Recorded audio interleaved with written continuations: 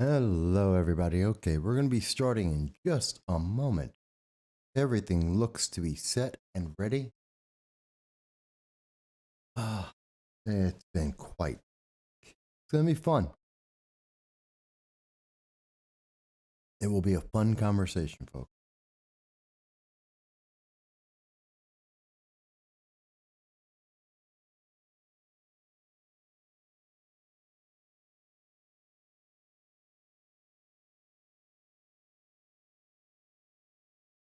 We're going to be starting in just a second. So bear with me as I get everything set so the rest of the world knows that we are here.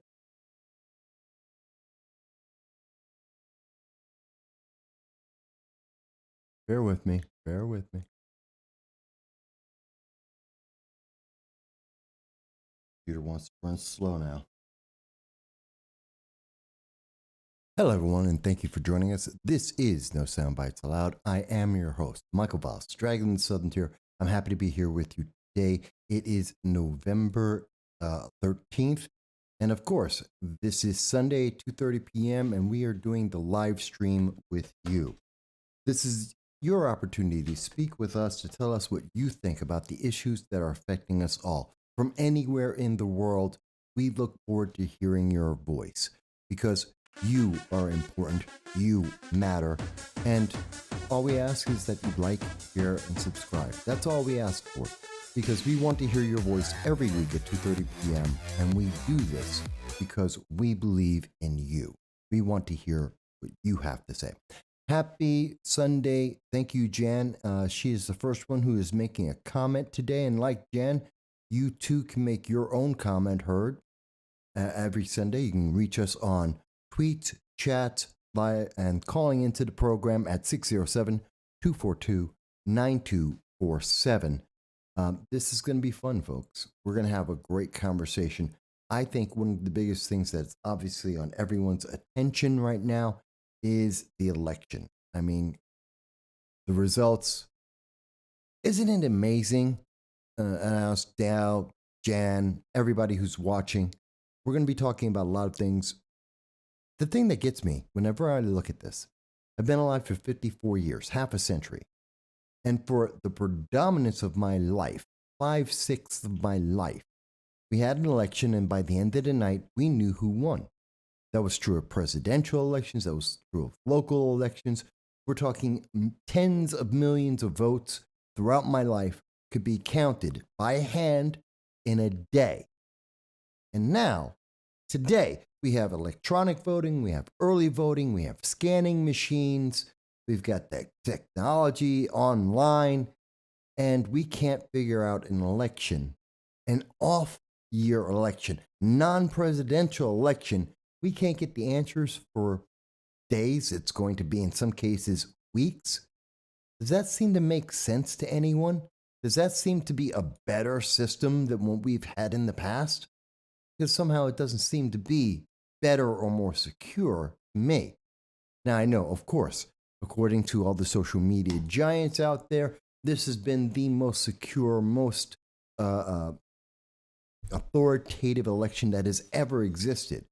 And yet, I have a feeling that more and more we are looking at a situation where our elections are becoming more and more like banana republics. More and more, we're looking at a situation where I don't see the confidence in the American people internationally. I don't see anyone having the confidence. I see it more and more like the elections that we used to see in the banana republics or around the rest of the world, where there's less and less confidence and there's more ambiguity on the results that we're getting. That's not to say that this wasn't secure. It's not to say that there was anything else, because God knows if I said anything else, well, then this channel will be shut down, which I think is a violation of the First Amendment. It's a violation of the freedom of speech. It's the violation of American citizens' right to be able to ask questions and to get answers. It is a fundamental violation of our ability to question our government and how it operates. We should be able to say, that I liked this election. I didn't like the election. I noticed these things that happened. But amazingly, we don't get that right anymore. Not because of Article 230, because of the internet overlords. No, you have to accept that it is absolutely perfectly normal. Even though there might be things that weren't perfectly normal, that weren't perfectly correct. And I will show you the proof from a couple of locations around the country that will support what I'm talking about there, because we should. As a matter of fact, at the end of the show, or later in the show today, I'm also going to show you a solution. I'm going to go over with you a solution that I have to regain confidence. Because I think, and maybe you guys think I'm wrong. Hi, Mike. Mike Bowie's joined us as well. Maybe you think I'm wrong, but I believe that the answer to the election crisis we are going through, to answer the question about the confidence in our elections, which is leading to apathy in voters, is election reform. Not like what we're hearing right now from Democrats. It's not a question of do people have access. Everyone who has wanted to vote has voted. Young voters, black voters, Hispanics, every American citizen that wants to get the vote is voting. The problem isn't that. It's not access. It's desire. It's interest. It's willingness. That's the problem. And when we don't have an answer to that part of the situation, that people want to vote, that they believe that their vote matters, that they're seeing an effective change when they do vote, if that isn't being addressed, then we have no confidence in our elections. And if we have no confidence in our elections, we have less and less confidence in our government. And that's the big question. It's not about whether or not could you vote. Of course you can. And everyone does. That's not the issue. Now, maybe you think I'm wrong. Maybe you think, Mike, you just don't understand. And I realize that there are fewer and fewer people. It's like a cliff. The number of people who are paying attention to politics today on November 13th, 5 days after the election, is a cliff dive of less information. People don't know what's going on. They're just not paying attention anymore. And that's kind of sad, because up until we get to about the summer of 2024, most people won't be paying attention to politics. It'll be some political junkies, about 15, maybe 20% of the population will continue to pay attention to things that are happening every day and paying attention to the things that will affect their community. But the overwhelming majority of Americans are going to go back to maybe reading a headline every so often, watching whatever CNN or MSNBC says and saying, well, that must be what's the truth. And we're not going to see a forward progression. It is my firm belief that looking at the election, Republicans won. Republicans did a great job. There was a change in our nation, and people came out, and it is an effect that is, well, I hope it's going to have an international effect as well. So there was a change towards conservatism, but it wasn't a red wave. I couldn't even call it. It definitely wasn't a red tsunami. So the question is, what was it? Oh my God, Agent Black is with us from over in the United Kingdom. That's 7 hours ahead, folks. He's already looking at it being 9 o'clock. He's joining us in the evening. I'm so happy to have you with us as well. So how is this election going to impact not just the United States, but the rest of the world? How do we get our confidence back? How do we get people to not hibernate and to forget about politics until the presidential election? There's so much that needs to be aware of. We have a food crisis that we need to talk about, and we have been talking about here. We need to talk about inflation and the recession that is still happening. And I will go over those numbers because I know the latest data, looking at the headlines, they're going to tell you everything is fine. You just don't understand. You've been hearing that all year long from the Democrats. They based the election on the idea you just don't understand. It's better than you think.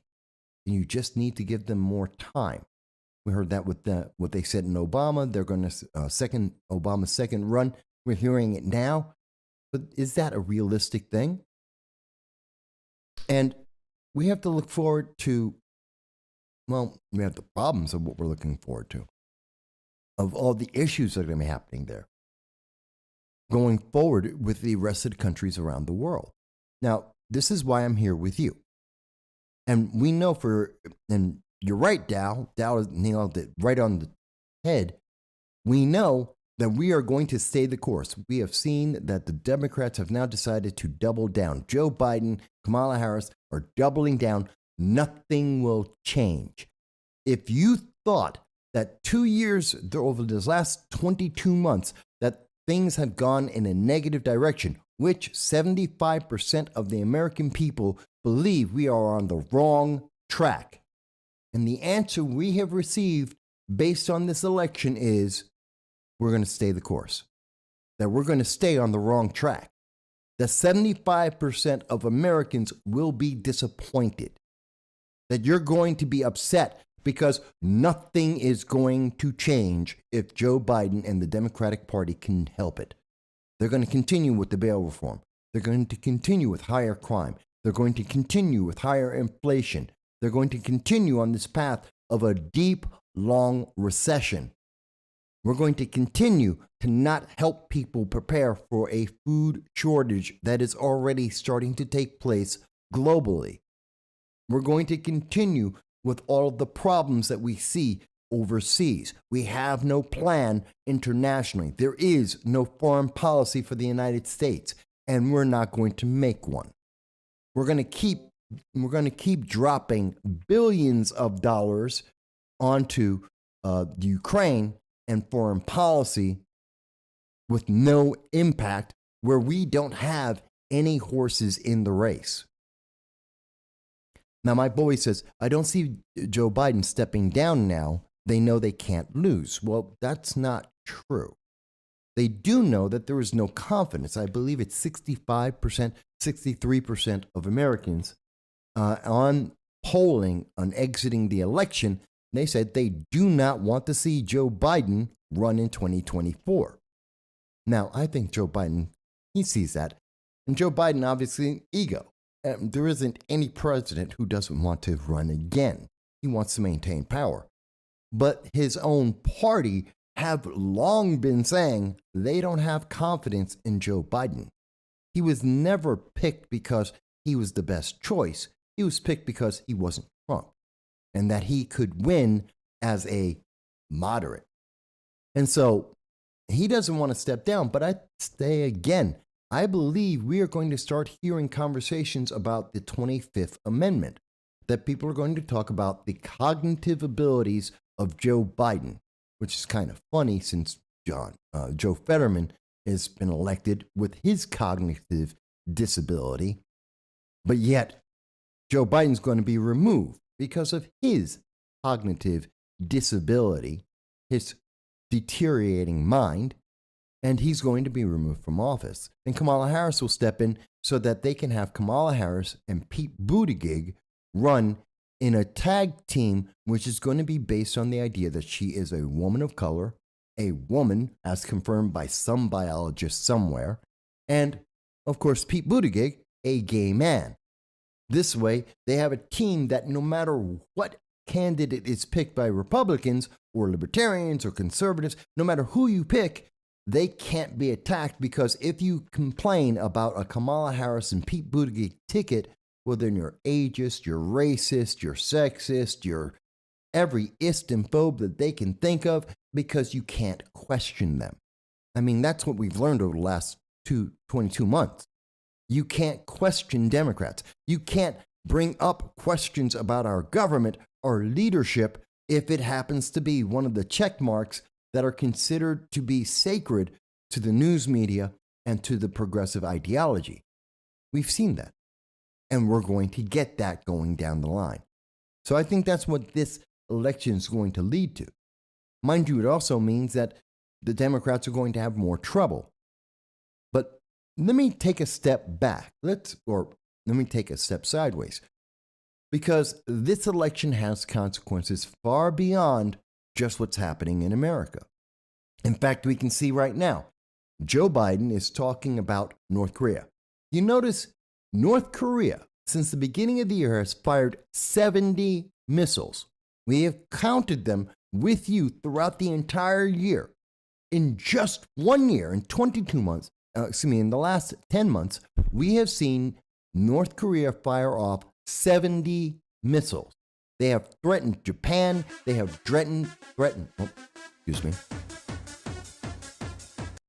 They have threatened Japan. They have threatened South Korea. They have destabilized Southeast Asia, the peace that people have there. The threat of war of going back to 1953 and reactivating the Korean War, which is in a stalemate right now. It's at a holding pattern, is about to restart. We've heard South Korea say clearly within the last 2 weeks in the last week, that they are looking at the most violent activities and the biggest threats to South Korea's sovereignty since 1953. And finally, we're seeing that the Biden-Harris administration is saying, well, we have to talk about this. We have to address this. It's only after the election now, as of a couple of hours ago, that the media is saying that Joe Biden is talking about Japan and South Korea and that he is aligned in supporting them and that we're going to talk with China about North Korea. China being the ones who control, to an extent, the actions of North Korea. China that has to check off and approve of most of the things that North Korea is saying and doing. So it's only after the election. And that's kind of scary, folks. It's also an indicator of what you're going to see going forward. Now, after you no longer have a vote, after you no longer have the ability for a year to 2 years to be able to affect the elections and who's in power, now they're going to tell you the truth. Now they're going to start talking about the issues that we've been speaking about on this channel for a year. They're going to finally get to talking about it and going, oh, well, there might be an issue here or there. Inflation, it's not transitory, it's not temporary, and it's not going to be low. The recession, it's going to last a little bit longer than you think to 2024, might be a bit deeper than you initially thought it was going to be. North Korea is the example of what's going to happen now.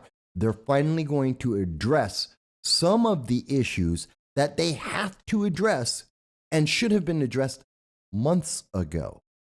Hell, half a year ago at the latest, most of these things should have been addressed, but they would have had a negative impact on the election. So that's why we're going to see it now. We're finally going to see that answer. And we're going to see the rest of the world start reacting to that. See, the world has been waiting to see what is the United States going to do. Japan has been desperate as they are putting out air warnings and air sirens and doing drills that they haven't had to do since World War II. They're putting out warnings to their people about being bombed. South Korea has warnings for its people about being bombed, that they are preparing for active warfare in their countries.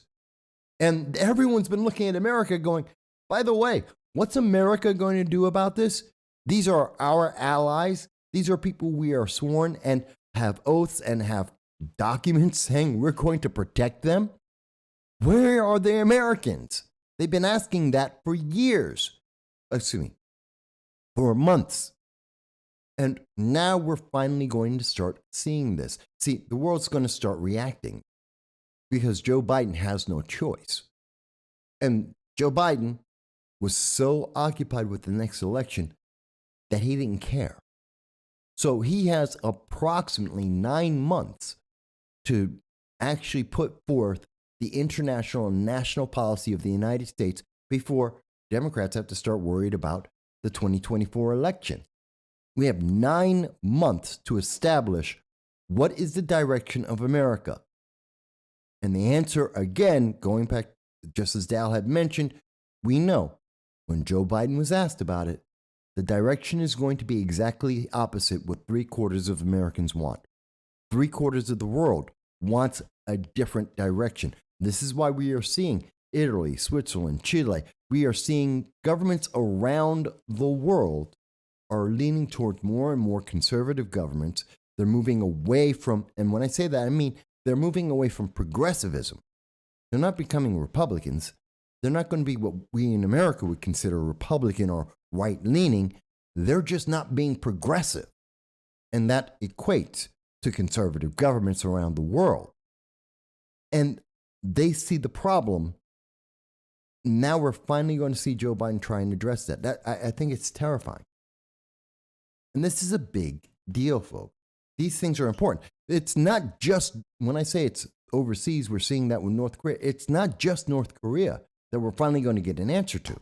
How about this? Let me play this. This is a short that I produced and I put out this week. I want you to think about this for a second.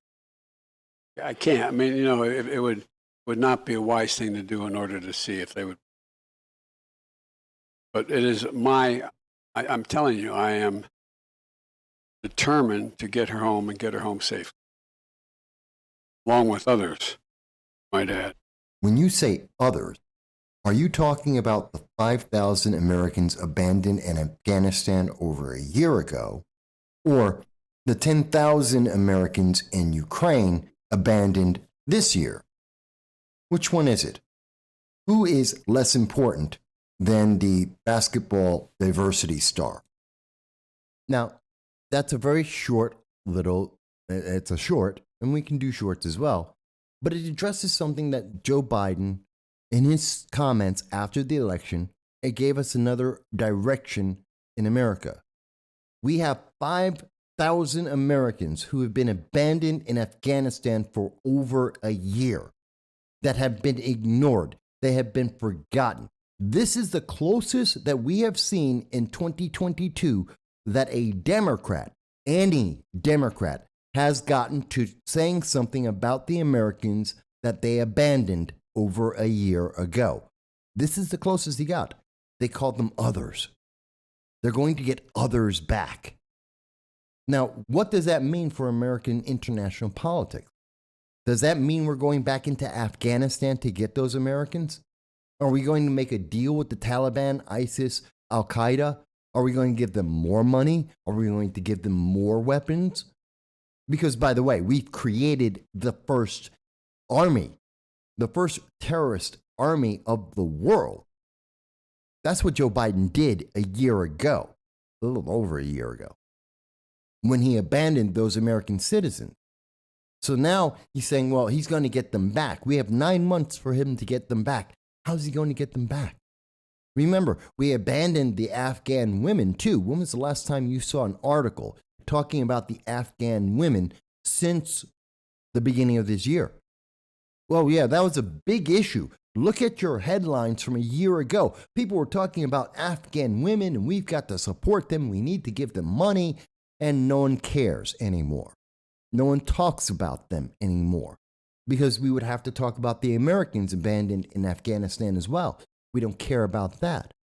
So we have no real open dialogues with Afghanistan because they're a terrorist nation. So does this mean to get those Americans back, are we going to negotiate with terrorists? I'm talking about ISIS, Al Qaeda, and the Taliban. Are we going to negotiate with them? Are we going to value them as a legitimate country, something we have refused to state for the most part up till now? How are we getting those Americans back? Are we going to restart the war? Are we going to drop troops to get those 5,000 Americans back? What are we going to do? All I have is this vague idea from Joe Biden, as you just saw, saying, oh, well, we want to get them back. How? Is it going to cost us money, which means we're paying off terrorists? That's a change in our policy. Are we going to drop troops down again? Nobody wants to fight in Afghanistan again. What are we going to do? I think it's a very important question. And now, Agent Black mentions that the Ukraine invested in the FTX, which is a cryptocurrency. the FTX. And he goes on to say, as the Biden administration funneled funds into the invaded nation, and then the FTX made a massive donation to Democrats. Yes. So the FTX is a cryptocurrency, for those who are not familiar with it. And the owner of that, the one who created that, was worth $1 billion. He is now bankrupt. But before he went bankrupt, while he had his cryptocurrency, he was making massive donations to the Democratic Party. Now, the second that the election is over, how interesting that that billionaire, that cryptocurrency billionaire, suddenly is worthless, and all his support for Democrats amounted to nothing. This is how Democrats often treat some of their best people, some of the people who support them the most. They throw them to the wayside because, just like in socialism, it's your supporters that get punished first. They're your biggest threat. Look at whenever you see communism, socialism take over a nation, some of the first people that are lined up in the public streets to be shot often are the very supporters of those same movements. Who was it who wrote the book? God, I'm thinking Dostoevsky, but it's not him. Who wrote about the gulags being thrown, that people were being thrown into the Russian gulags, who were the key supporters of the communist takeover of Russia, of the Soviet socialists. And they, even in the gulags, were still praising socialism, saying it was just some mistake. Somebody just made a mistake, and it's okay because this government will figure it out because they're better than the last government. I'm not a political prisoner. I'm not being punished. I'm not being silenced. I'm not the person that was a threat to the government. Obviously, there was a mistake. No. They throw them under the bus because they're the most dangerous people, because they have the most influence on the new direction. And the people at the top don't want anyone else involved. But I think it also tells us something with the FTX having gone bankrupt. I think it answers the question that many people had, this misperception people had. Well, cryptocurrency is immune to taxes. Cryptocurrency is an alternative to cash and to other world currencies. Cryptocurrency is the next thing.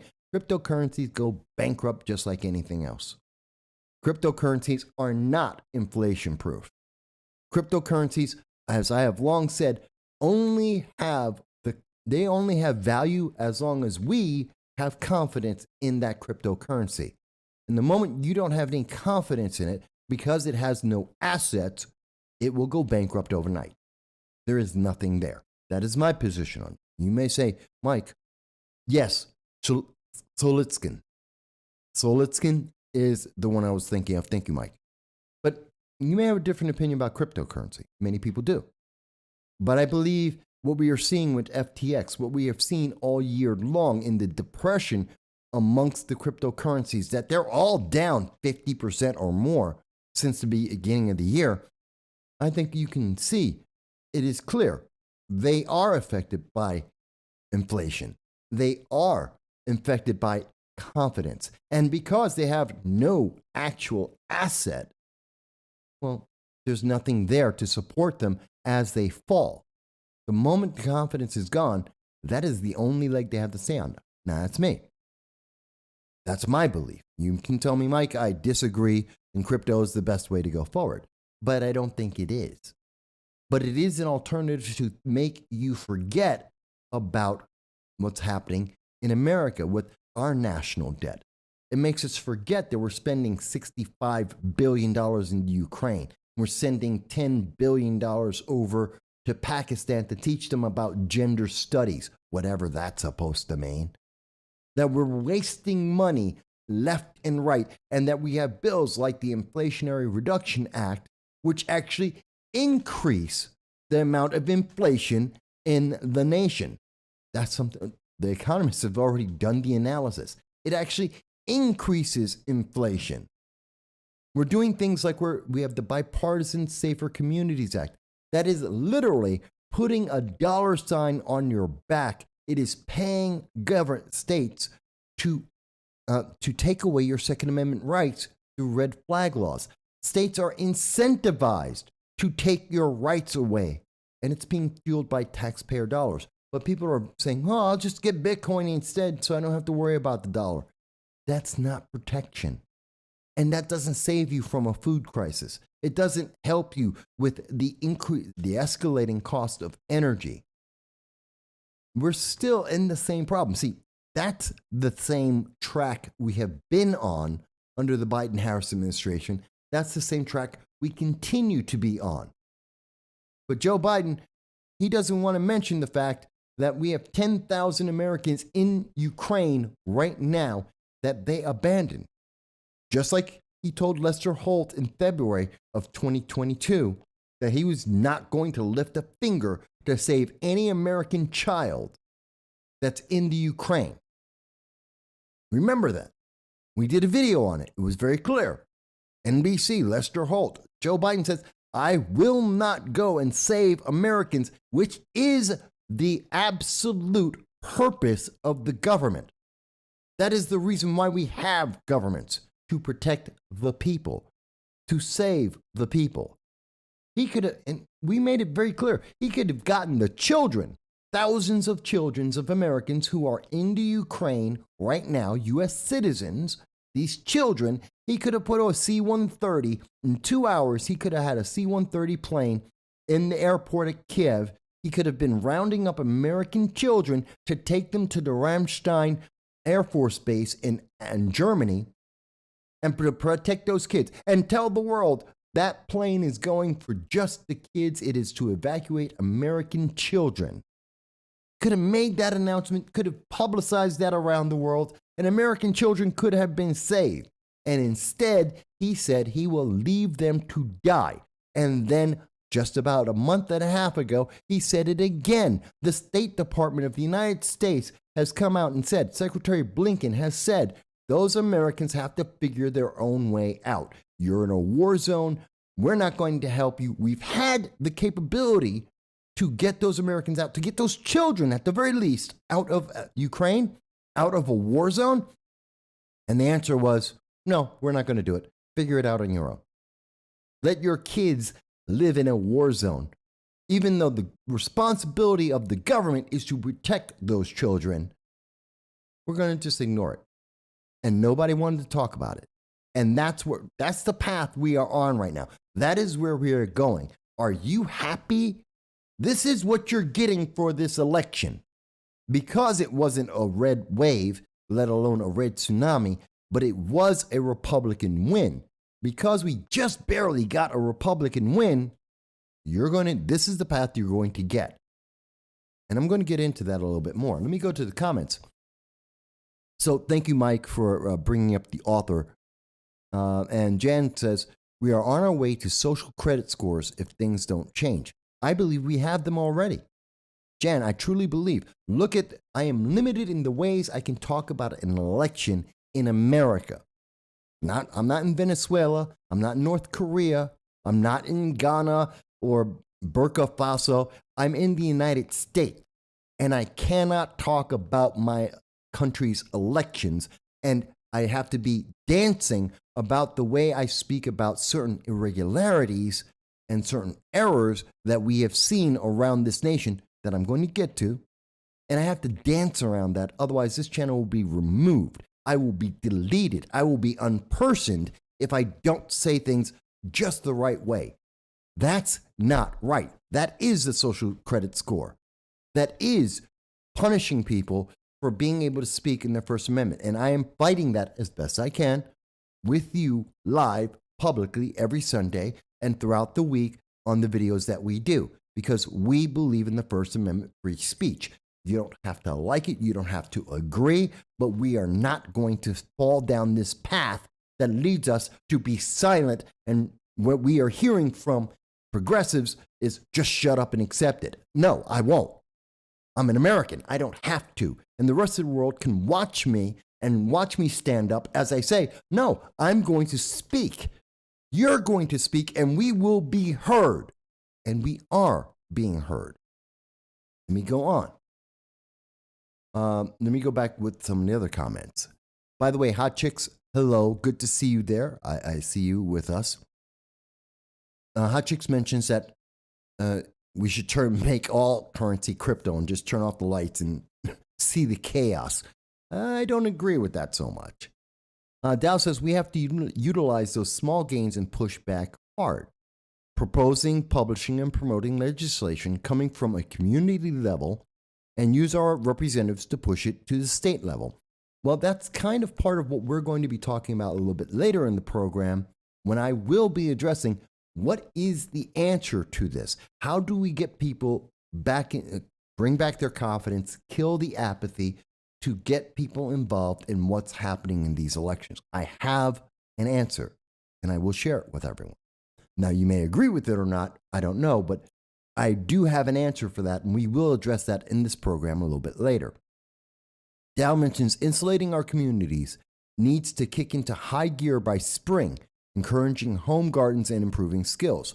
Well, we have to remind people that the food crisis that is happening globally, the 30% less food that is available around the world, which is affecting every nation, including the United States, is something that can be, we need more people planting food. So, of course, it's the winter. So if you haven't been preparing, as we've been warning and speaking about since January, well, now you have to make it through the winter. Buy 10% more of the things that you need every time you go out. Not a panic, don't go crazy, just 10% more every time that you go to the store, because we're seeing less and less of the goods available. We're getting closer and closer to 25% of the space of shelves being empty. This is as we get to November. We're about to get into Black Friday and the Christmas holiday spending season, and we have less available. Not just less money, but less goods. So that's a problem. We need to prepare for this, folks. We need to start addressing this. And part of that is buying 10% more, buy more canned food, buy more rice, buy more flour, buy things that will last longer so that we can make it through. Because it's not just a 3-month get through the winter. This is a year-long process until the crops can be planted, grown, and then harvested next year. It's a longer process. We got to be prepared for it. Let me go on. And we need to support each other in making our farms, in having eggs on our chickens in our backyards that so many people have decided to do. I mean, there's a big change that is happening culturally in our nation. I mean, farming, this is from about the mid-1950s to about the last year or two. We've seen most people didn't have home gardens, didn't have home farms where they had their own chickens, where they had their homegrown eggs. They have their own cows or pigs on smaller farms in smaller communities. We're seeing that now. That should tell you something about what's happening here. We are reawakening the fact that we can be self-sufficient, and we are self-sufficient. And I think it's absolutely necessary to remind Americans and the rest of the world we are self-sufficient. The rest of the world, I think, knows this. I think when you go and look at the United Kingdom, when you look at Europe, especially when you're looking at Southeast Asia, people know that they need to be self-sufficient. They can't rely on everything from the government. The government's not going to be there to do everything for you all the time, every time. But here in America, we have our youth. They believe that the government's always going to be there. They signed a loan, their college loans. They made bad loans. They can't pay them off because they took, African studies. They took in lesbian dance theory. They took up feminism as their majors. And there is no real world application for this. There is no job that you can get with those studies. They're useless degrees. They serve zero purpose. And these kids have $100,000 debts from college for these degrees that are useless. And now they're getting the government to bail them out. That's their answer. The government will take care of it. Oh, what about a medication? There's a pandemic that's going on. The government will decide whether you need to have an injection or not and how many injections you need to get. And it doesn't matter whether you're a man or a woman. It doesn't matter if you're a woman who's pregnant or not. The government's going to decide how your body is going to be used. The government's going to tell you what to do. Even as they tell you, they believe in free choice. They believe in your ability to choose whatever you want. But if you dare to not follow in line, well, we're going to go down the path that we've already seen. That path that Joe Biden says we're not going to change from. And that path is Kathy Hochul. If you, as a doctor, do not follow the orders given by the Empress, Kathy Hochul, guess what? You're going to be fired. We lost 34,000 nurses and doctors. And going forward, we have been told they will do it again.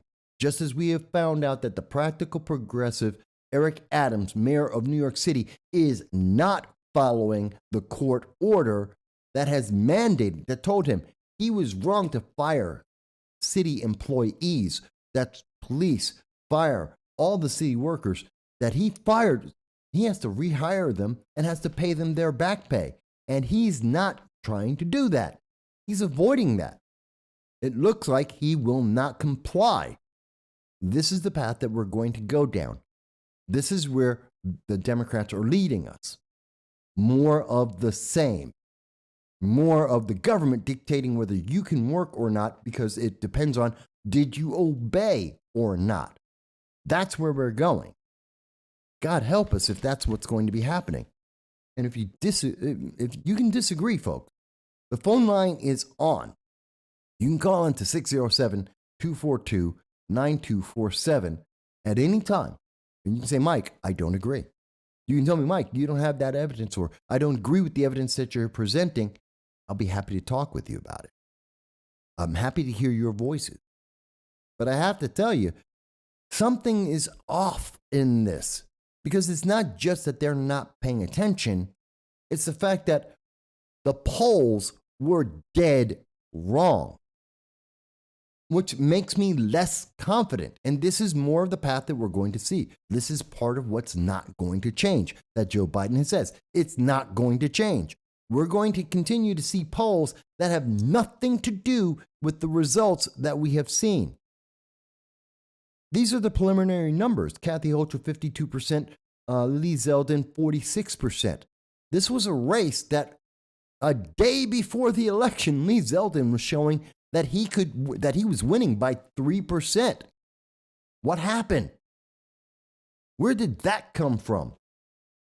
There's a reason why people were talking about a red tsunami, why the White House was terrified, why Democrats, why Chuck Schumer was saying, we lost the House, we might lose and probably will lose the Senate.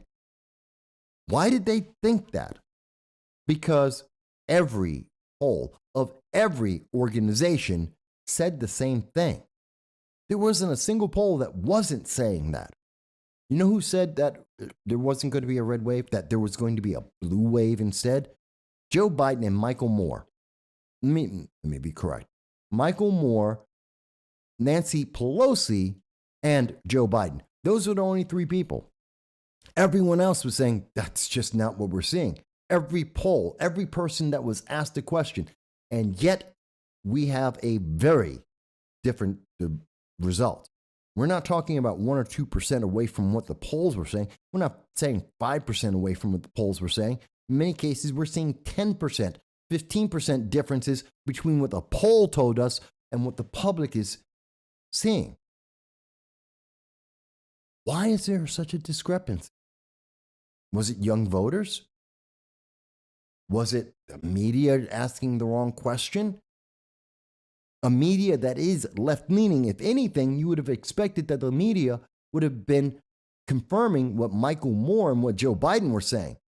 And when we listen to Michael Moore and Joe Biden and Nancy Pelosi, they didn't say it with confidence. They were saying it because they have to say it, because they're in leadership positions, because they have to make people believe that. So are we to believe that in the last 2 weeks of the election, every woman in America said, well, it's about abortion, so I have to vote? that in the last 2 weeks, every young person in America said, well, we've got to have socialism, so I'm going to go vote. Doesn't seem right. Especially when we understand that only 4 in 10 voted. We again had abysmal numbers of people showing up to vote. It's not like we had 8 out of 10 people voting. It's not like we had 6 out of 10 people. Nope.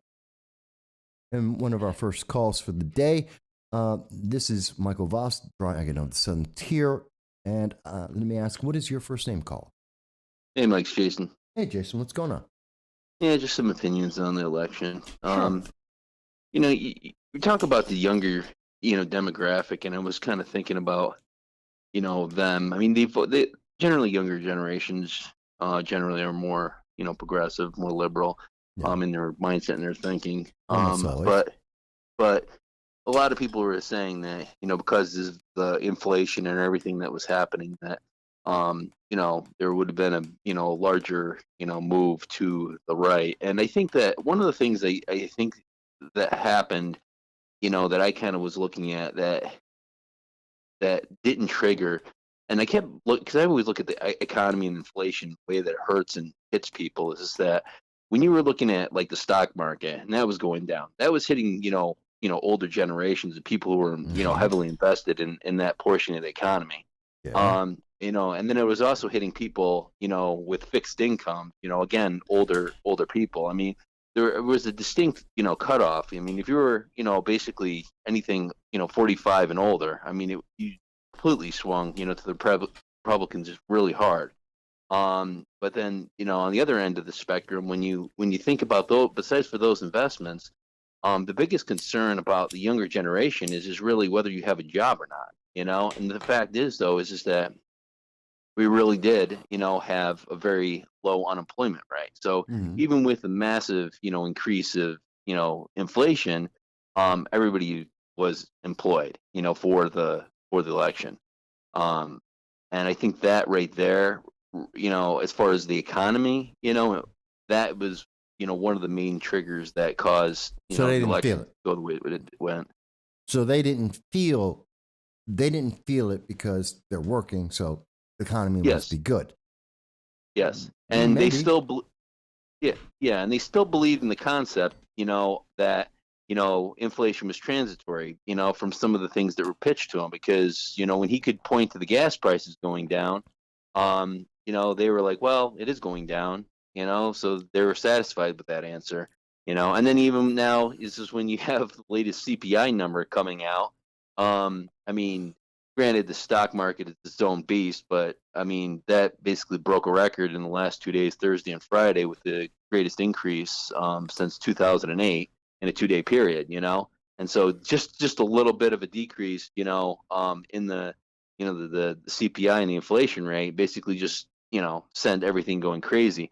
And the thing is that you look at these different, markers, and I think that's where it goes wrong. And I always, kind of looked at a lot of things being, when I heard, a lot of things that Republicans are saying, I'm like, look, you're overplaying a hand, that, you're not explaining the economy, you're making it too damn simplistic. And the thing is that even when it came to like gas prices, when it comes to energy and all these other things, when it comes to jobs, and when it comes to inflation in itself and how it, it gets tackled, it's like there's too much of simplicity. It's just like they say, well, numbers are high, this is that, Well, let me clarify something for people.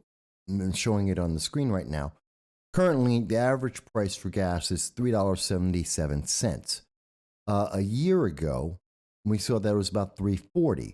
The day that Joe Biden got in office, it was $2.30. So we have over $1.50 increase, or relative to when Joe Biden got in office in February. We're talking about over a 125% increase in the cost of gasoline. We know that OPEC has cut oil by 2 billion barrels. That will also increase it, but we've had the strategic oil reserve holding that back. So we know there's a big increase in gas that's coming, except no one's felt it yet. So there's that. And when you mention the consumer price, everyone saw the headline that, oh, inflation is at 7%, it's going down. Except when you actually look at the numbers, uh, food, when you have food, either at home or away from home, that's up, not down. Energy prices are up, not down. In fact, almost everything that actually matters and affects individuals are up, not down. The things that are down are things that, like winter clothing, clothing sales, that's down. It's the winter. No one's buying a bikini in the middle of the winter. You've already bought your winter clothes, and most people didn't buy new winter clothes. We've seen that throughout the year. So of course, that's down. That's normally down. But even when we're talking about renting and your homes, that's up. That didn't go down. So I think there's a big disconnect in what people are being told in the headline and with the reality they're seeing. And I don't know that young people are paying attention to the details of how they're spending money because they don't know how to run a bank account. Quite honestly, we've seen that. They don't know how to manage their checking or banking accounts. Am I wrong? No, and that's the thing is that the stimulus basically, shielded them from any of the inflationary, impact. It slowly basically hits certain sectors of the economy harder than others, it's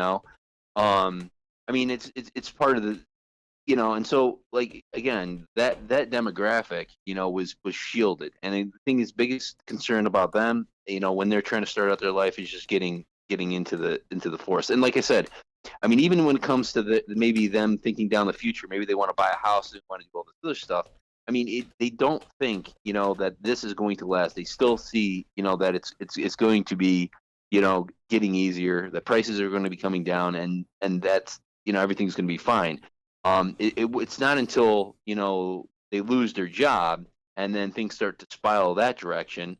See, the big thing it will happen is that the this is the projection I see is that we'll see inflation sticking, stagflation happening, right? And the thing is, the Fed will basically have to keep, interest rates at a higher amount, which will basically continue to put pressure on our economy, which will, in certain sectors, will cause it to shrink. And then basically that will, you're already seeing that in the tech sector. Tech sector, they all that free, easy money, in the tech sector, and then that easy money too, obviously within the the cryptocurrencies, all that money is basically gone. It's not gone, but it's basically starting to flow out of that sector, and so there are massive layoffs already happening, and that's just starting to happen. 11,000 jobs from Facebook are gone. We've got 3,000 jobs from Twitter that are going. We've seen the FTX disappear. The things that the youth are looking at, their main services that they pay for, are dwindling. So yeah, it's about to hit them too, even if they didn't recognize it before, even if they don't notice it in their spending habits, their services, their goods, they're going away too. And the way to pay for it is disappearing. So it's about to hit them. That's the path we're on right now. Yeah, and it is. And then eventually, once it goes down through, they'll eventually lose their job. Once they lose their job, that will be the trigger that will turn, their opinion against the Democrats, and maybe they'll start to open their eyes up to, potentially trying to understand economic policies. I think that a lot right now of the younger generation still believe in the modern monetary policy of just print money and everything's fine. They still believe that is a solution because they believe what, Elizabeth Warren says, that, well, it's better to have high inflation than to be unemployed. And if the younger generation bought onto that, which I do believe they have because of the way that they voted in this last election, then they will continue down that road until they lose their job. And when they lose their job, then they're going to start wondering, well, what do we do now? And again, I think the Democrat solution will be, they're just doubling down. That means they're just going to print more money and send out more stimuluses, or try to anyway. See, and Jason, I think you're wrong to an extent. Let me explain what I mean. I don't think that the younger generations have any clue about finances whatsoever. They have no idea what's going on in the economy. They only know what the headline is that they see. And the headline they saw from the press secretary, from Joe Biden, from the news media was, the economy is great. You're just not understanding it. and they saw the headline. The only headline that they actually paid attention to, which most people do, is the headline unemployment number. And that's it. And that was in the 3.5, 3.7. So they said, oh, well, unemployment's fantastic. There is no problem with the economy. That's what they thought. And they knew that even if they were having financial troubles, well, they were about to get a student loan for $10,000, maybe $20,000. So they were getting paid. The government was taking care of them because the government and somebody is always there to take care of them because they're entitled to be taken care of because that's what they've been raised with. So they don't have the fear of the economy. They don't have the fear of finances that older generations would have because we know the government won't do that. Like we see now, and Mike Bowie mentioned as well, that loan forgiveness, that's on freeze because it's unconstitutional. It's unconstitutional. The government shouldn't be paying for it. And it's unconstitutional the way that Democrats wanted to try and buy off the votes.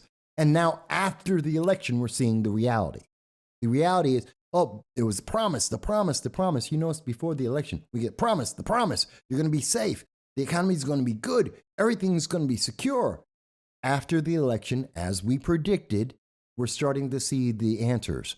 Oh, there's a problem overseas. People aren't safe. Oh, we've forgotten people around the world and we abandoned them. Americans aren't safe. Oh, the economy's failing. We're seeing the layoffs that are starting to happen in technology. We're seeing unemployment is going to increase. Oh, and student loans, they're not going to get the $10,000 they were counting on to buy for whatever they were going to spend it on. I think they're starting to see, they're learning what it is to be financially independent and not rely on the government because they're not entitled to be taken care of. And I think they're only just starting to see that it's not about just one headline. It's about the reality. Maybe I'm wrong. Do you see where I'm coming from with that?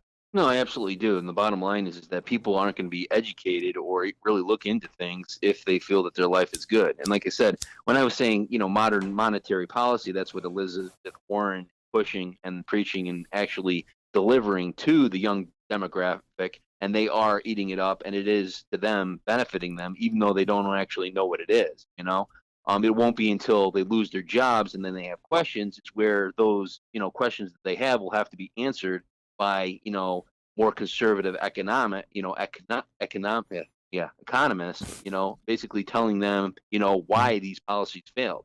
And without that being translated to them to understand how these policies affect them, then basically we're just gonna continue to obviously go down the same path in the future. But the bottom line is that I even believe though that the Fed themselves, honestly, they screwed up in multiple aspects. But because the thing is that the Biden administration was fighting against what the Fed's purpose was. The Fed was trying to actually lower, keep unemployment up while lowering inflation. And the thing is that the government, and the Democrats decided to pump more money into the economy than honestly that the Fed could really deal with. And so they're going to have to clamp down harder. The big problem I think with the Fed is that they should have been actually clamping, down on the monetary policies long ago. Over, a year ago, they should have been getting, actually now probably a year and a half ago, they should have been getting far more aggressive to ease that. Or to take care of inflation and get ahead of it. Since they lag behind, there's kind of like two factors. One is that honestly the layoffs and those other situations where people losing their jobs they didn't happen really during the last 2 years, which there would have probably been some sort of pain to occur in the job market if the Fed had actually been more aggressive and done their job properly. But since they delayed, again, you're seeing these different lagging effects within our economy. And one of the lags that you're seeing is, just simply, we haven't had a massive layoff of jobs until actually last week, because you just read the numbers to the tech, which kind of, it is ironic that they actually waited till after the election to actually announce that they were, firing all these people. Are we surprised that they're going to do it? And a lot of people seem to think well, the economics happens instantly. No, there's a lag. There's normally and consistently a 6 to 9 month, sometimes 12-month lag between what is happening and to whether it's a good or negative action and the result of that. That's how economics works. It takes a while to work through the system. The United States is a very big giant. We take long strides and very slow strides. We don't do a lot of change all at once. We change over time, but once we change, it's a big change. The economy is changing. It has been a changing, and we've been seeing it. We've been documenting it week after week throughout the entire year. You can go back to February of 2021, and we showed you the first elements when we predicted on this channel that the economy was going into a downturn. That hasn't been wrong. So I think that's part of why we saw the results, why we saw 63. It's estimated that somewhere or nationwide, 63% of the voters 18 to 49 were young. They were young voters and they were voting Democrat. But I think it's because they didn't see the consequences. But we know going forward, as much as the progressives and Democrats are able, they're going to keep doing the same thing. And I have to ask everyone, have you been happy for the last 2 years? And if you haven't been happy, don't expect to get happy anytime soon. Do you think that's a fair statement? Yeah. And then there was another demographic that is actually probably a little more sticky, I would say, as far as, trying to persuade to alternative policies, and that is single women, women with, children. They've obviously, when it comes to the government and, the promises of, pretty much, the social safety nets that it has, they're pretty much entrenched in voting for, the Democrats. And I think this is one thing that the Republicans are going to have a very difficult time, overcoming. And one of the largest shifts in our country is the fact that, the further dissolving of the marriage and family household has actually increased, this demographic and strengthened it, for the Democrats. I mean, Democrats have lost in certain areas when it comes to, different minorities and, from Hispanic to, Black. The Republicans have made massive gains, within this last election period. But when it comes to an expanding demographic of single women and women with children, and the basically what I'm saying is that some of the rhetoric and philosophies that were pushed like by organizations like Black Lives Matter have actually worked and have expanded, that demographic, to, divide our country in that aspect, as far as family and, No, I'm not sure if I'm understanding. So, are you saying that BLM has been successful at encouraging the breakdown of the traditional family? Are you yes, saying that they are encouraging women to become progressive? Um, I'm not sure what you mean. yeah. I mean, their philosophy of breaking down the family. Well, I mean, uh, their their goal of breaking down the family has been working with their progressive policies, and because there is a larger demographic of that sector of single women with, children, and they vote, for, the Democrats. They believe in big government basically, providing, for them everything which what two family, household would provide.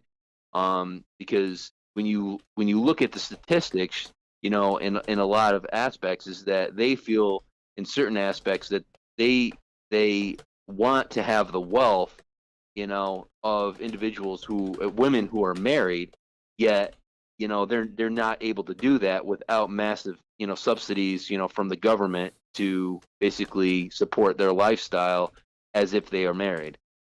And, and that's the play of the Democrats at this point is to pander to that demographic, because that block right there is sufficient enough, to win them elections, as well. Well, So that's part of the reason why we're always seeing new check boxes. There's always a new checkbox because you can break down smaller and smaller groups that you can always pander to.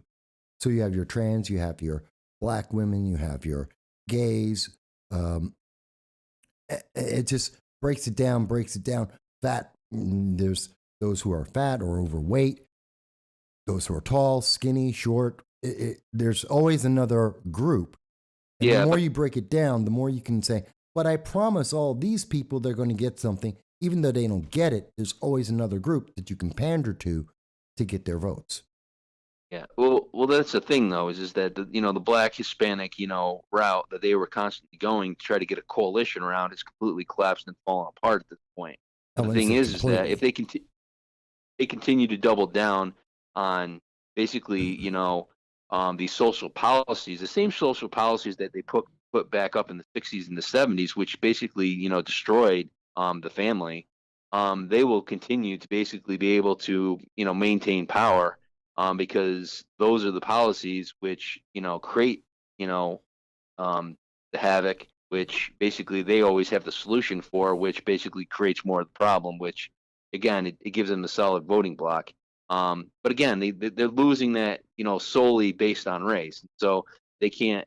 Those social policies, yes, have been most devastating, like for example within black and Hispanic communities, but the, as just a race demographic as itself, people are making choices, and so it's now, which is a good thing, is that they're no longer able to win those people over as a voting demographic in a block based upon the color of the skins, but now based upon their socio-economic status, which now has probably again has taken hold not just in those black and Hispanic portions of society, but it's now throughout the whole when it comes to Asians and white populations.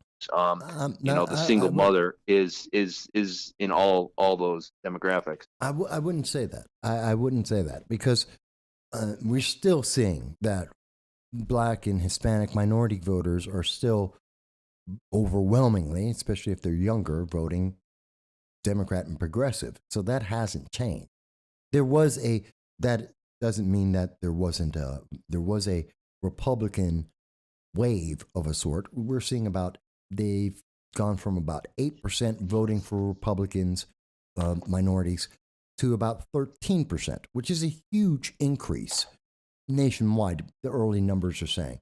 So we are seeing an inroad, and that is enough to change many elections. But I don't see women, whether they're single or if they're single mothers, I don't see them being separate than the category of black because Democrats don't see them as a different category. Abortion is a separate issue, which they ran as a separate subject. That was just their bonus. But that wasn't black and white. That was about, well, they're telling women they don't have rights, even though they do.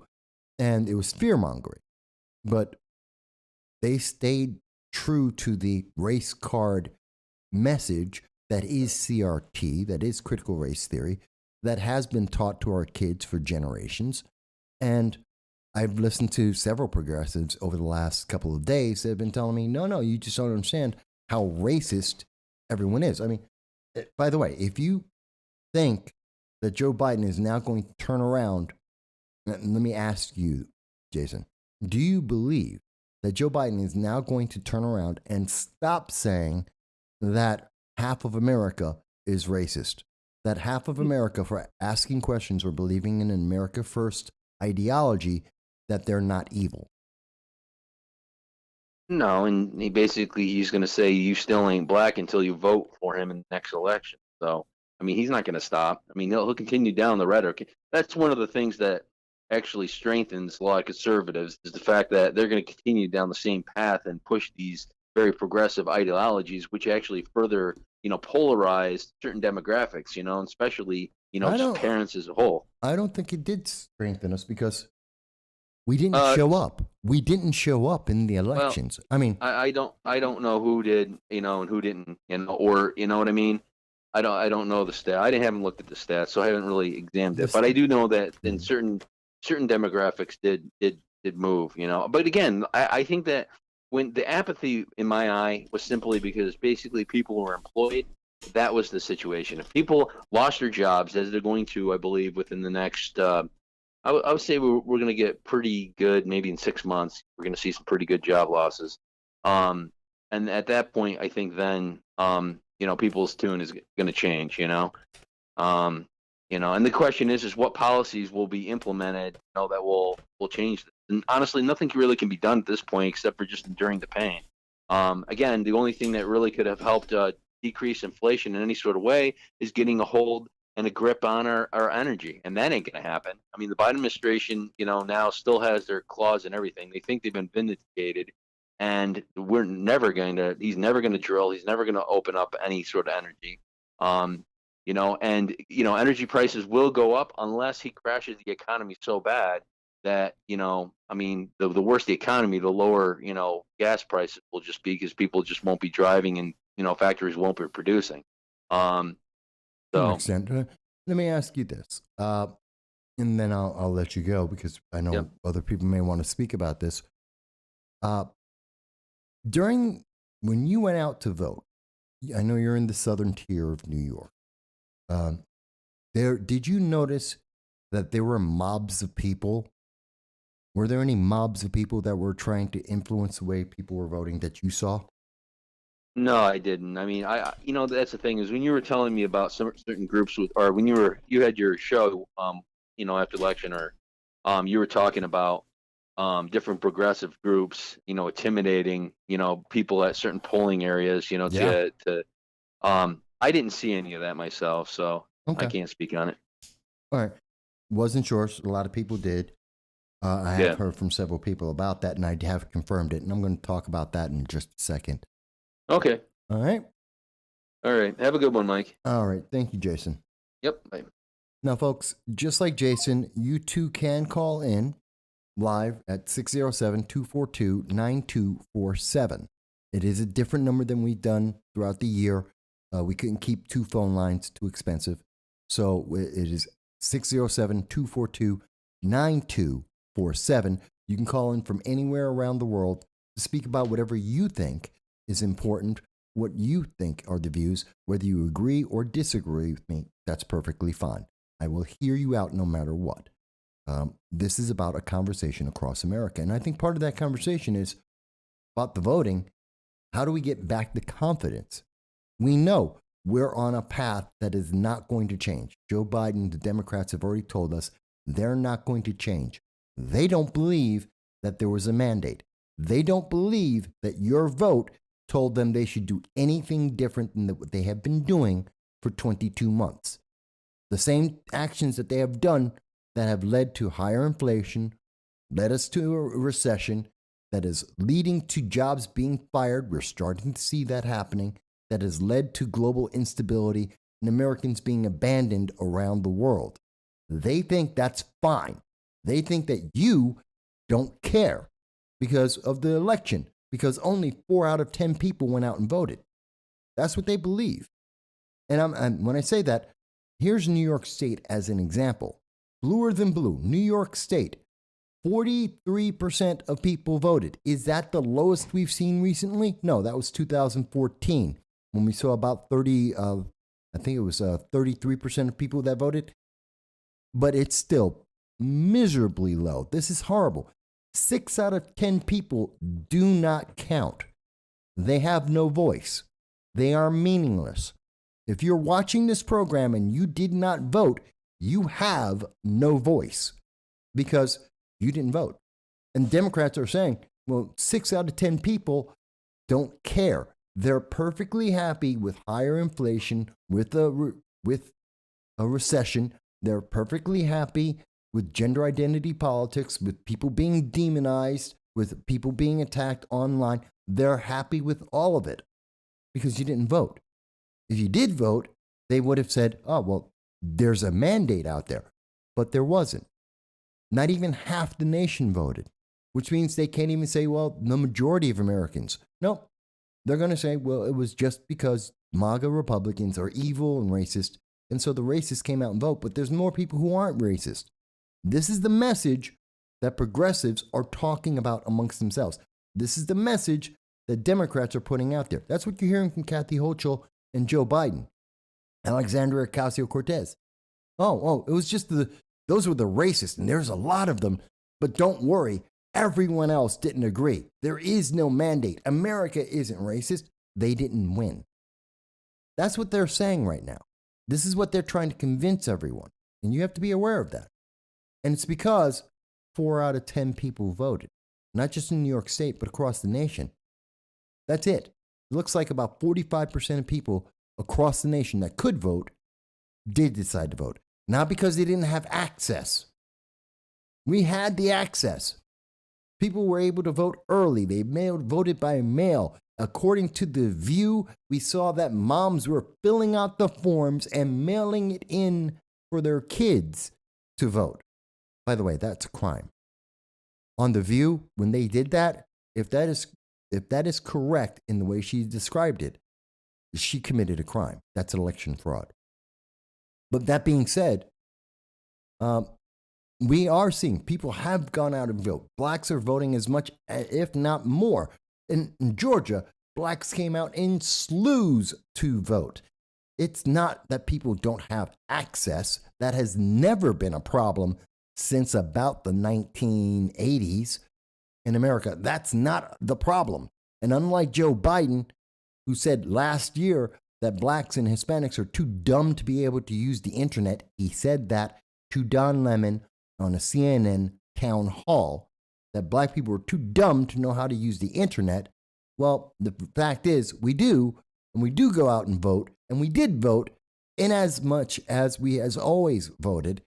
The thing is, the people just have apathy. When 4 out of 10 people are voting, that's apathy.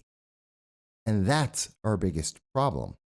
That leads to everything else that we're seeing.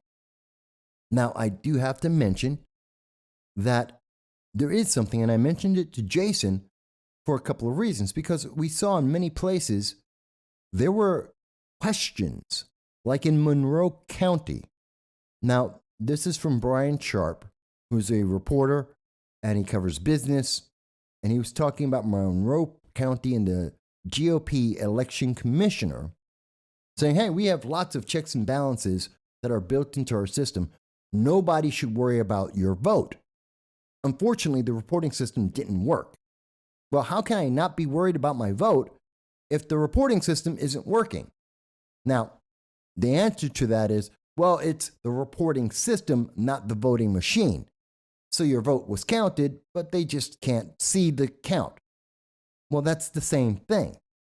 It's the same problem. Whether it got counted or not, if you can't show me the count, if you don't know what the count is, then that's still a problem. And that's still nullification of the vote. But the bigger thing that he said, and I caught this, Monroe County did have sites with unruly people and threats being made to poll workers on election day. Now that was very important to me because I heard the same thing in the southern tier of New York, in Broome and Tioga counties. And I mentioned it on election night.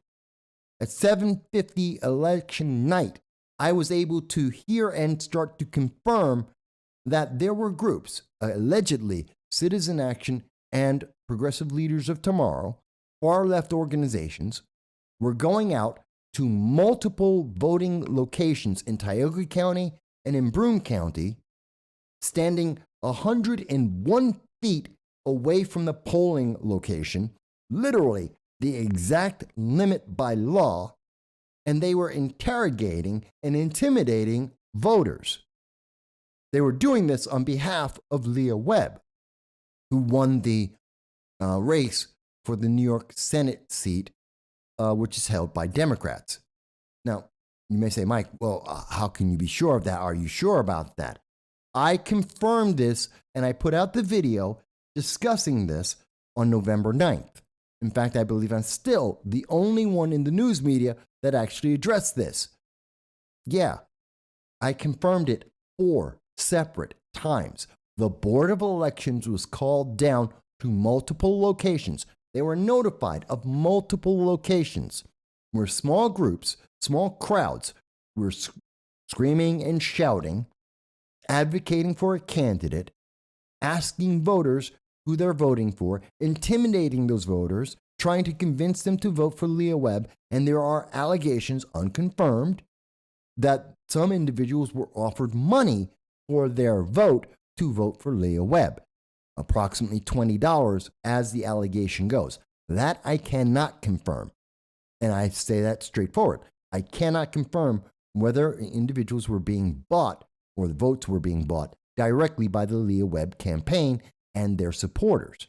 What I can say, and that is confirmed, is that the Board of Elections was notified of multiple activities throughout the entire day, and that election commissioners went down to these locations, pushing back this crowd that kept crossing the 100-foot limit and broaching that, which is a crime in New York State, and then retreating them back to exactly 101 feet they would go back to, and they would still continue to intimidate voters as they were entering the location. These individuals were younger. Now, that's a problem. Now, did that change the election? I don't know. The race for Leah Webb was about, it worked out to be 1,500 votes, 1,400 votes. And so what would that be?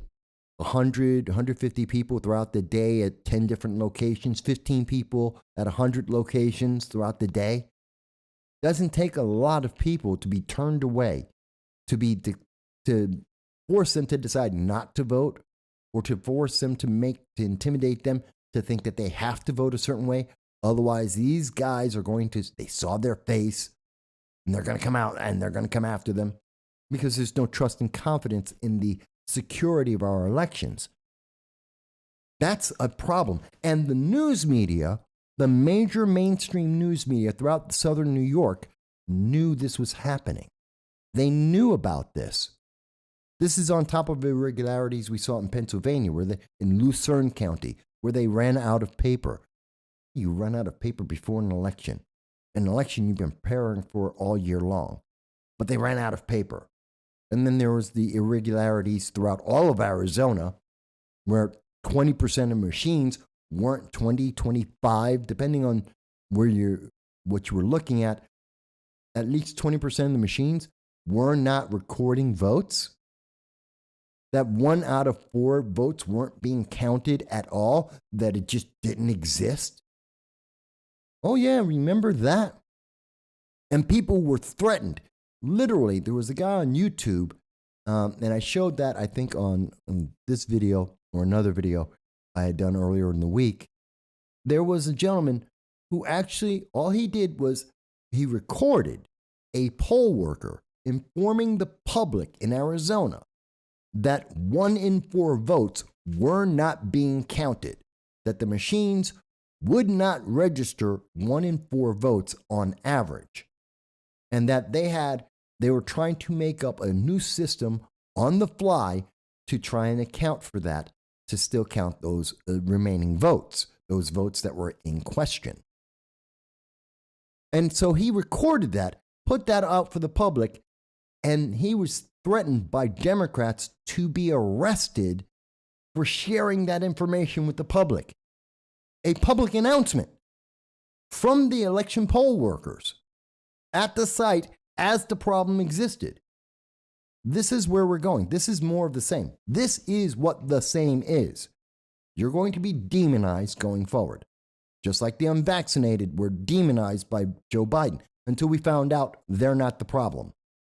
And now we're being told, well, it's the MAGA. You're MAGA or Ultra MAGA or Mega MAGA. If you believe in America being a great nation, you're the problem. And Joe Biden feels perfectly fine in saying he's going to demonize you, that the Democratic Party feels secure that they can continue to tell half the nation, if you don't obey, if you have questions, if you bring up issues, you are the problem because you're trying to make America great, and therefore you are evil. This is what they have said, And this is what they are going to continue to say because they believe only 4 out of 10 people voted. They have the winning numbers. 6 out of 10 people were more than happy to sit back at home and just live with things as they are, which means 6 out of 10 people don't want to change America. Yes, the poll says 75% of Americans don't agree with the path we are on, but they didn't go out and vote. No.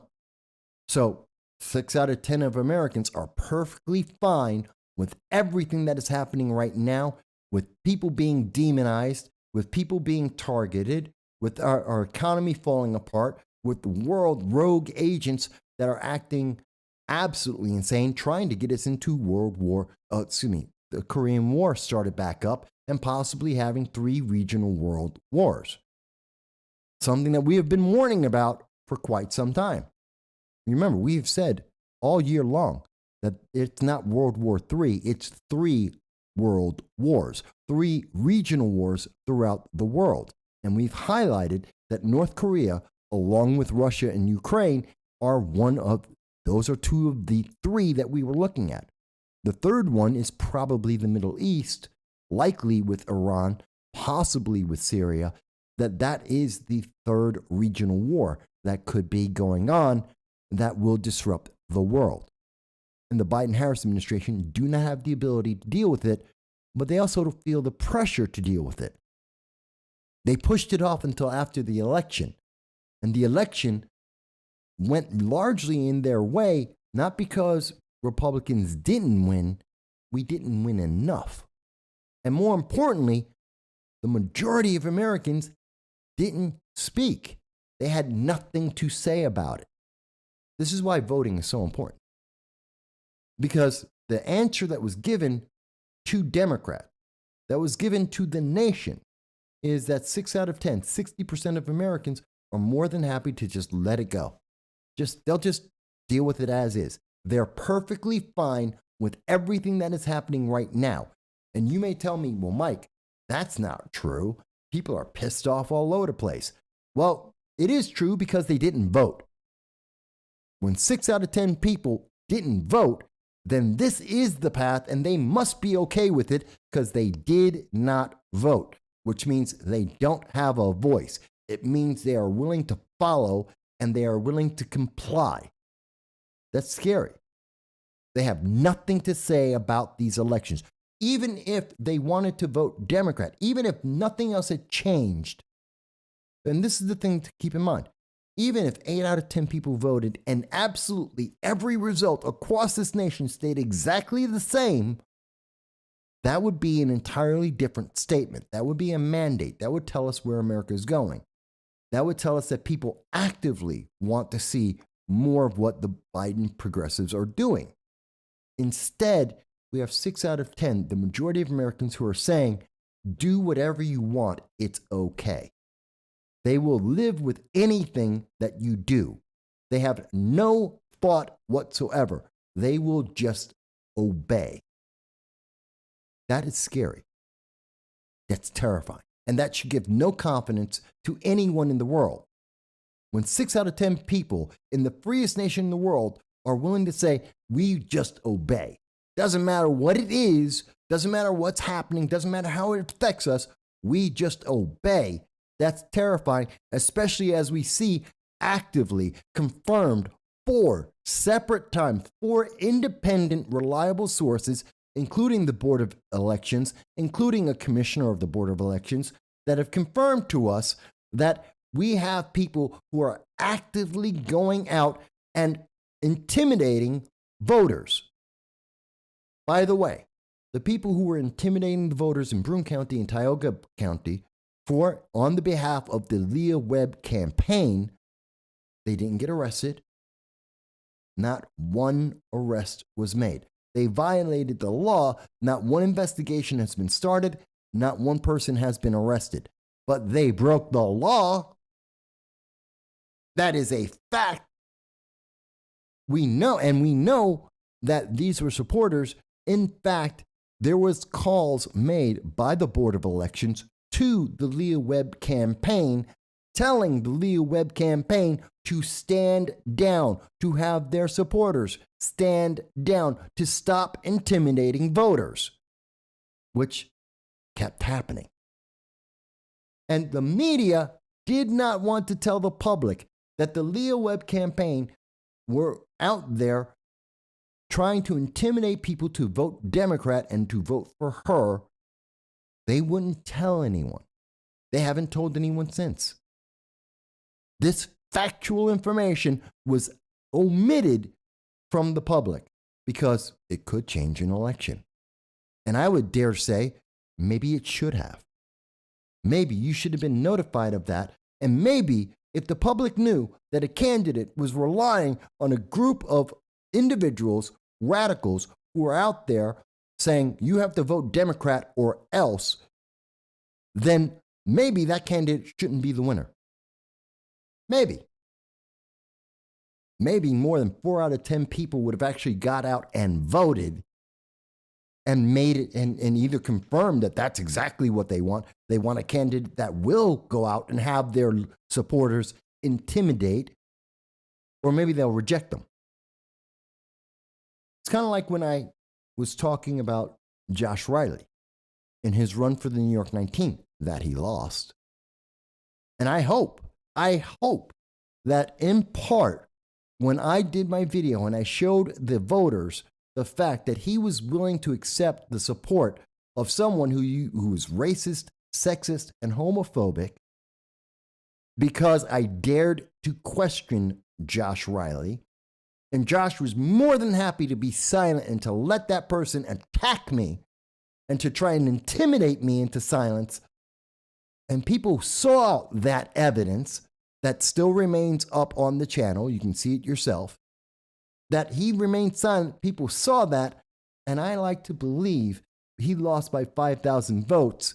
Part of those 5,000 votes were people who saw my videos, who found out that Josh Riley was perfectly fine with anything that would allow him to win.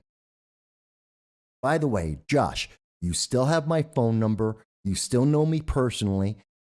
Even though you haven't talked to me all year long, guess what? You can call into this program right now, Josh Riley. You're a private citizen. You're an attorney. You're still a Democrat. You're still a supporter of the Democratic Party. If you think I am wrong, if you think I have said something that is incorrect, call in and tell me why. Tell me why you did not respond when you saw your constituent being attacked by someone with racist, homophobic, and sexist comments, and giving the impression to voters that you were perfectly happy to accept that support as long as it meant you won. If you think I'm wrong, Josh, call in 607-242-9247. Leah Webb, who I also know. I know a lot of these politicians, folks, of every party. Leah, you've done interviews with me in the past. If you think I am misreporting this, if you want to dispute the 4 confirmed sources that I have that have said everything about what your supporters were doing and how they were intimidating voters, if you would like to address that, I will be happy to give you all the time you need. Call into 607-242-9247. Tell voters, now that Leah, you've been elected to the New York State Senate, what are you going to do to prevent what your supporters did from happening again in the future? How will you give confidence to your constituents now that this will not happen in the future, that they will not be intimidated, they will not be confronted, to be able to allow them to vote without that intimidation?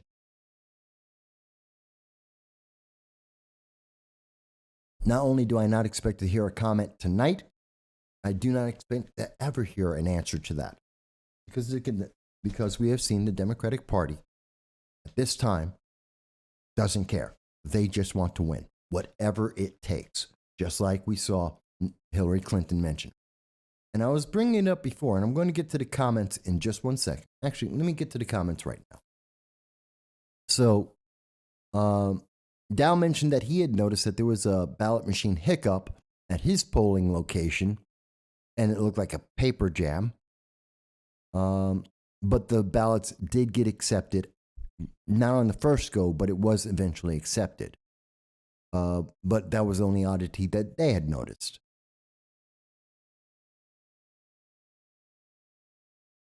And that Dal had tried to get other people to go out and vote, and actually invited people to go and vote with him, and people didn't say yes.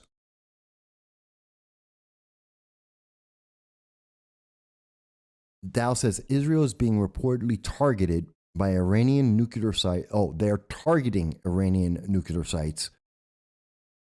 Yeah. Well, Iran doesn't want to see the Iran nuclear deal go through, nor will they allow Iran to have nuclear weapons. So I'm not surprised. Someone has to keep them honest in Iran. It's not the United States. The United States isn't helping the Iranian people when they're fighting against women being stoned to death and being beaten to death because they had their hair exposed. Why do we expect that the United States under Joe Biden is going to do anything about nuclear weapons? There is no confidence, which is why Iran is openly giving rockets and drones to Russia, and why Russia has a ruble that is more valuable today than it was before the war started. Their economy is stronger today than before the war started because of the economic sanctions and what Joe Biden has done. He led the world into a scenario where Russia, Iran, China, and North Korea are all working together, even though they don't like each other. And we're going to see that strengthen as we see North Korea on the edge of starting the Korean War again. Do you want to send your sons and daughters? And yes, remember, women are eligible for the draft, as they should be. If we're equal, if our military is supposed to be equal on all levels, then yes, your daughters, whether you have two moms or two dads, doesn't really matter, whether you're trans or not, if there is a war in Korea, you're going. That's what the equality in the military means. That's what it means to be part of our military. We have allies. We have our troops and our stations there. You're going to go to that war. So maybe you might have wanted to vote differently. Maybe you wanted to have a stronger leader. Maybe you wanted someone that North Korea respects, because if they start actively fighting, you're going to war. No one said that. I've been saying it all year. This is why I follow international news. It's why I talk about the international news. Now we're seeing the Biden administration finally address something that we literally have been saying on this program more than the entire year. We've spent all 11 months of this year talking about this, and they're just now talking about it. Just now. Guess what, folks? We have been making you aware because it matters, because it's your sons and daughters. It is you, the youth of America, that are going to fight these wars. The wars that are a result of a weak leader with no international policy. That's why it's important. That's why we have to be aware of 3 regional wars. That's the reality we're talking about. And I know people are talking about a civil war because of things like what we saw with Leah Webb, because of what we saw with Citizen Action, Progressive Leaders of Tomorrow, what we saw in Pennsylvania, because of what we saw in Arizona, because people don't have confidence in our elections. This is pushing us, and that means people are going to be on the front lines. Young people. Oh, this is so terrifying, folks. It really is. But I want you to understand how you have been misled. I think it's on the screen right now. No. See, this is from the United States. This is from the Bureau of Labor Statistics. Okay? This is the CPI. And this came out in the link with the link to this source will be in the description after the video so you can see this for yourself. And they want to tell you that inflation has gone down, that we're only at 7.7% inflation, that the Biden-Harris administration had this all under control. Except that's not true. As I was mentioning to Jason, the cost of food went up. It's at 11%. There is 11% inflation on food in your home. That's the food you went in the grocery store. And I guarantee you, if you go out and buy a stick of butter, if you buy lettuce, if you buy eggs, you buy meat, you're looking at 200-300% more that you're paying today than you were paying just 1 year ago. But according to the government, it's up 11%. I guarantee you, you go to the store today, you're going to pay 25, 35, maybe 45% more on a bill for the same exact things you bought last year for less. That's not a question. That's an actual fact. You know this. You go to the store. If anyone thinks that I'm lying, if you aren't paying more money today for the same groceries that you got last year, if you're not paying more today, no problem. Tell me that. I want to hear what part of America that's not true. Tell me, where in America is it costing the same or less for your groceries than it was a year ago? Because there isn't a location in America where it costs less today than where it cost a year ago. That's a fact. And food is up. Food away from home. You go out to a restaurant, to a bar, to a hot dog stand. It costs more. Energy. Well, let's see. The energy commodities are up. Fuel oil is up.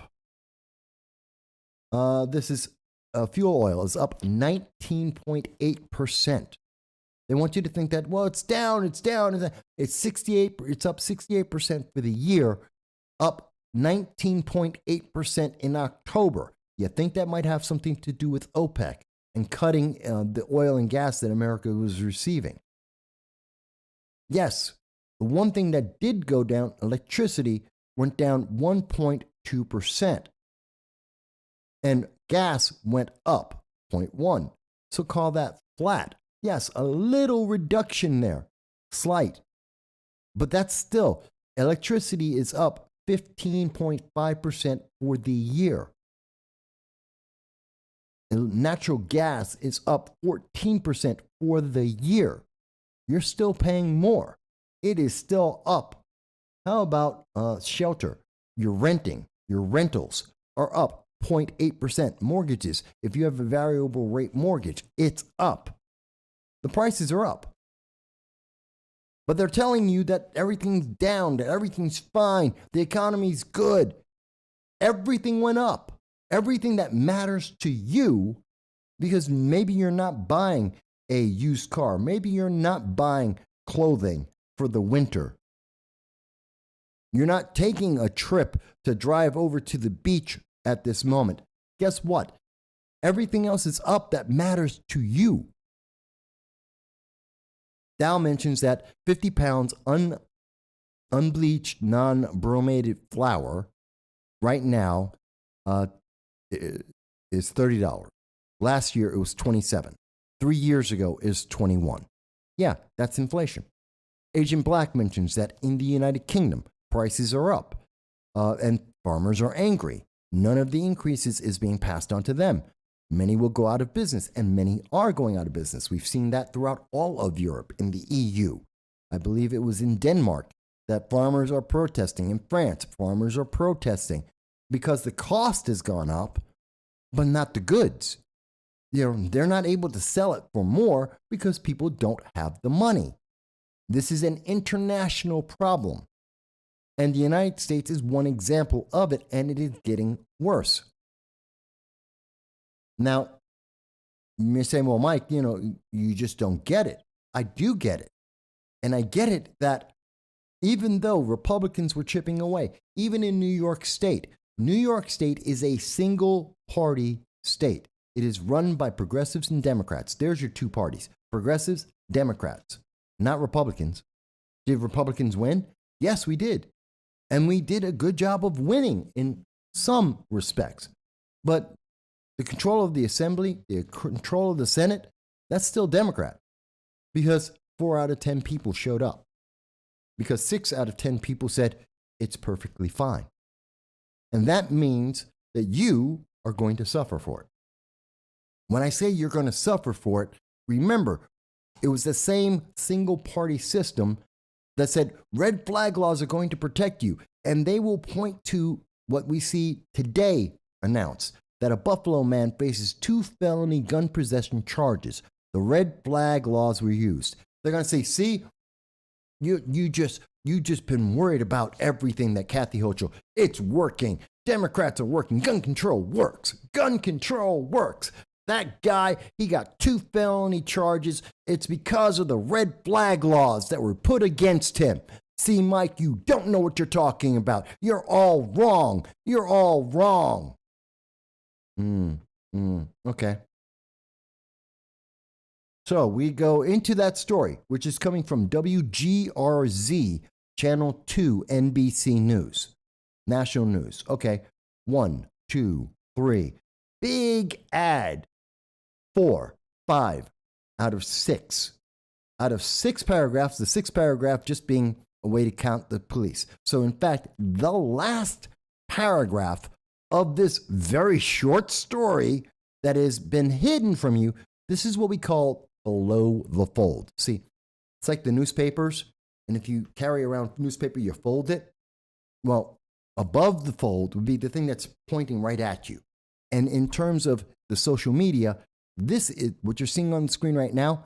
This is above the fold.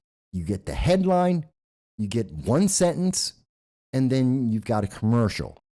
Okay, Buffalo man faces 2 felony gun possession charges. Red flag law used. Sean Brown, 54, been charged with 3 felony counts of criminal possession of a weapon. Red flag laws work. The Democrats are doing a fantastic job. That's the above the fold message. Now you have to scroll. Okay, I scroll down, and this is the middle. Again, there's another fold. You've got a big ad hiding the rest of the article. So you can't see this. You have to search for the news. And if you keep going down to the bottom of the page, the bottom of the actual article, the very last thing that they happen to mention is that this guy, Brown, is, this gentleman, Sean Brown, is a criminal. Oh, a criminal broke the law? I am shocked. I am amazed. A criminal broke the law. No kidding. That Sean Brown in Buffalo has 4 felonies. 4 felony convictions, 13 previous convictions, 4 previous felonies. He has no right to own a gun. So am I surprised that they found him with an AK-47, several rounds of magazines, and a 6-hour handgun? Well, he's a criminal. He's not supposed to have that in the first place. So it wasn't the red flag law that worked. Nothing worked. He's a criminal. He wasn't supposed to have these firearms in the first place. And you know what I noticed? They didn't mention whether these were legal firearms or whether they were illegal. And considering that he is a criminal, and in New York State, he's not going to be registered to be able to own those firearms, these are illegal guns. So it's not the red flag. The red flag law didn't make anyone safe. He bought, a criminal bought illegally bought firearms, and he got caught with them.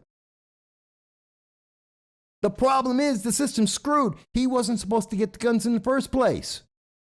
The red flag law didn't help you. By the way, he didn't commit a crime.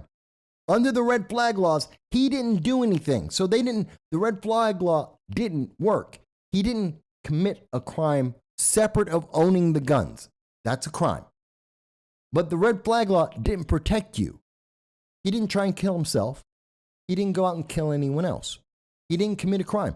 They took the guns away from him. He had no due process. He was charged because he's a criminal. He has illegal possession of firearms. That's his crime. That's what he got charged with. See, red flag laws don't charge you with a crime because there is no crime necessary. It's literally what happened here is a person, someone alerted police about concerning comments. Now imagine, this is the scenario, and I want you to break this down.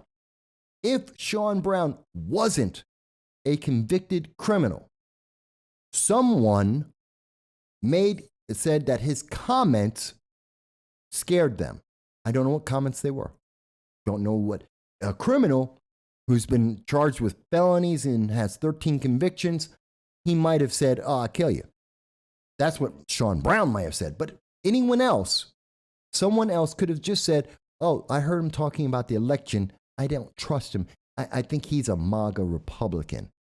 They could say that in New York State, which is controlled by Democrats to this day, single party rule with Empress Hochul in charge. You could say, "Oh, well, dangerous person. That's a dangerous person because they're MAGA." Oh, and they notified the police, and the police came in and grabbed the property. And then they found out, oh, he's a convicted criminal. He can't have these. There's your crime. That's when the gun possession came into place. See, the problem is you aren't made any safer. Nothing about the red flag law made you safe. And by the way, wasn't the New York SAFE Act, wasn't the red flag laws, weren't the new regulations put in place, the 10 different regulations by Empress Hochul that were put in place to reverse the Supreme Court decision, weren't they all supposed to protect you? Wasn't this criminal not supposed to be able to get these guns? So they failed. So it is a description of a failure. And Democrats are going to continue to fail in this way because 6 out of 10 people had nothing to say about it. Because 6 out of 10 people are perfectly okay. Because they believe the headline above the fold that the red flag law worked. The red flag law did its job. No, it didn't, which is why the very last thing in that article was, oh, by the way, he's a convicted criminal. That's the problem. That he's a convicted criminal continuing to break the law. That's the problem. That the laws did not stop the criminal from breaking more laws. There's your problem. Criminals don't care about red flag laws. Criminals don't care about the 10 laws that Kathy Hochul put in place to piss on the Supreme Court. The criminals don't care about the SAFE Act. Criminals don't care. They're criminals because they break the law. Having 22,000 gun laws aren't making you safe. That's the fact. You voted for some people, 43%. People were voting in New York State and said, well, Democrats promised me, so it must be true. The headline says it's true. The headline isn't telling you the facts. Read the article. And at the very last line, where they don't expect you to still be reading, it tells you the fact is criminals don't care. You're not safe. But Democrats got to win in New York State because of that. I don't think I can give you a better example of that. Let me go to the comments. Mike Bowie says, I found out how quickly the GOP turned on Trump. Hold the pin in that, Mike. I'm going to come right back to that. Agent Black out of the UK says, it's a tactic by Trump to find out who's loyal in his opinion. Actually, we'll address it now. Trump's retruth about DeSantis being fake, DeSantis being a fake fight may support this theory. If the entire election was redone with the same day in-person paper ballots, I think the red wave would happen. I think there are many reasons to have questions, and I think that there should always be a question about every election. My puppy arguing about. I think we should always have a question about every election. I truly believe that we should have an audit after every single election. Local, state, federal. Truly do. In fact, I'm going to get into it. Let me get into it a little bit. I am going to write legislation. I was talking on the Liberty First Foundation on Friday at 9 p.m. I'm always on with them. And we were talking about this issue and how we can make elections better. This is true nationally. This is true locally. This is something that could give people confidence in our elections again. Because I don't think anyone is confident that any of the elections anywhere in the state have gone well. I don't think anyone believes that we've seen anything that would give us high confidence. There's a reason, and that's part of the reason why 6 out of 10 people don't vote. We don't have high confidence. And I think one of the answers to that is that after every single election, sorry, my puppy's acting up here. After every single election, we need to have an audit. Can you hear my puppy? Okay. My puppy's making a noise. I don't know why. And that means I need to find out why he's crying. So bear with me as I'm going to try and take care of him. So I will put up just a quick commercial break here. Hang on once I can find it. Where is it? There it is. All right. So I know you've heard it before. What? And bear with me, folks, as I go. I just have to take a quick break as I check on my puppy. So please bear with me. I know you've heard it before. What difference does it? You make a difference when you watch, chat, tweets, your likes and shares, and your subscription. You make the difference. From across the world, you help us to keep the lights on and the stream alive. You are making the difference to fight the woke and the crazy legislation that we see before. We at No Soundbites Allowed, and I want to thank you for everything that you do in helping us reach our goal, and your likes, your tweets, your comments, and your subscriptions to the channel. We want to thank you from the bottom of our heart. And this is a special thank you to those who have donated to the channel and helped us in all of our efforts. We will strive to make this channel the best that we possibly can, because you deserve no less. Thank you.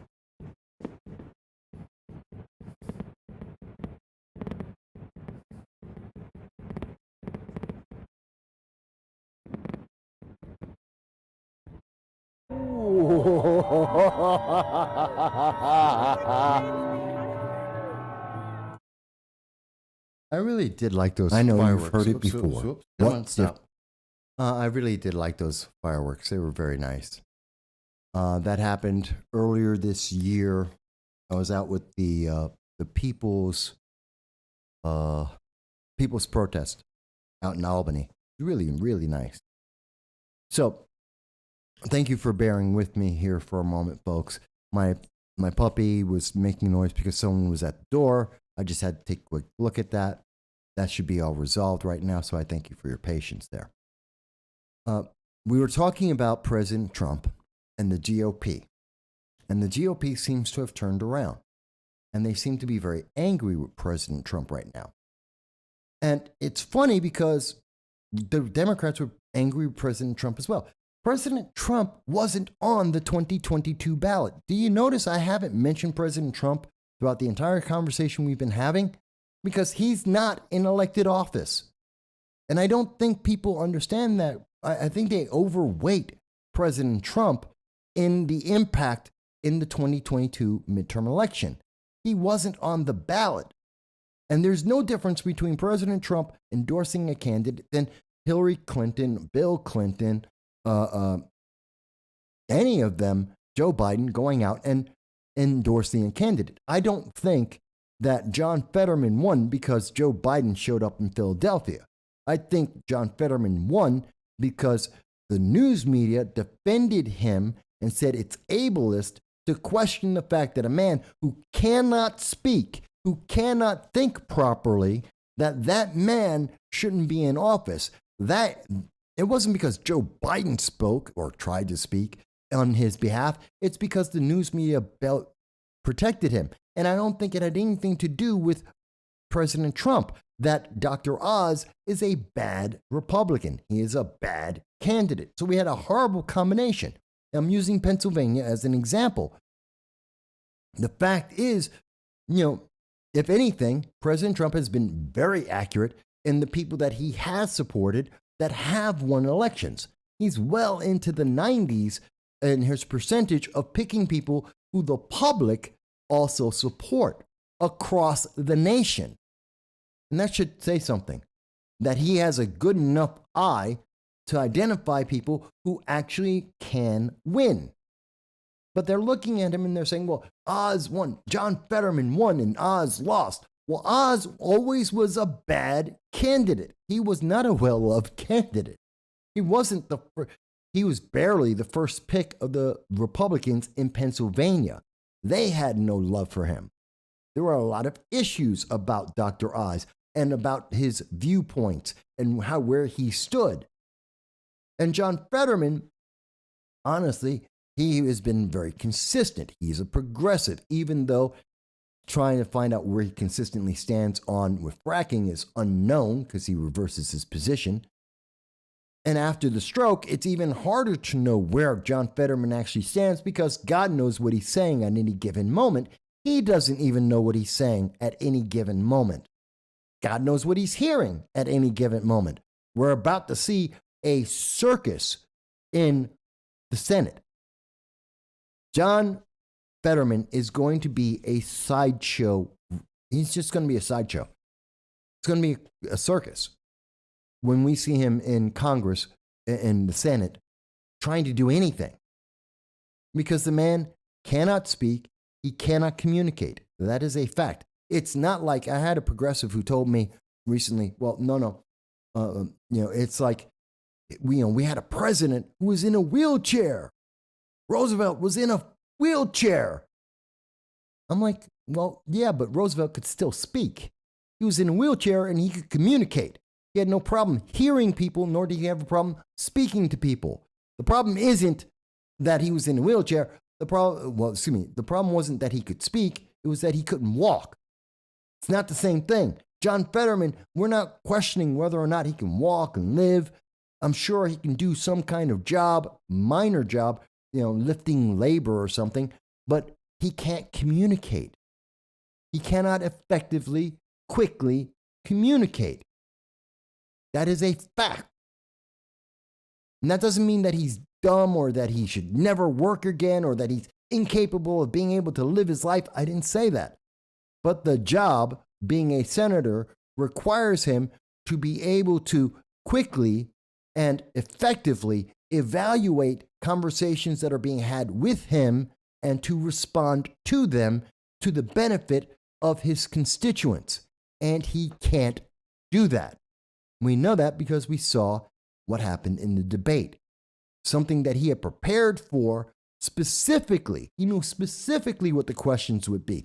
He knew specifically what the issues were. It was a very narrow, very prepped situation that he spent months getting ready for, and he still failed. What's he going to do in the real world when he has no idea what the next question is going to be? What's he going to do in the real world where he doesn't know what the question is going to be, where he doesn't know where the subject's going to be, he doesn't know where it's going to take him, that he has to react off the fly on world events as they are happening? How is that man going to communicate when he doesn't have that information? When he doesn't have a handy voice-to-text translator walking around with him as he talks to constituents, as he walks around the Senate, as he walks around and tries to do interviews with the news media? And what does Trump have to do with any of that? He has nothing to do with any of that. That's about John Fetterman and Oz. So now we're being told that President Trump is evil and that he made bad choices, even though 90% of everyone he's ever picked has actually won the election they have been in. Because Oz lost against Fetterman, which says a hell of a lot about Oz and not so much about Fetterman. Definitely nothing about Trump. Trump wasn't in that race. Trump didn't debate in that race. What's Trump got to do with it? I keep asking these progressives and some Democrats that come up to me and they're like, oh, see, but it's all because of Trump. I'm like, Trump wasn't running. He didn't run a single race. President Trump didn't change anything. People are like, well, Mike, see, that's why you can't win an election because you're a Trumper. I'm not President Trump. President Trump is not running for a county legislator or a New York 19th congressional district. He has absolutely no interest in that. So what are you talking about? He's one man. He's not a god. He's not a god. He's not omnipresent. It's one person. I don't know. It's crazy. Yes, he has a policy, and the policy is very simply MAGA, make America great, America first. Well, anyone can believe that, and anyone should believe that. Agent Black, let me ask you, don't you believe in having America first? Excuse me, Agent Black, who's out of the United Kingdom, don't you believe in having the United Kingdom first? If I was speaking to one of our viewers out in Switzerland, or one of the viewers from India or Peru or anywhere in the world, you want your country to be as great as it's going to be. That is a country-centric view. You want your nation to be as good as it can be. There's nothing wrong with that. That has nothing to do with one individual. That's not a Donald Trump thing. That's an American thing.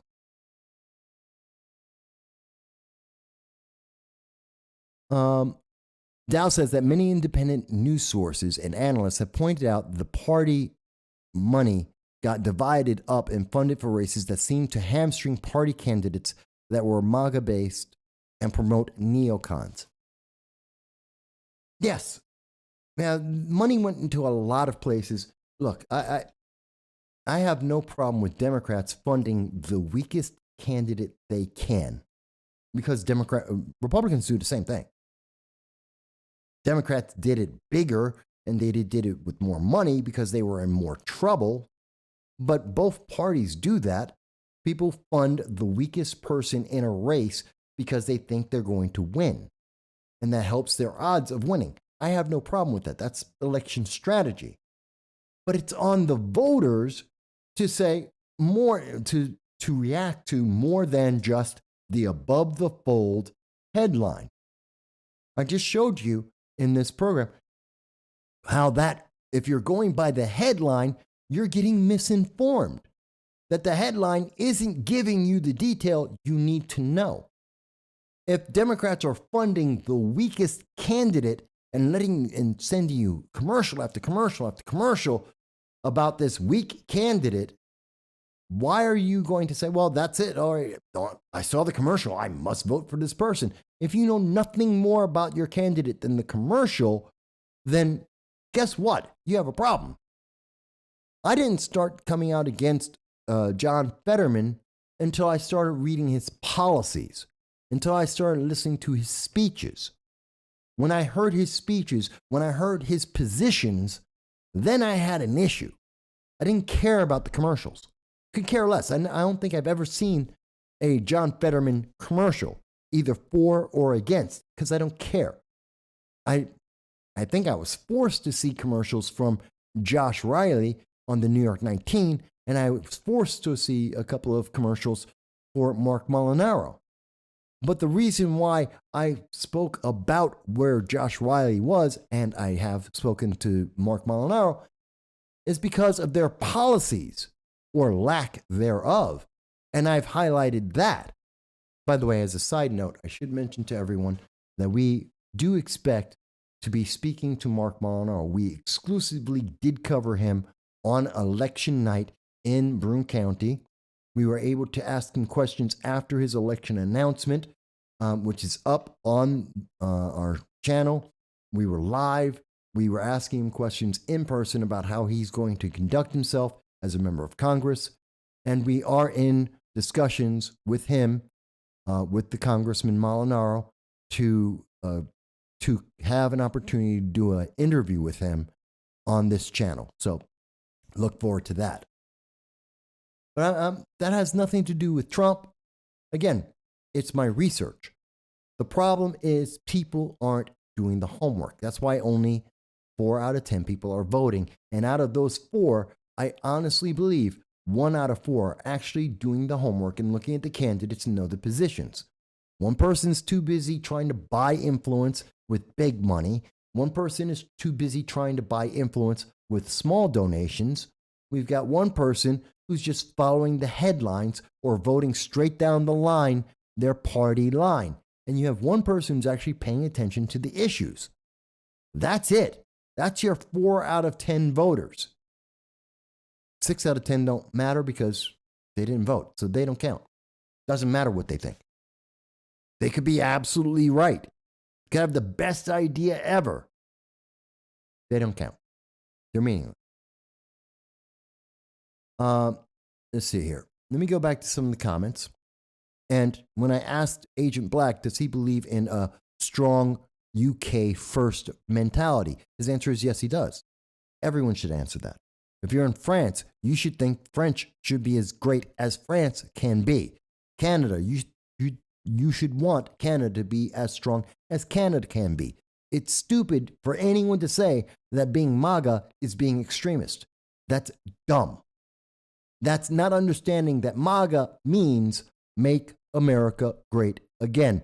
They are counting on the fact that people aren't thinking of what the acronym means, and they're just going by what the acronym is. They're going by the acronym as an ad. They've demonized the acronym. The meaning of the acronym is what's actually important. And we're going to get more of this. If you think you were tired of it before, going forward, as we get closer to 2024, you're going to hear more of this. More people are going to be demonized for believing in America and American policies and having strong leadership and having policies internationally.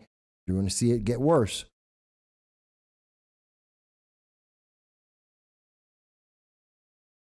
User has been banned. Hey, user, good to see that you joined us. Thank you.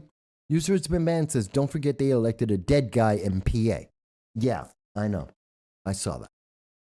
That tells you something. Again, this is about headlines. This is about commercials. It's not about people. It's not about the positions. Why would you elect a dead guy? He can never serve. Well, he's a Democrat. Didn't want to elect a Republican. So you elected a dead guy instead?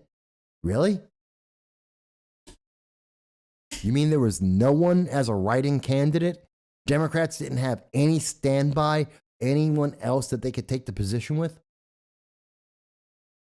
Really? And actually, no, I'm not surprised that they don't. I mean, Nancy Pelosi once said, in talking about Alexandria Ocasio-Cortez and her district, the New York 14th, she once said that she pointed to, in an interview she was in, she pointed to a glass of water and said that glass of water could win in the New York 14th district with a D behind its name. A dead guy can win in Pennsylvania with a Democrat behind his name. That's the problem. No one should be looking at that and going, that's a good thing. That's a bad thing. That's a very bad thing. That's a big issue. Again, if you think I'm wrong on any of these things, no problem. This is a conversation. Tell me why. You see the comments that are in. You see everyone from Agent Black in the United Kingdom, individuals throughout the country and around the world that are making their comments on YouTube, on Facebook. You too can, or you can call into 607-242-9247.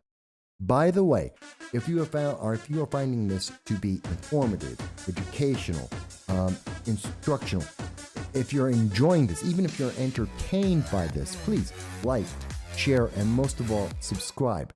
Help us to reach a wider audience. We're looking to break through 1,000 subscribers. We are being beaten down and shadow banned to hell to keep us from being able to get to that new algorithm to reach new people around the world. As we have told you about throughout the year, we have had 27 times that Facebook has been shadow banning our account, restricting our access around the world. We see that with YouTube. I've shown video of how YouTube literally cut our audience, access to the audience more than by 90%. We've shown you examples of that throughout the year. So we ask you, please like, share, subscribe so we can reach a wider audience and people can tell us whether they agree or disagree. Because we're more than happy to hear that. And like we say, you can always call in. Let me go on with some of the other comments. Dow says it was like we spoke about a few months ago. American constitutional populism is America first. progressives and Democrats get hung up on Trump because of the effect of his charisma to motivate his base. Well, yeah, that is essentially it. Mike Bowie mentions that the Epoch Times, which is a credible news organization, said that Oz was up 500,000 votes on November 9th. Fetterman's mail-in total exceeded 868,000, quadruple Oz's total in that column. Okay, that says a few things about that. I hadn't seen that article. Dow says people love Make America Great Again because for them, America was never not great. It was electrifying to see a president supercharged with charisma speaking about it out loud, and then they got the response. And I agree with that. I think most people love America for people around the world love America being great. I think people around the world think America is, and we are, great.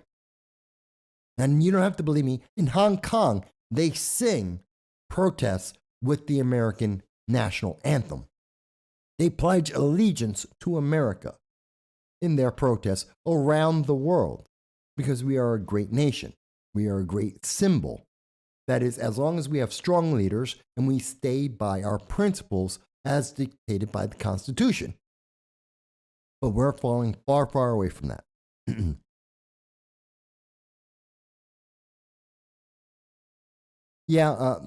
User's been banned, says he's thinking about recording John Fetterman on C-SPAN to see what he actually says. Well, that's kind of like recording Joe Biden on C-SPAN, where all of the stumbles, all the mistakes, all the delays in his conversation are edited out by the rest of the major news media so that he looks intelligent. Same thing's going to happen with John Fetterman. They're going to make him look very intelligent because almost all the news media are going to edit out all of the mistakes as much as they can so that he's going to look brilliant and justify why people voted for him. It's really sad that they do that.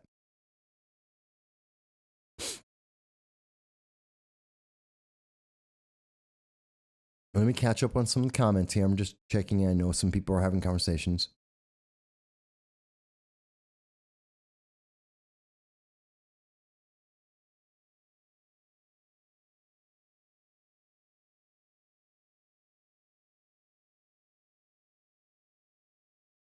Okay, so, and it seems that we have someone who is on the account who is something with Donald Trump. I don't know, and I'm not responding to them because I don't know if they're trying to troll or if they actually have a serious opinion. So I'm not even going to bother.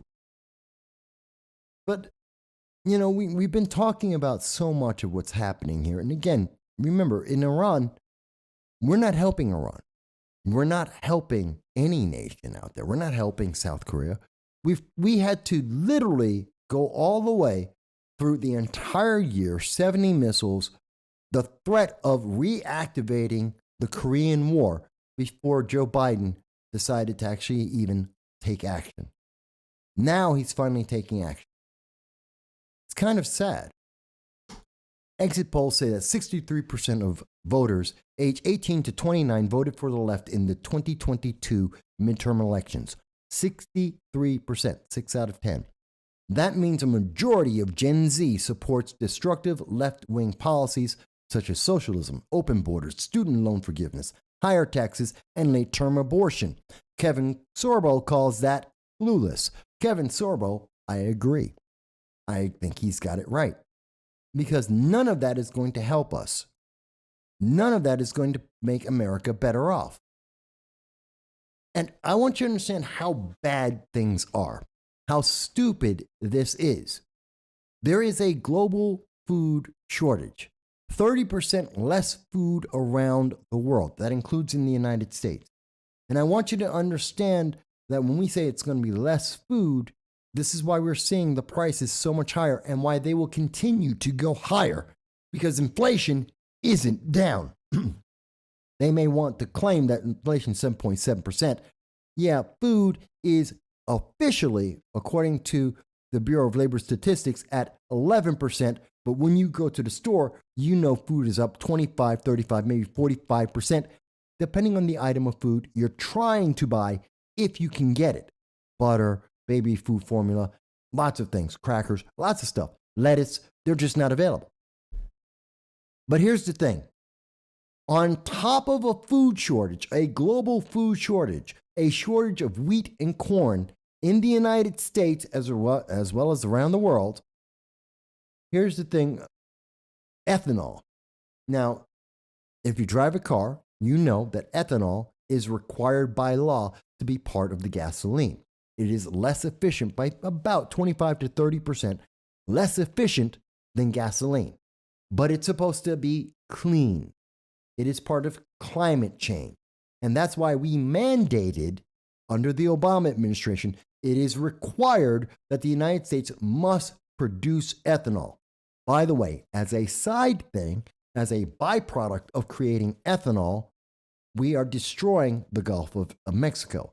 We are deoxygenating, removing the oxygen out of the Gulf of Mexico. We are killing fish, plants, bacteria, algae. They're all dying because of the byproduct of making ethanol.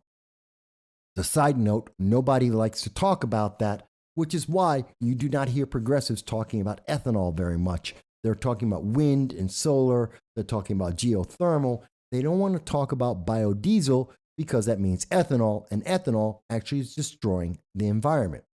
But the United States government, before everyone started finding out that ethanol was dangerous to the environment, they decided to mandate, under Obama, they mandated ethanol. So we have a requirement by law that we must have more ethanol in the United States. Ethanol is not being used. It's down 7%. Ethanol is down 7% in its use in the United States. Here's the part that's really important and why I brought this up. And I have it right. Where's the, give me 1 second. Here it is. So, subpar corn crops could disrupt the ethanol industry, especially if harvest results are worse than expected. Forecasts already call for the worst relative corn yields since 2012 after poor weather in western states. Well, it's western states, it's a lack of fertilizer, it's a lack of food around the world. But throughout, though the Department of Agriculture, I can't speak. Though the Department of Agriculture pegs corn for ethanol just 3% below the pre-pandemic average level. Okay, the USDA earlier this month reduced U.S. corn used for ethanol currently. But here's the thing. They reduced it for 2022-2023 to 5.325 billion bushels. Well, we were making 5.33. So we barely changed anything. Ethanol would account for 37% of 2023 U.S. corn use, the highest in 4 years, in the middle of a food shortage, a global food shortage, a food shortage that has led to Sri Lanka having riots and overturning their government. Ghana is in riots. Panama is in riots. Chile is in riots. We have global, throughout Africa, they are rioting because of a lack of food.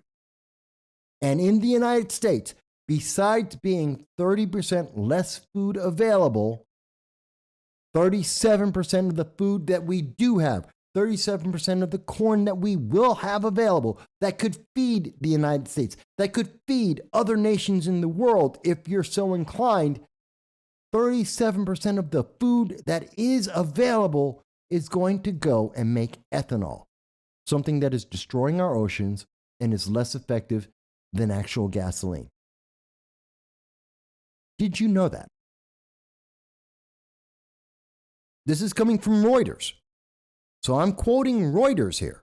This is from the United States Department of Agriculture. This is the USDA. I am quoting left-leaning sources and the United States government. fully more than a third of all the corn in the United States will never reach one hungry person's mouth anywhere in the world. It will not feed an animal. It will not feed a human being. It will go into a gas. It will go into a can to eventually maybe go into a gas tank. Maybe. As it destroys the ability to fish in the Gulf of Mexico and the Atlantic Ocean.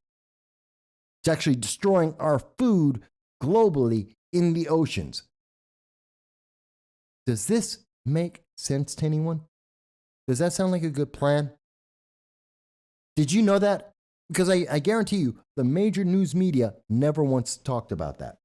The major news media doesn't want you to know about that. They don't want you to think that global warming, Greta Thunberg, all the eco-fanatics, oh yeah, they have the perfect answer. And the answer is destroy the Gulf of Mexico and take the food out of the mouths of children, out of the mouths of the food that we eat, cows and pigs and all the animals and chickens. And instead, we're going to make some fuel that no one uses that's less effective than anything else that we use. Does this sound like a smart idea to anyone? Because this is what we're doing now. This is the path that we are on because Joe Biden is not going to change direction, because 6 out of 10 voters did not vote, because 63% of young voters, 18 to 29, decided to vote for Democrat. They want to be progressives. They believe in socialism. They believe Greta Thunberg and Alexandria Ocasio-Cortez when they say that we're going to die in less than 10 years. Think about that for a second. I mean, wow, isn't that something? And no one in the major news media, this isn't major news.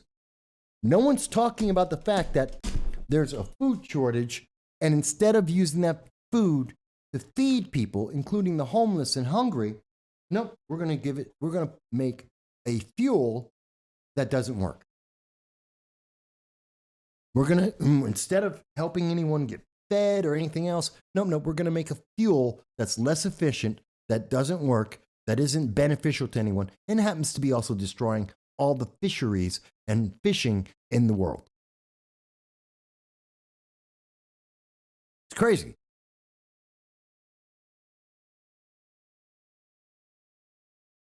I'm looking at some of the comments here. I can't comment on that, Agent Black, your last comment there. I can't speak about that, otherwise the channel will be removed. So there's my limitation. I should be able to speak about it. I should be able to give you an answer, whether I agree or disagree. I should be able to do so, but I'm restricted in my free speech in the United States with a First Amendment that guarantees my free speech. But just insult. User has been banned mentions that E85, which is the mandate for ethanol, was the silliest BS they ever tried. I haven't seen a flex fuel vehicle in a while because they don't work. The reason why you don't see flex fuel, for those who don't know what that is, for a while, about 2010, they were building, it's kind of like what we're doing now with electric vehicles. They were building flex fuel vehicles, a vehicle that could run on ethanol and or run on gasoline, but mostly would run on gasoline mixed with ethanol. And whenever you go to the gas station, your gasoline has ethanol included in it. It's added in about 5% of all the gases mixed with ethanol. It's because, one, ethanol destroys engines, so it's not good for your car engine. Two, it's not efficient. Again, it is a scientific fact that ethanol is 33% less efficient than gasoline, which means that the more ethanol you use, the more gasoline you need. Even if you're adding it with gasoline, you need more because it's less efficient. So you can't do as much. You can't travel as far. You can't travel as fast. So you need to have more of it to do the same thing gallon per gallon. So it's actually increasing the amount of greenhouse gases in the world because you have to use more gasoline to do the same thing than if you were using pure gasoline. It is, once again, it is the eco fanatics. The reality of their policies turns out to be less beneficial for the world than if we didn't do it at all. Literally, if we did not use ethanol at all, we would be better off than using ethanol. Our oceans would be cleaner. There would be more fish. We would have more oxygen in the ocean. In addition, we would use less gasoline and we would create less greenhouse gas than using ethanol. It is the worst of the solutions. It is a dumb idea, which is one of the reasons why we don't hear about it as much these days. Because it's dumb. It doesn't work. And it seems to me to be absolutely insane that during a food crisis, during a global food crisis, we are taking a third of our food and we're using it to make ethanol. Because climate change is the biggest threat to the world. That's, I'm quoting Joe Biden there. The biggest threat to America is climate change, not you starving, not feeding the homeless, not feeding children. No, no, no. The biggest threat to America is climate change. So we're going to take 1/3 of the food that we could be using for the homeless or for veterans or for children, and instead we're going to make a gas, an energy product that is inefficient. That's a brilliant plan. There's progressivism right there for you. That is practical progressivism, real world. How do you like that? That's the path for America up until 2024. How do you feel, folks? Does that make you feel good? I'd love to hear anyone's comments. You can call into 607-242-9247. If you agree, if you disagree, I want to hear what you have to say about that. Do you think that that is the smartest way to deal with a food crisis, a global food crisis, to take your food and to make something useless with it? Is that smart? Hey, Jeremy, good to see you. Jeremy is with us. He is a host of the Liberty First Foundation, who I'm happy to speak with on every Friday at 9 p.m. And I see he's joined us. Jeremy, let me ask you the question directly. Do you think it's smart that that according to the USDA, the Department of Agriculture, the government of the United States, that we're going to take 37% of our food during a global food crisis and we're going to use it to make ethanol? In other words, an energy product that is less effective. Jeremy, you can either type it or you can call into 607-242-9247. Tell me what you think. I'd love to hear what you have to say about it. I'd love to hear what anyone would say about it. So Dow says, I had the chance to buy an old National Guard truck that was an M35 truck. Want to run biodiesel in it. Well, those can. Diesel trucks can run off of, actually, they can run off of vegetable oil, as I recall. Is it? Yeah, it's vegetable oil. Or the, whatever they use. Yeah, they use vegetable oil in the fryers. So used vegetable oil, you strain it and you can put it in. Diesel trucks will run off that stuff. User man says, I feel like I'm trapped in a locked vehicle being towed off a cliff driven by an old guy licking his window. That's funny.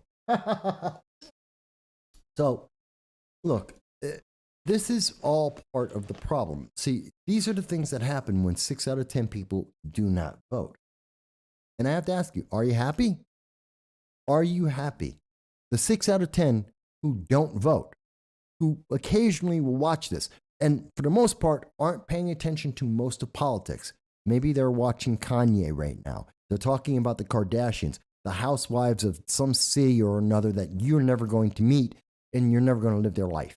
They're busy talking about that. They're going out right now to watch Wakanda Forever so they can cry their tears about, it's so sad. Women power. Yay. Makes no sense whatsoever. The guy's name is not Namor. His name is Namor. Namor. Let's get that right. Namor. He's a Marvel character. Namor. He's not Mexican. He's not Hispanic. If anything, he's actually Alaskan. That's really going back in the history of Namor. He's actually Alaskan. But now he's, supposed to be, I don't know, Hispanic for some reason. Makes no sense. Nothing about that story makes any sense. This is what happens when I'm trying to make a cigarette and trying to talk to you guys at the same time. It makes no sense. Agent Black says, I didn't vote, but I probably could have if I had come over for a vacation. Well, in California, you could have voted. That's for sure. In New York, if they caught, you could have voted unless they caught you. They would have let you do a provisional ballot. That's the way the regulations are here in America at the moment. Hey, Beto O'Rourke is gone, thank God. Yeah, Namor is taking his cue from Beto. Namor is a fake Hispanic, just like Beto O'Rourke was. But that's why Beto O'Rourke lost. And he should have. And we need to really reform that. Let me tell you. I'm glad Jeremy's here because I was talking about this on Friday. How do we fix this? How do we fix this really stupid problem that we find ourselves in? And I think I have it queued up to the right moment on the show. So this is me. I was speaking, and I know Dow, who's in the audience now, he was watching along. And I was talking about how can we resolve our issue with elections? How can we get confidence back in our elections? How can we encourage people to vote? What would answer voter apathy? Because it's not access that's the problem. It's apathy that's the problem. Knowing that your vote counts. And here's an answer for that. Every one of the news media, they should have their meetings and work this out amongst themselves. And very simply, they have a schedule for their local communities, doesn't matter if you're a local TV station or radio station, on January 1st, you should be able to publish on this day, this is the election. We know the elections that are going to happen that year. Okay, fantastic. This is the day that we're going to have the local county legislators race for these county legislators. Here's the day we're going to have the state assembly race on. Here's the day we're going to have the congressional race on. So let me put this in the context of what I'm talking about right here. We were asked the question, how can we get the voter confidence back? How can we get people re-engaged? Part of the answer is, let's stop the silliness that we have right now. Right now, candidates don't necessarily do a debate. They don't actually present their ideas to the public. They don't share their views. They put out an ad and they just say, I don't want to debate. I disagree with that. I believe they're obligated to debate. So how do we get every single candidate to be able to debate? Well, it's real simple. Rather than letting Republicans and Democrats decide on whether or not they're going to debate and how many debates they're going to make them look good or look bad, rather than that, every local news media, which I'm describing right now, they get together and they set the dates at the beginning of the year. On January 1st, they can publish, here are all the dates for every race, local, state, and federal. Here are the races. So we have candidates coming up for the county executive position. Fantastic. On, as an example, August 5th, we will have a debate, period. It's already been said. This newspaper will have, or this newspaper and TV station will have an interview, have a debate that we will publish and make sure the public is able to see on August 5th. They've already decided that January 5th, no matter who is the Democrat, no matter who is the Republican, on August 5th, whoever winds up being the candidate for that position, let's say county executive, they will be debating and it will be public. It's already set. The date is already set. Every election, you're a county legislator. Fantastic. This is the time we have set aside, and the county legislature will be on this date, this for each one of them, this day. There will be a debate. It's already been decided. That'll be September 10th to September 17th, whatever it may be. The dates are already set in place. It isn't a question of what the teams and the election math says. It's already been done. And the reason why we do that is it's a public service announcement, a service that is already obligated by every TV station, every newspaper, every national news media that has any connection to the federal government in terms of airwaves and access to the public or getting any kind of monies and grants from the government. They're required to have public service announcements. So this is them fulfilling their public service requirement. They will publish and have already detailed the dates. Now, the candidates get to choose. The candidates get to decide for themselves whether or not they actually want to go out and have a debate. So, as my example is, on January 1st, your local newspaper says that your local county executive race is going to be on August 5th at 6 p.m. We don't know who the candidates are. Doesn't matter. Whoever the candidates wind up being, August 5th, they're going to be in a debate. Now, the Democrat and the Republican candidates that run, they're going to know that that is the date. They can choose at any point to say, I will show up or I won't show up. But that's on them. But they know the debate is already going to happen. It's not a question of, oh, but I don't know if I want to debate. I don't know if I will debate. I don't know who I'm going to be debating. It doesn't matter. It's already set. It's already in place. So the public can count on that. Now, here's the second part of it. And by the way, I'm going to write this up as legislation.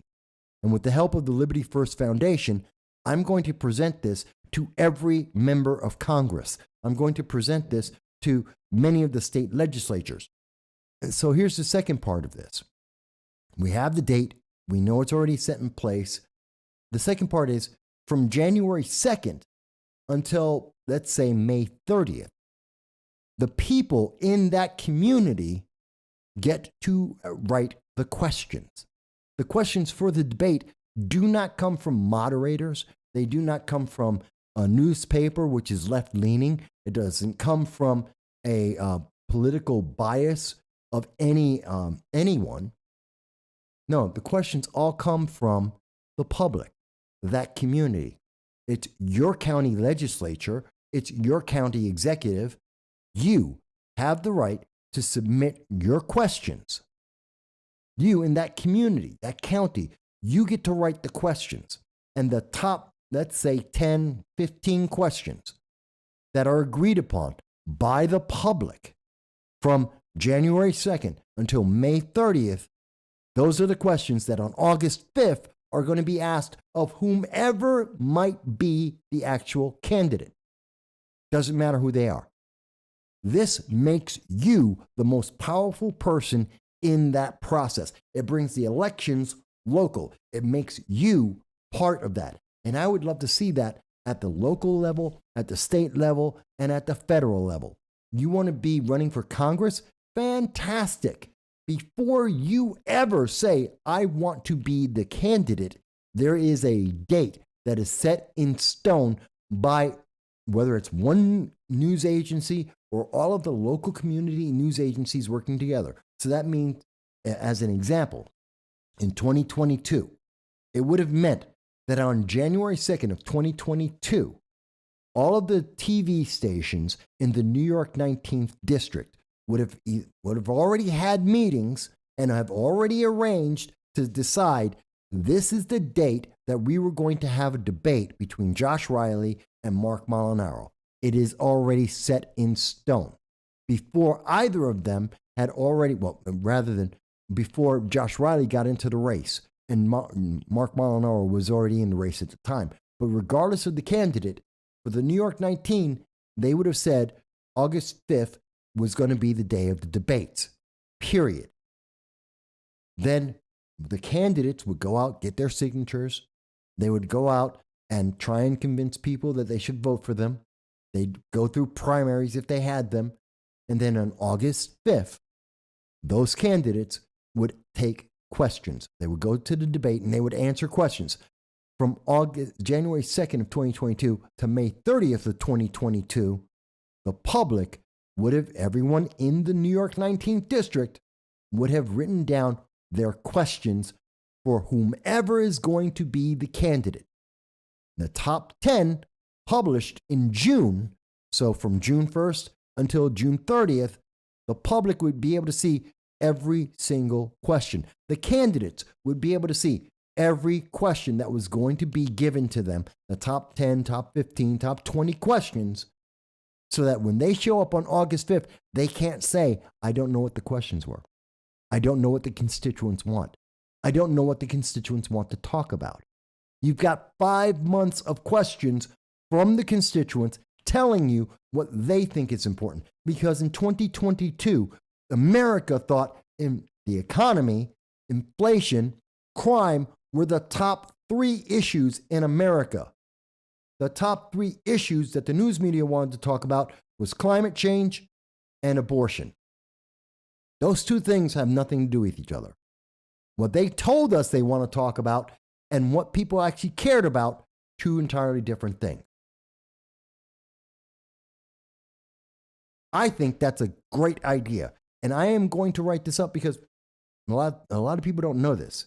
In America, and I know Agent Black, if you're still with us, you can tell me. I don't believe anywhere else in the world the average citizen can write a law that can be a bill. They can write a proposal for a law and submit it so that it can become a law. In the United States, you can't. Because, let's be honest, folks, the politicians don't write these laws themselves. The last time a politician wrote a law themselves, that was Alexandria Ocasio-Cortez writing the Green New Deal. And you saw what a joke that was. Absolutely miserable. Made no sense whatsoever. It was stupid.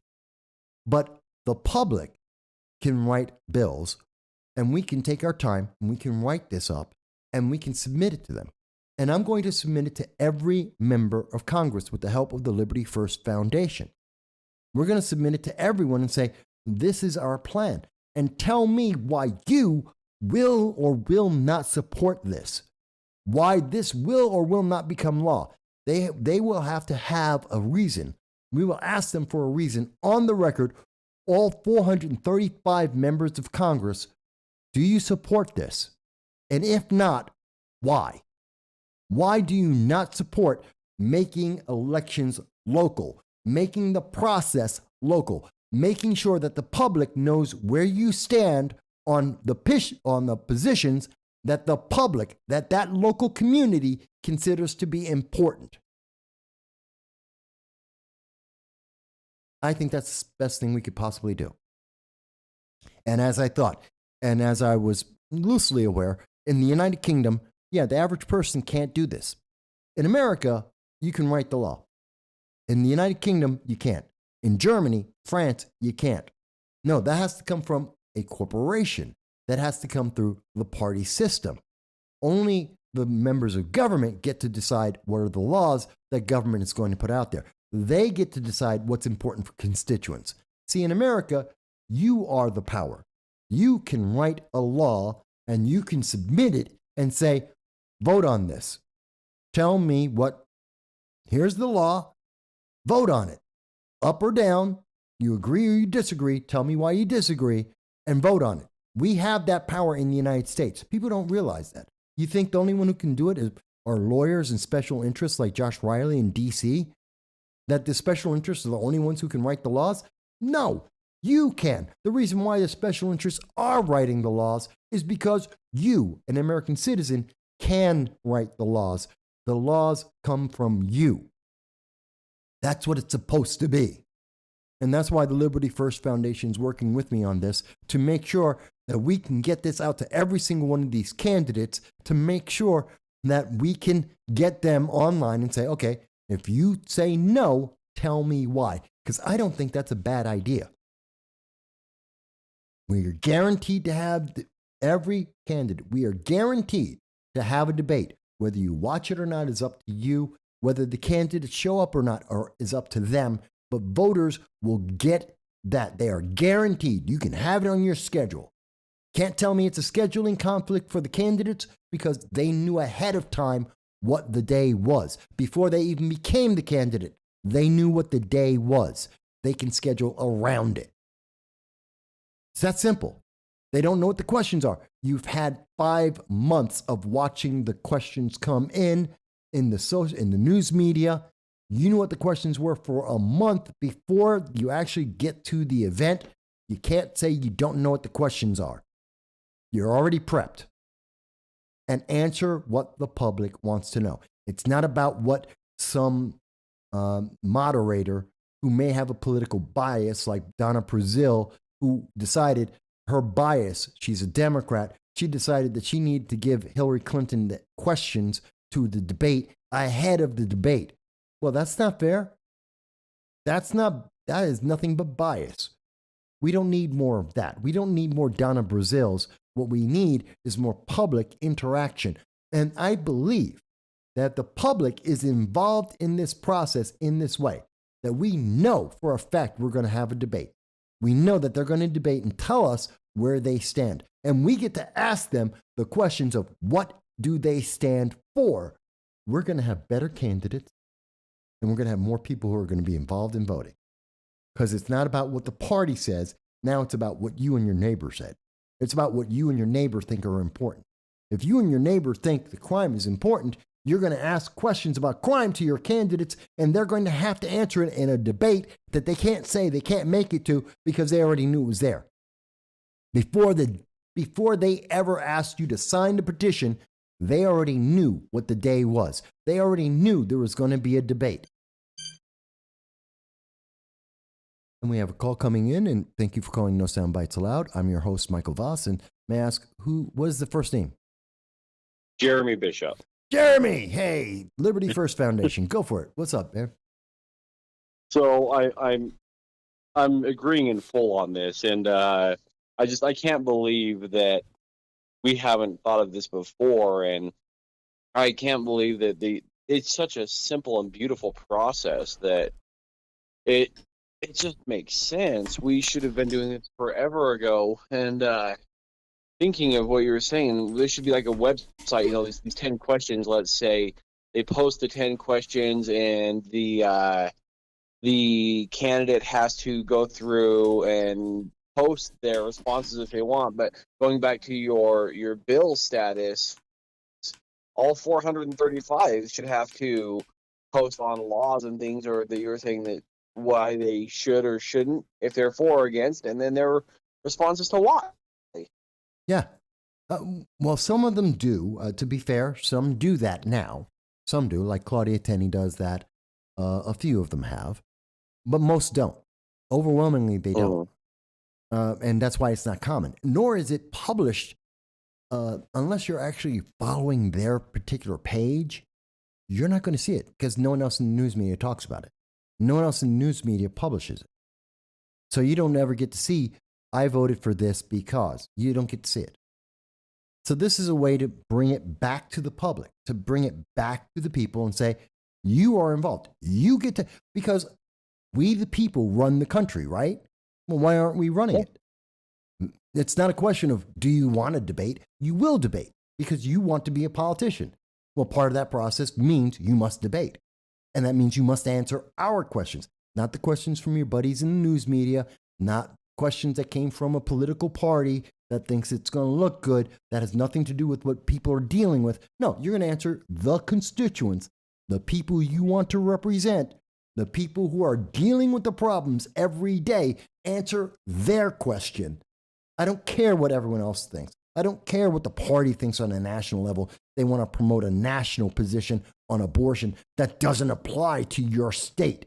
As an example, in New York State, which has late-term abortion. Abortion is not an issue. Who cares? We have a late-term abortion already legal in New York State. Why were candidates talking about abortion? It didn't apply to New York State. And yet that's because the national party said, you got to talk about that. Meanwhile, the thing people did want to talk about, crime, inflation, food shortage, They didn't talk about it. So, I mean, does this, if someone said that to you, Jeremy, do you think you would say, I love this idea. I want to be involved, or you're like, oh, I don't care. Hmm? What would you say? Absolutely. Yeah. I couldn't agree more. It's just it's so logical that they'll push against it. I can't wait. And I was talking with Mike Marshall last night about Friday on the Liberty First Foundation, and I think we can do this. We can put out a what do you call it? Petition, online petition. Get 10,000 people to sign it, and send it all out to all 430. It's actually 437 members of Congress. I would love to see their reaction to this. Absolutely, and I think you would in no time at all get several co-sponsors on the bill. Yeah, Jeremy, I know you probably joined us just a little bit late, but let me ask you: we've heard from Joe Biden, and we talked about it a little earlier in the show.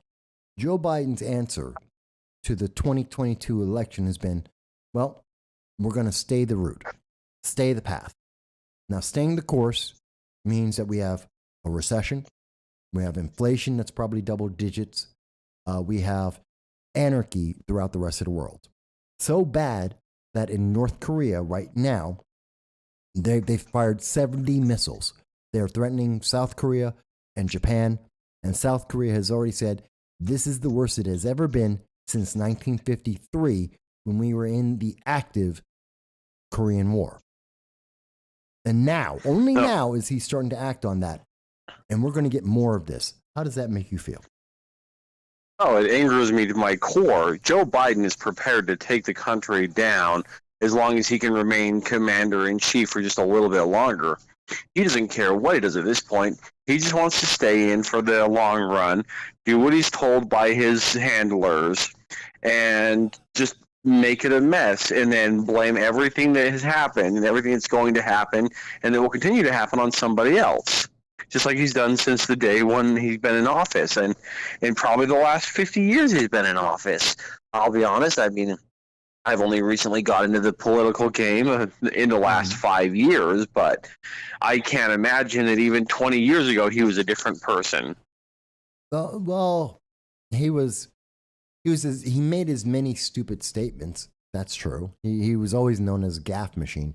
But 20 years ago, he could think and make a speech. Usually he would plagiarize a speech. I mean, he's known for plagiarizing. But at least he could plagiarize the entire speech without, making up words or losing his place. So, to be fair, or mixing different speeches together. Yeah. So, I mean, he was good at that.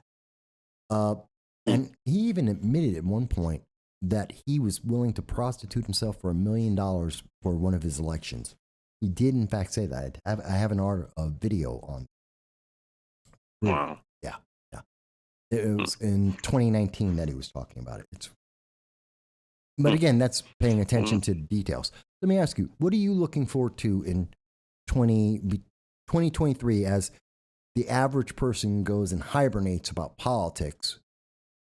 What do you think?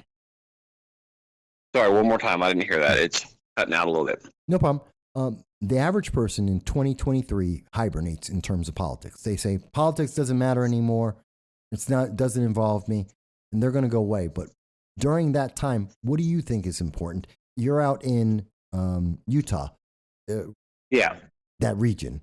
Can you tell me what's the big issue out there? What do you think we should be? I guess I'm having a hard time here. I apologize. Let me see if I can go back and hear it on my computer. I'm sorry. I just literally have been up since 3 a.m. Pacific time and drove 10 hours home. So I've only been home for an hour now, and I'm only partially awake. That's okay. I was asking, what do you think is going to be important going forward in 2023? Oh, what's going to be important? Oh, geez, trying to keep the country's head above water, honestly, and trying to keep out of World War III. I think the way that we're headed right now with such weak leadership in Washington and just such a coward in office that with just the flick of a wrist from the wrong person, we could end up in World War III. And I think, one, when we're all pissed off because there's no food and we're starving and we're all terrified of what's going to happen here, that's going to be the most important. I think so. I think so entirely. You know, So I think that the country's going to be way more on edge than they were during the George Floyd protests and those riots. I say protests, but let's be honest, they were full on riots. People thought that was bad. Wait till you can't find food. and I think that's the scariest part. It won't be that bad here. We're going to see maybe 25, 30% of shelves empty. But the rest of the world, that's a whole other thing. They're going to be riots. They've already had riots. Sri Lanka. Oh, yeah. Sri Lanka already changed its government because of the lack of food. Right. So that's going to be terrifying. I am going to cut out the phone call. I'm going to keep listening. I'm going to cut out. I got to kind of get things put away and cleaned up, but I do appreciate you taking my call. Absolutely. Always happy to hear from anyone and everyone. So I thank you for calling in. Yeah, absolutely. Thanks, Vass. You're welcome. So, folks, just like what we see here, Jeremy called in. You can call in. We had a call earlier today from Jason. I want to hear your voices. If you think anything I've talked about is wrong, if you think this idea I have for a proposal for election reform, real election reform, because election reform isn't about access. Everybody who wants to vote, that is an American citizen, can vote. Hell, they're trying to make sure that illegal aliens can vote. That's how easy it is to vote in America. That illegal aliens can vote in America, in California. They tried that in New York City as well. So it's not a question of can people vote because of the color of their skin or the region they come from, their ethnicity. You can vote. Everyone who wants to vote is voting. It's just that people don't want to vote because you're not involved. It's not about you. They're not talking about the issues that matter to you. Well, we have a solution. We're not just asking questions on this program. We're not just critiquing. We also try to come up with answers when we can. And the answer is that we will make it local. We will make it about you. The candidates don't get that option because that's an obligation of the job. They're there to serve you. You're not there to serve them. You're not there just to give them a vote and go away and never ask another question. That's not the American system. That's not what it's about. It's about making sure that you get to have your voice heard. And I can't think of a better way than saying, okay, I know you're going to be at this debate because I know what the day of the debate is. I know it's already scheduled. And here's my question. And I know it's the question that's going to be asked because it's been listed for a month. You can't not answer this. I think that's the best way we could possibly do it. And it'll take your support. It'll take your support, folks, to get this because I can write it. And if I just write it myself, they're not going to listen to one guy. Liberty First Foundation will back me up and make sure we can get it out to 437 members of Congress. But if we're the only ones, it's not going to go. It's going to take you being involved and saying, hey, give us an answer. Vote this up or down. Vote for it or vote against it and tell us why you're going to vote against it. It's that simple. You know, if they say there's a problem, I'd like to see what the problem is. Make sure that they tell us why they don't want you involved in the process, why candidates shouldn't be obligated to make a debate.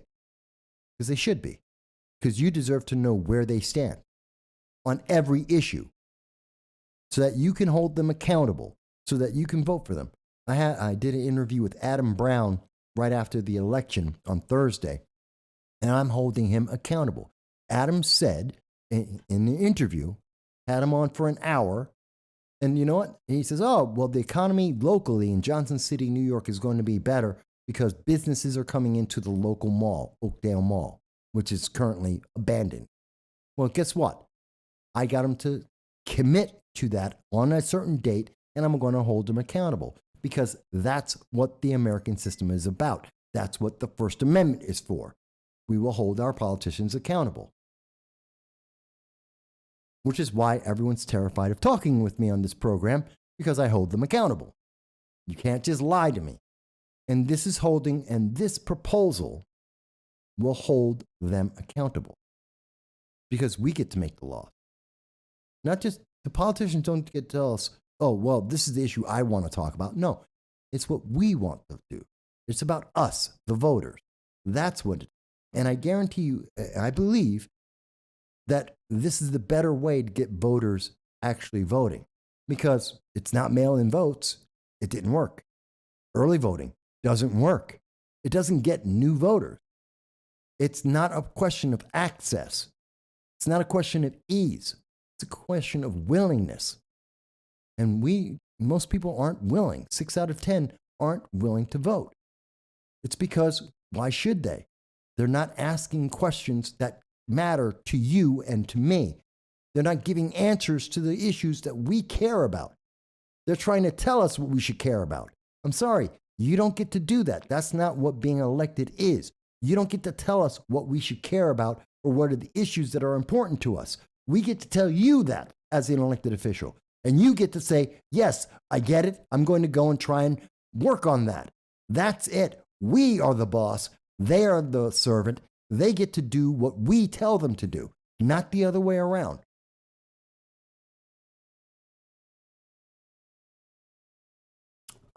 As for my interview with Adam, I would suggest people should watch that interview.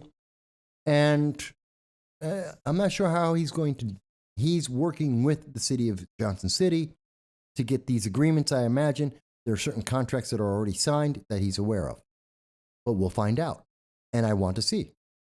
My question isn't, I'm not here to, I don't want to criticize him for trying to make things better. I want to evaluate, did he succeed? Is he getting it done? If it isn't happening, that's an entirely different question. I want to see him get it done. And if he doesn't get it done, I want to know why. He said he can do it. He said it's going to happen. I'm going to hold him up. Again, he's serving the public. He said, this is what the community needs. Fantastic. He's trying to do something that the community needs. Now, our job is to say, okay, and I'm going to hold you accountable by that. You do it or you don't, and I want to know why. But it's time that we stop doing things like what we see with the red flag laws, where we get stupid things that they tell us, this will make you safe. This is going to stop crime. And we get these stories like out of WGRZ, and the very last thing that they tell us about it is, well, in fact, the crime was already committed because it's a criminal. Because the criminal didn't care about the red flag laws. Criminal didn't care about the gun laws. Didn't care about gun registration. The criminal had already broken the laws. So the red flag law didn't make you safer. It didn't stop the criminal from getting the gun. The gun laws in New York State didn't stop them from getting the gun or being a threat. Red flag laws didn't make you safe. So all these gun laws they're putting out there aren't effective. They're not efficient. They're not working. And we know this because crime is up across the United States. That is a direct relation to the bail reform. Kathy Hochul says, no, it couldn't possibly be because of bail reform. No, except we keep rearresting the same people for the same crimes over and over again, and they keep being released and they go out and commit more of these crimes. Yes, we can tie it to bail reform. Yes, we can tie it to social justice. Yes, we can tie it to the fact that politicians aren't paying attention to the people. They're paying attention to an agenda that's coming from their politicians. It's time to stop that. Again, this program has an answer. Is it the best answer? Maybe, maybe not. Maybe you think it's a perfect answer. Maybe you think it's a less than perfect answer. That's okay. At least it's something. We can start there. Let's start by making the debates for every elected office mandatory. Let's make sure that we are able to spend the community questions from whether it's a local, state, or federal office, we get to ask the questions. We get to make sure they know what we think are important issues. And then we can go from there. Guess what? We've already tried early voting. It didn't work. We already tried mail-in voting. It certainly doesn't work. So let's do something else. It's not, let's keep doing the same thing over and over again. It'll work eventually. No, it won't work. It will never work because it doesn't make you more involved. It doesn't make the politician more accountable. There's the thing that's missing in our elections right now. I think it would work in every state. I think it works in every community. And it has nothing to do with partisanship. It has nothing to do with anything than making the politicians accountable. Yes, Al, it's reaffirming the commitment to the role of a political servant. You could say it's biblical foot washing, as it were. I think this is the best thing. And I know there's going to be some blowback because you're going to hear some candidates say, well, what if I want more than one debate? Well, no one's stopping you from scheduling additional debates. Some candidates will say, well, I don't want to have a debate. I'm not telling you have to go. I'm telling you that it is already mandated. The date has already been selected. And if you don't show up, you've got to explain to your constituents why you don't want to have a debate, why you don't want to share your thoughts on why you're running for elected office. Why shouldn't people know what you believe? That's what's important. I think that's important for people to know. Ken doesn't have to show up, but why should I vote for you if you won't?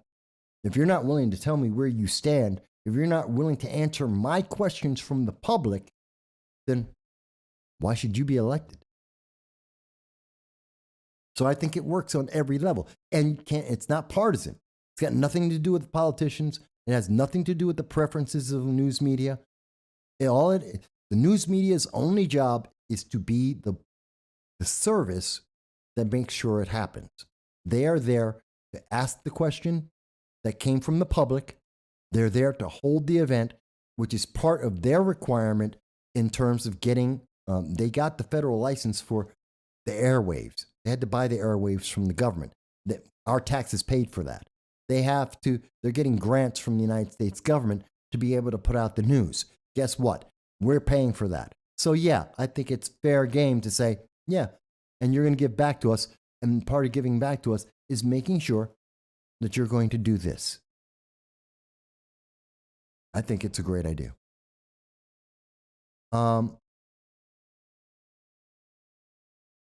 Yes, a user has been banned is correct when he says it feels like political office and figures have become a high school popularity contest. It is a popularity contest. That's why they have ads. This is about advertising. Elections aren't about who's the best person anymore. They're about who's got the best ad, who has the best look. That's why they have Hollywood producers coming in and making commercials for the ads in every election cycle. It's why they spend tens of millions of dollars advertising 30-second sound bites, and why they have so few, if any, debates that actually happen. Why the debate questions have nothing to do with what the average person is actually living or asking about. And they're never connected to you in your community. When you see your local congressman do a debate, they're not asking questions about what you're talking about as you go to work, to your friends when you're hanging out with your friends, when you go to the store, you're at the laundromat. They're not asking questions that you're asking. They're asking questions the political parties want to talk about, where the political parties have their advantages or disadvantages. That's got nothing to do with you. So I think this is the way we do it. Maybe I'm wrong. Again, I'm willing to stand up here and hear what you have to say, to take the slings and arrows and to be evolved. Because being part of the 6 of 10 people who say nothing, who do nothing, they don't vote, they're not involved, they're not making donations, they have nothing to do, they're just being quiet and saying, let it happen. I'm sorry, that isn't working. look at inflation, go to the grocery store, buy butter if you can find it, buy baby food if you can find it, buy lettuce if you can afford it, buy meat if you can afford it. Guess what? You can't afford these things. Why? Because you haven't said anything. Because you have said, I will live with it no matter what happens. I will just go with the flow.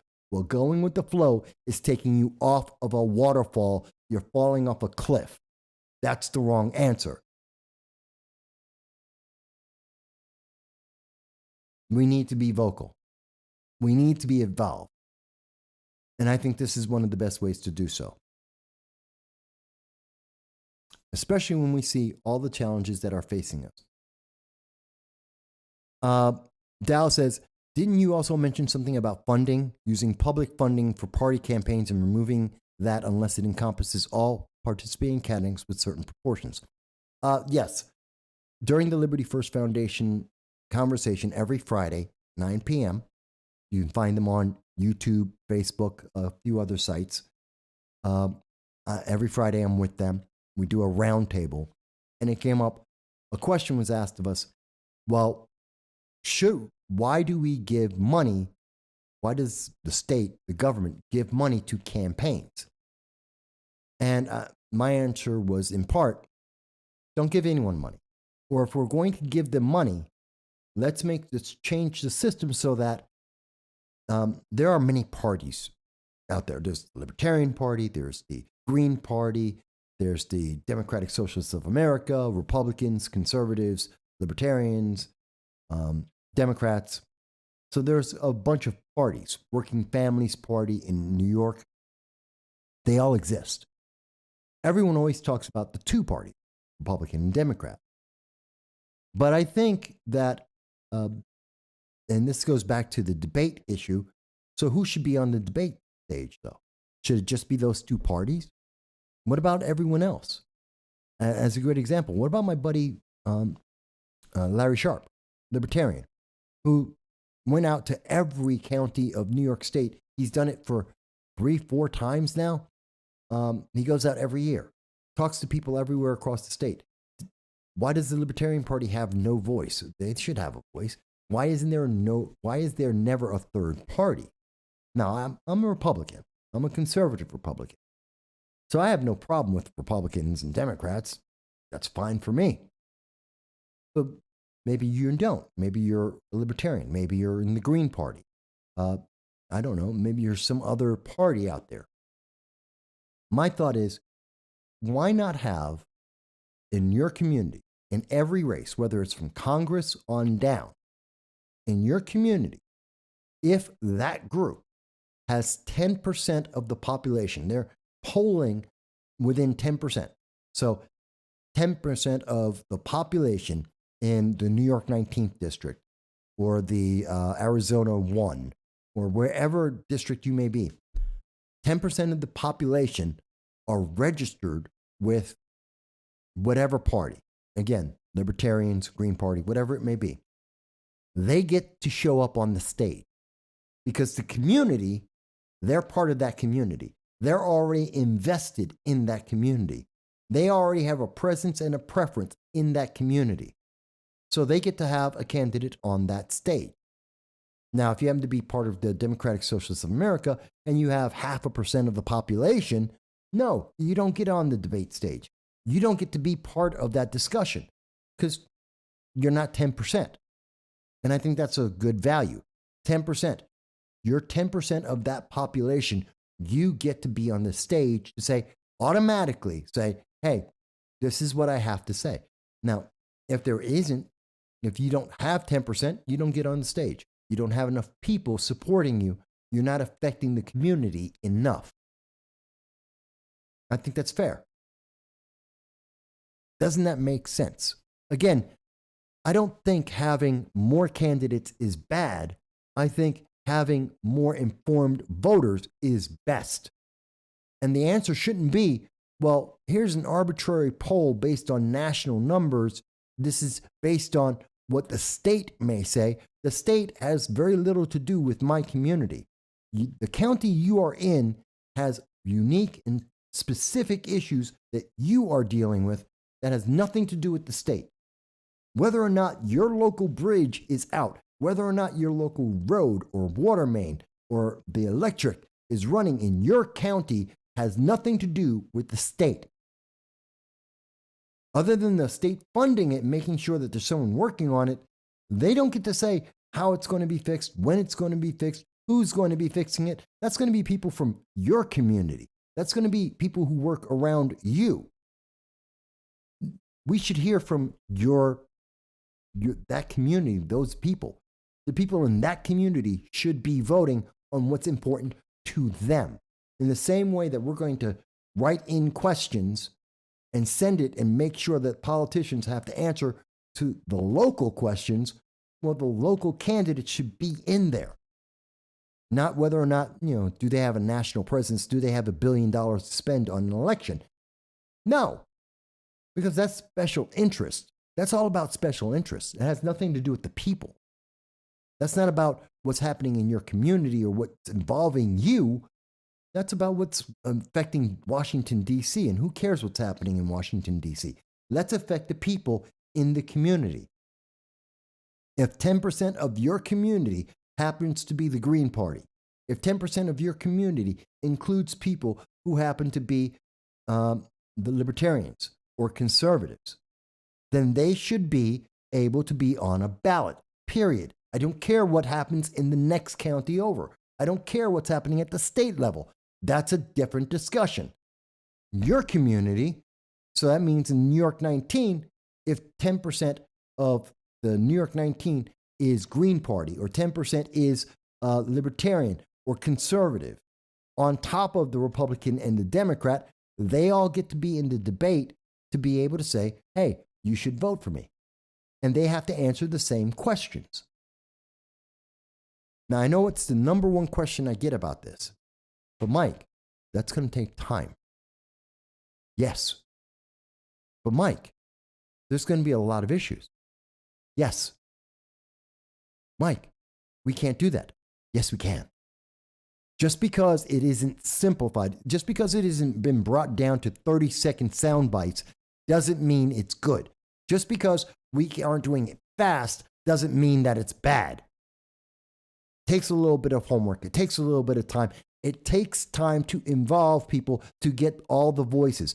I can tell you this, what's happening right now isn't good. It's bad.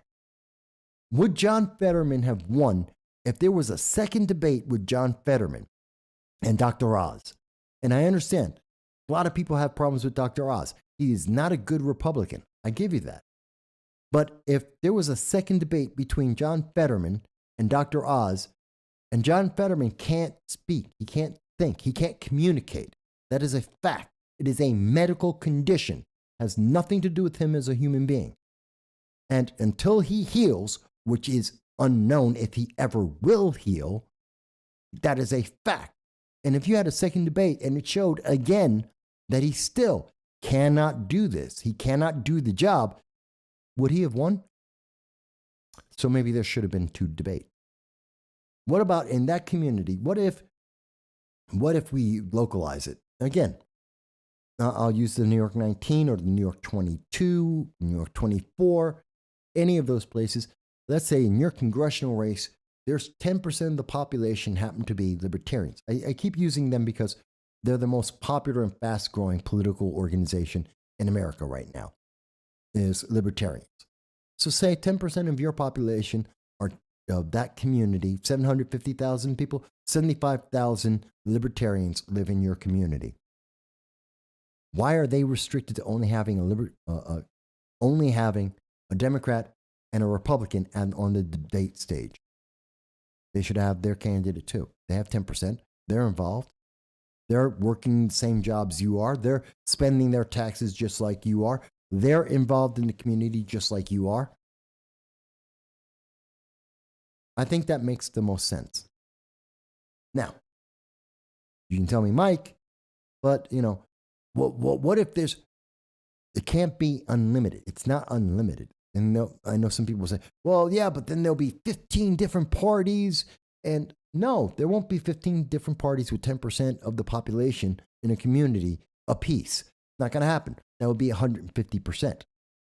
Doesn't work. Not everybody's part of every party. Oops, wait a minute. I forgot to take that down. So, yes, you can call in. Sorry, I had the screen up for calling in. But, so you can't have 150%. You can't have 15 parties at 150%. The most you ever could possibly have is 10%. And guess what? That's not realistic. That's not real. You're not going to have 10 different parties with your state split evenly, 10 different departments. No, that's not real. Let's be honest. The most you get is 3, maybe 4. That's it. Republican, Democrat, Libertarian, maybe the Green Party, maybe the Working Families Party, maybe the Democratic Socialists of America. You'll get 3, maybe 4 in any part of America, any county throughout America. That's all you get.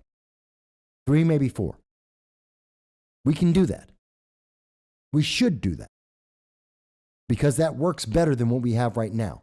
Because what we have right now is DC says, here are the talking points. And the candidates they're parrots. Almost all of them. Parrot, parrot, parrot. This is the talking point from DC. Parrot, parrot, parrot. We saw that. Oh, Josh Riley. Why did he lose? Because he was talking about abortion and he was talking about climate change.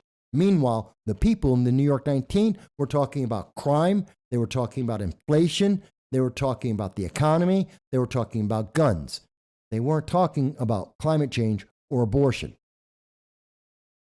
That's why he lost. One of the reasons why he lost. Because he was being a parrot for DC, for his party, and it had no connection to the people themselves. So let's make it more about the people. And I'm not saying that, and I'm still a Republican. I'm still as conservative as ever. I don't think that's a bad thing. I think good Republican candidates will shine in that environment. I think good candidates shine no matter what the environment. So I'm not afraid. Let them take the questions. Let them give the answers, because I think that the Republican views have been consistently showing they work. Just think about where you were 4 years ago. 4 years ago, in 2018, 2019, you had money in your pocket. The economy was good. Everyone was working. Prices were lower. You could afford things. That was 2018, 2019. No one was telling you that you were an evil demon with the government, with the FBI, trying to override and micromanage kids in schools and putting parents onto the side. 4 years ago, we didn't have people trying to convince 5-year-olds that they need to chop off their genitals. Today we do. Why? Because no one's talking to you. DC is talking the party line, and they're telling you what you should think. As they lie to you, as they manipulate the information, just like in Buffalo, when they tell you the red flag law is working, the red flag law is making you safe, except they leave out the fact that, well, it's a criminal, and the criminal is breaking the law, so you're not safe. And the law did nothing for you. It did not help you. In Orchard Park for a Bills game. It is going to be cold. Hit the wrong thing. So you didn't get safe. You're not made better off. You're not protected. Let me go back to some of the comments because it's been a little while since I apologize, guys. I've been talking about this and I haven't been looking at the comments directly. So, going back, they've been gatekeeping. User has been banned mentions that this is what we have seen in the election system is gatekeeping. Gatekeeping for only rich people or people with big connections. So people who are rich, that's why half of Congress they're millionaires. Half of everybody in Congress is a millionaire. And many of the rest are people who are well connected, kind of like President Obama. He wasn't a millionaire, but he was well connected with Bill Ayers, the Weather Underground, who put him into the right political connections so that he could get elected all the way through.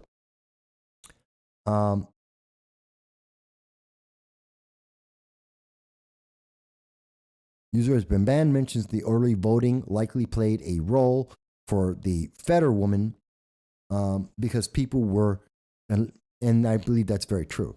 A lot of elections, I think, when you have early voting, people find out facts, and I've seen that directly myself, where people will say, well, Mike, what about this issue? And I talk to them about it, like gun control as an example, and what the effectiveness is. When I tell people, look at the New York GIVE report, look at the data in New York State, crime is up, violent crime is up. Kathy Hochul lied to the public to their face. Oh, but I already made my vote.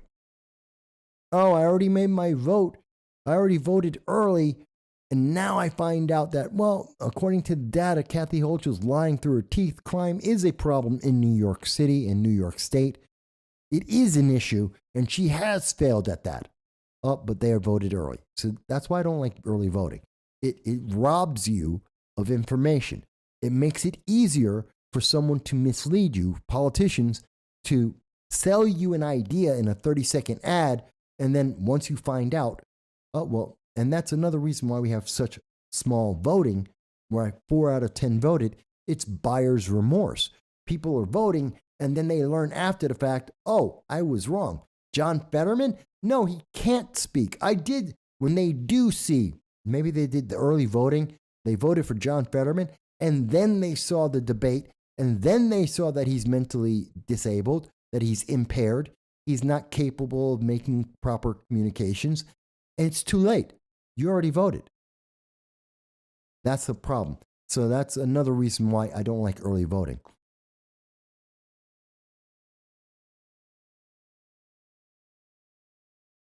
It doesn't matter how far out. Jan says, extended voting. I don't care how far.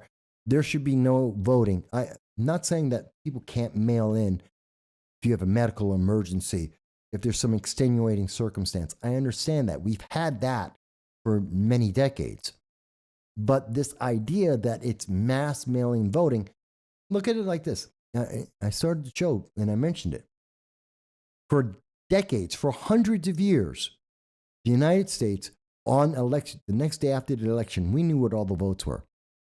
Throughout my 54 years of life, we've always been able to determine that night who the winner or loser is. At the worst, first thing in the morning. And now, within the last 5 years, we've been doing earlier and earlier voting, and we can't get an answer in some cases for weeks. Hell, I remember the New York 22nd race in 2020, and we didn't know the answer until January. It was the middle of January before we found out who won that race. We never had that before. That's ridiculous. And that's only possible because we keep doing this mail-in voting, and we have these we're always finding more ways. Well, here's some more early. Literally, in the New York 22nd race in 2020, a month after the election, a USB card was found with, I think it was 100 or 1,000 votes on it. And that was accepted. A month after the election, the total number of votes changed because someone found a USB card with a bunch of votes on it. We've never had that before. This is the problem. The longer we make it, the worse it's getting. We know we can count the votes in a night. Why are we going through this process? Why is it taking so long? It doesn't make sense. It shouldn't be this hard. And it's made more complicated because we keep on trying to change the access, which makes it less credible. I truly believe we are at one of the least credible times in our elections, which are, of course, secure and safe according to YouTube and Facebook, as they mandate that I have to mention this, that these are the most secure elections that we have ever seen in 54 years of my life, except, that's also not accurate because 54 years of my life, we almost always have been able to have an answer in a day, not weeks.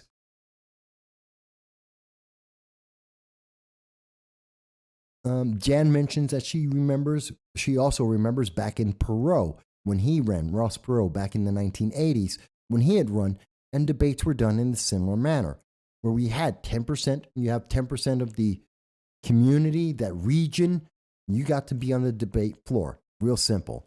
And people voted on that, and the best person won.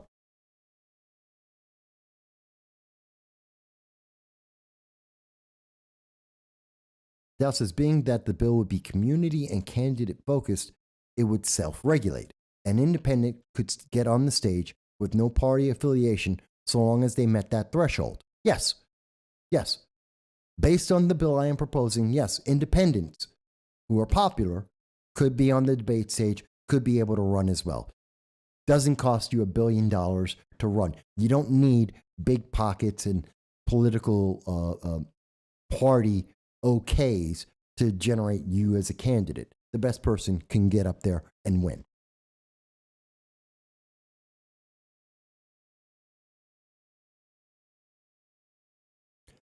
User has been banned says that one of the major issues facing America in elections is that is the media itself.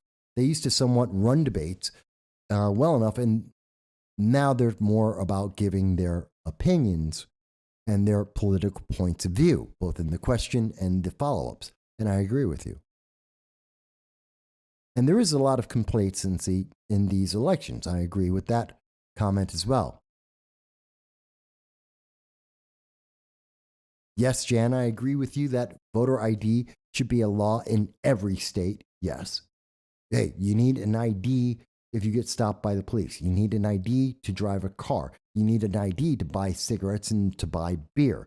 You need an ID for lots of things. You go into, you're going with your tickets, picking up tickets to go and watch a football game. You need an ID. You need ID for a lot of things. Why don't we have an ID to vote? Why do you not need your ID to vote? Because you say you're who you are? How does anyone know? This is why we have issues sometimes with our elections. User has been banned says they are secure in the fact that Hugo Chavez doesn't have his goon standing over you ready to see if you vote right yet. Well, as I mentioned, they do have goons out. And that is coming from the campaigns, as an example, in, here it is. That did happen. As we found out in New York State, in the New York 52nd State Senate race, supporters of Leah Webb, that's the black woman just above my head here, Leah Webb her supporters were going out in mobs intimidating voters. And she's a Democrat. She's a progressive Democrat. And progressive Democrats were coming out and they were threatening people and they were intimidating people to vote for her. Now, how many people were scared away from running from Rich David, who happens to be a Republican? And I know them both. I don't know. But I do know it happened. I do know it occurred. And that may have made the difference in the election. So we are right on the edge of that. It is happening. It is a fact. It is confirmed by the Board of Elections that these kind of intimidation tactics are happening in the United States. How long until we devolve to Venezuela? How long until we become Cuba? Or, well, almost any other nation, any nation except America.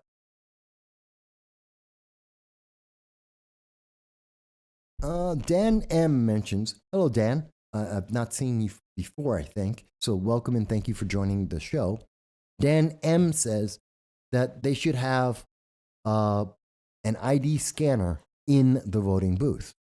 Well, we've got the technology for it, so sure, I'm all for that. I don't mind that. As long as someone can verify who they are, that they are an American citizen, then sure, I'm perfectly happy with that. Why wouldn't we? I mean, it's simple enough. Again, we use our IDs for so many things. Hell, you try and if you're going to get hired by a job, you need ID. It's that simple. You need ID to get a job. So why is it a problem to have an ID to vote?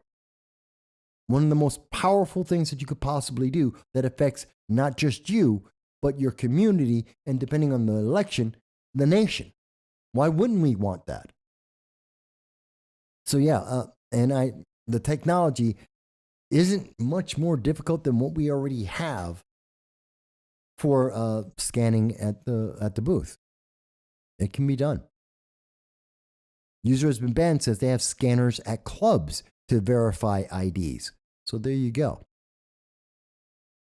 And Dan says that he gets his ID scanned when he buys beer. So again, it can be done. It can be done. They don't want it to be done. There are certain individuals, certain groups of political ideology that don't want that because they want illegal aliens to vote. That's why they tried to get illegal aliens to vote in New York State, 900,000 of them. That's why you can vote in San Francisco as an illegal alien, because they are getting new voters in. They are corrupting the voting pool because they can change things. And we're seeing that in many countries. Agent Black says, the elections were being closely watched. The next few weeks will be interesting. Already, I see many articles about irregularities. Well, you're right. And Agent Black, for those who don't know, is from the United Kingdom, who's still with us. Wow, you're holding up, man. It's like midnight your time. So I appreciate that. Thank you. Agent Black is mentioning this. People are watching the American elections because this is the guideline. We are the rule by which everyone else is judged. They're making their elections based on how we handle ours. If we have election irregularities, then everyone else can have election irregularities. If the Americans can do it, why can't we? So it's really important that we get it right, that we set the right example. It's not just about setting the pace, which is important, and we're not right now. Joe Biden has decided that the pace that he has already shown us for the last 22 months is the pace that or 23 months, is going to be the pace he's going to show us going forward. That he's going to take America down a path of slow negative GDP growth or slow GDP growth, like Obama did. That he's going to take us into a recession. That he's going to take us into higher inflation. That we're going to have higher interest rates, which means your credit cards are going to cost more. Your loans are going to cost more if you can get them. That it's going to affect businesses. And we're starting to see businesses close down. 11,000 in Facebook, 33,000 in Twitter. We're seeing it start to creep into business after business. It's coming. These things don't happen overnight. This is what he said is going to be the direction, and the rest of the world is paying attention. And I don't think Japan or South Korea are confident when Joe Biden says, we're just going to stay the path. North Korea, you be a good boy. Stop that. I'll talk to China. China's been letting North Korea fire 70 missiles all year long. China hasn't had a problem with anything that North Korea has been doing, threatening South Korea and threatening Japan, because it helps China threaten Taiwan. Think about that. This is why they're doing it, because they have an advantage. China doesn't want to stop North Korea because it helps them get Taiwan. And Joe Biden doesn't have the capability to deal with it, which is why he hasn't been dealing with it. He's been so worried about the next election that he hasn't paid attention to what our responsibilities to our allies have been. And these nations have gone rogue. Now he's going to go, Joe Biden, as is being reported, and let me show you again. This is being reported by the mainstream media, CBS, Reuters, all the mainstream media today. They're all reporting that Joe Biden's going to talk with the president of China, Xi, to try and convince China to stop North Korea. North Korea hasn't been stopped by China all year long. Why are they going to start? Why would they start now? Why would they start now when that distraction, attacking South Korea, attacking Japan, is distracting from China trying to attack Taiwan? Why do they care? Why would they help? That's like Joe Biden going to Saudi Arabia and saying to Saudi Arabia, hey, do us a favor, increase the amount of oil production that you're making. And Saudi Arabia said, why would we do that? They make money off of selling oil. And America is going to pay for it. America doesn't have any competition to Saudi Arabia. We don't have any oil that we're making ourselves. We're not producing oil or natural gas because Joe Biden shut that down. Well, that's an American problem. It's not Saudi Arabia's problem. It's not OPEC's problem. So why in the world would they help us? In fact, they're going to take advantage of the opportunity that Joe Biden has made. And Joe Biden is going to continue that process. He's not even going to talk to Saudi Arabia anymore. That's also been reported recently. Where is it? It's been reported recently that in the next, I think it's the J20 or the J7 meeting, J20, that Joe Biden now has no plans to talk to Saudi Arabia, has no plans to have any further conversations with them. Well, now is when you need to. You already failed once. Might as well talk to them. You went and begged them, and they laughed in your face. You need to turn that around. There is no respect for Joe Biden. No respect. And it's being seen around the world. Dow mentions that Disney has been looking at major layoffs, and we're starting to see that. We're seeing a lot of things that are happening. The economy is changing. Staying the course is a bad idea. It's not going to work out well for anyone.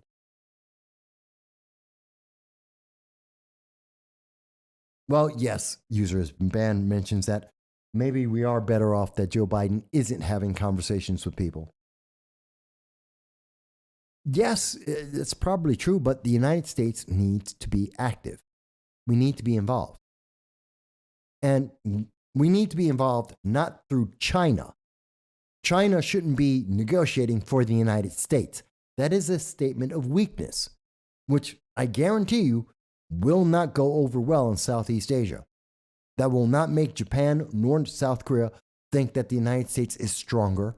It will not make them feel more confident in their ally.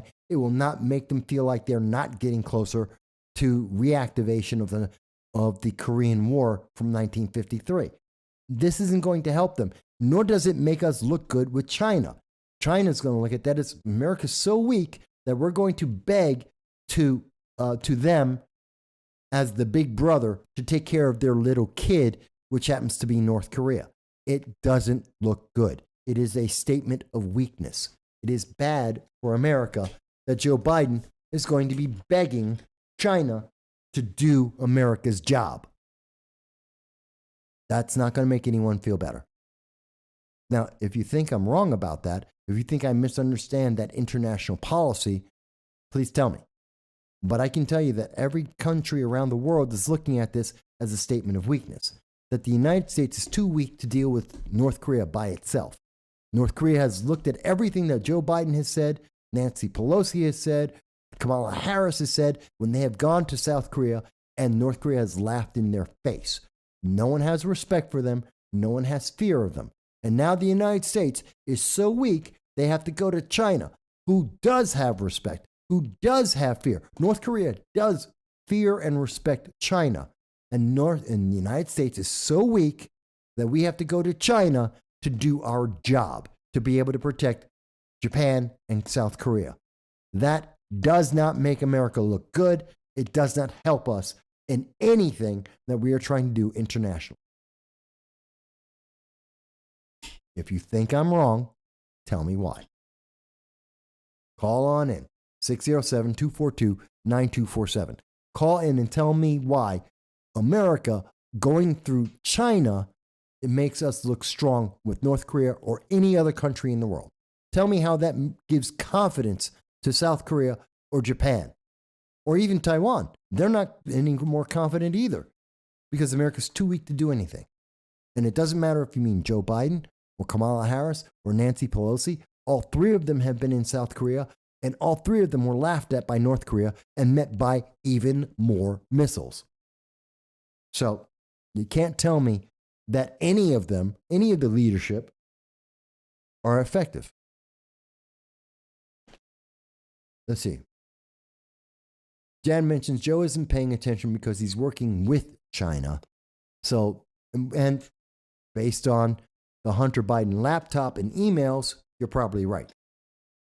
And so that may be one of the reasons why he's looking to go to China, is because he already deals with China, which would be illegal.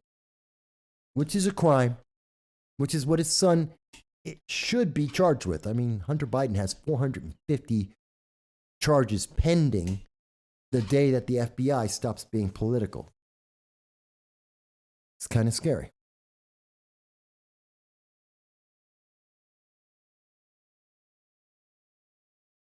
And I don't know. I do see. Now, I have made promises. I have made predictions before on this channel. My predictions about the election, well, I might be right about the governors, that there will be 27 governors. I might be right that Republicans take the House. Pretty much everything else was wrong. That happened. You know what? Can't be right about everything. But I think that we will see over the next 2 weeks, we are going to learn about all the problems that are facing America. And I think people are going to be shocked as they find out all the things that the Biden-Harris administration, that Democrats have put on the sidelines as they were busy trying to maintain power. All the things that they allowed to fester and get worse, which means the food crisis, which means talking about international policy. It means everything domestically, the inflation, recession. I think you're going to hear that they're going to start admitting all this in the next 2 weeks. And people are going to be shocked how bad things are. Agent Black, not in America. Agent Black says that at some point, the military has to step in to try and make things better. Whether you're talking about the U.S. government in North Korea, with our dealings with North Korea, or if you're talking about any other aspect of America, the military isn't really the answer. If the United States military has to become activated in South Korea, the Korean War is back on. Which now brings us to 2 of the 3 regional wars that I've been predicting. And it makes a problem with China. It makes all of Southeast Asia a hot zone. It is a problem. And the Biden-Harris administration, General Mark Milley, who I believe is a traitor to the United States, they will not be able to handle this.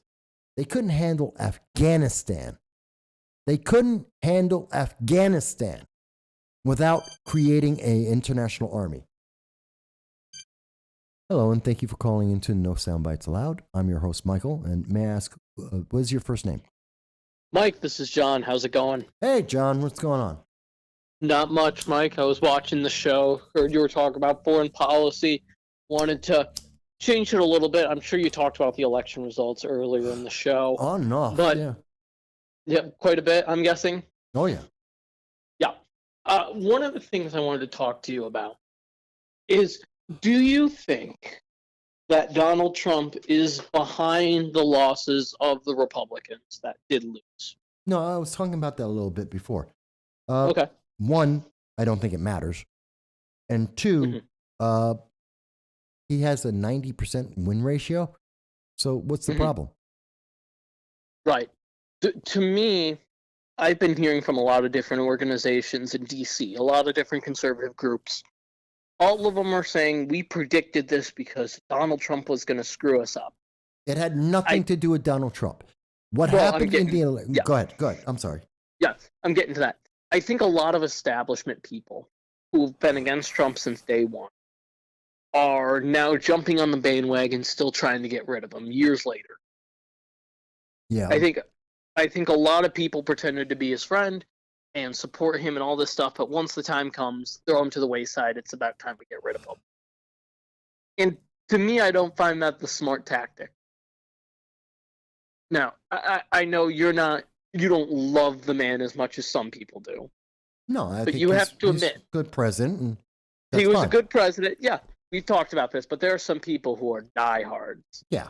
And Don't get me Yeah. wrong, I love the man. I think he's good. But I think throwing him away is not the answer. And and to go off of that, his recent attacks on Ron DeSantis, I'm going to be honest, I completely understand. In the sense that he has a primary he's going to run for. Yeah, he's softening up his opposition. I get that. Yeah. So all these people who are shocked by what Trump says, that this is politics. He wants to run for president. Ron DeSantis, I said 3 years ago to you, Mike, watch Ron DeSantis. He's going to run for president. Yeah, you did. Remember, I said that Yeah. right before he introduced his tech censorship stuff. Yes, and but this is normal.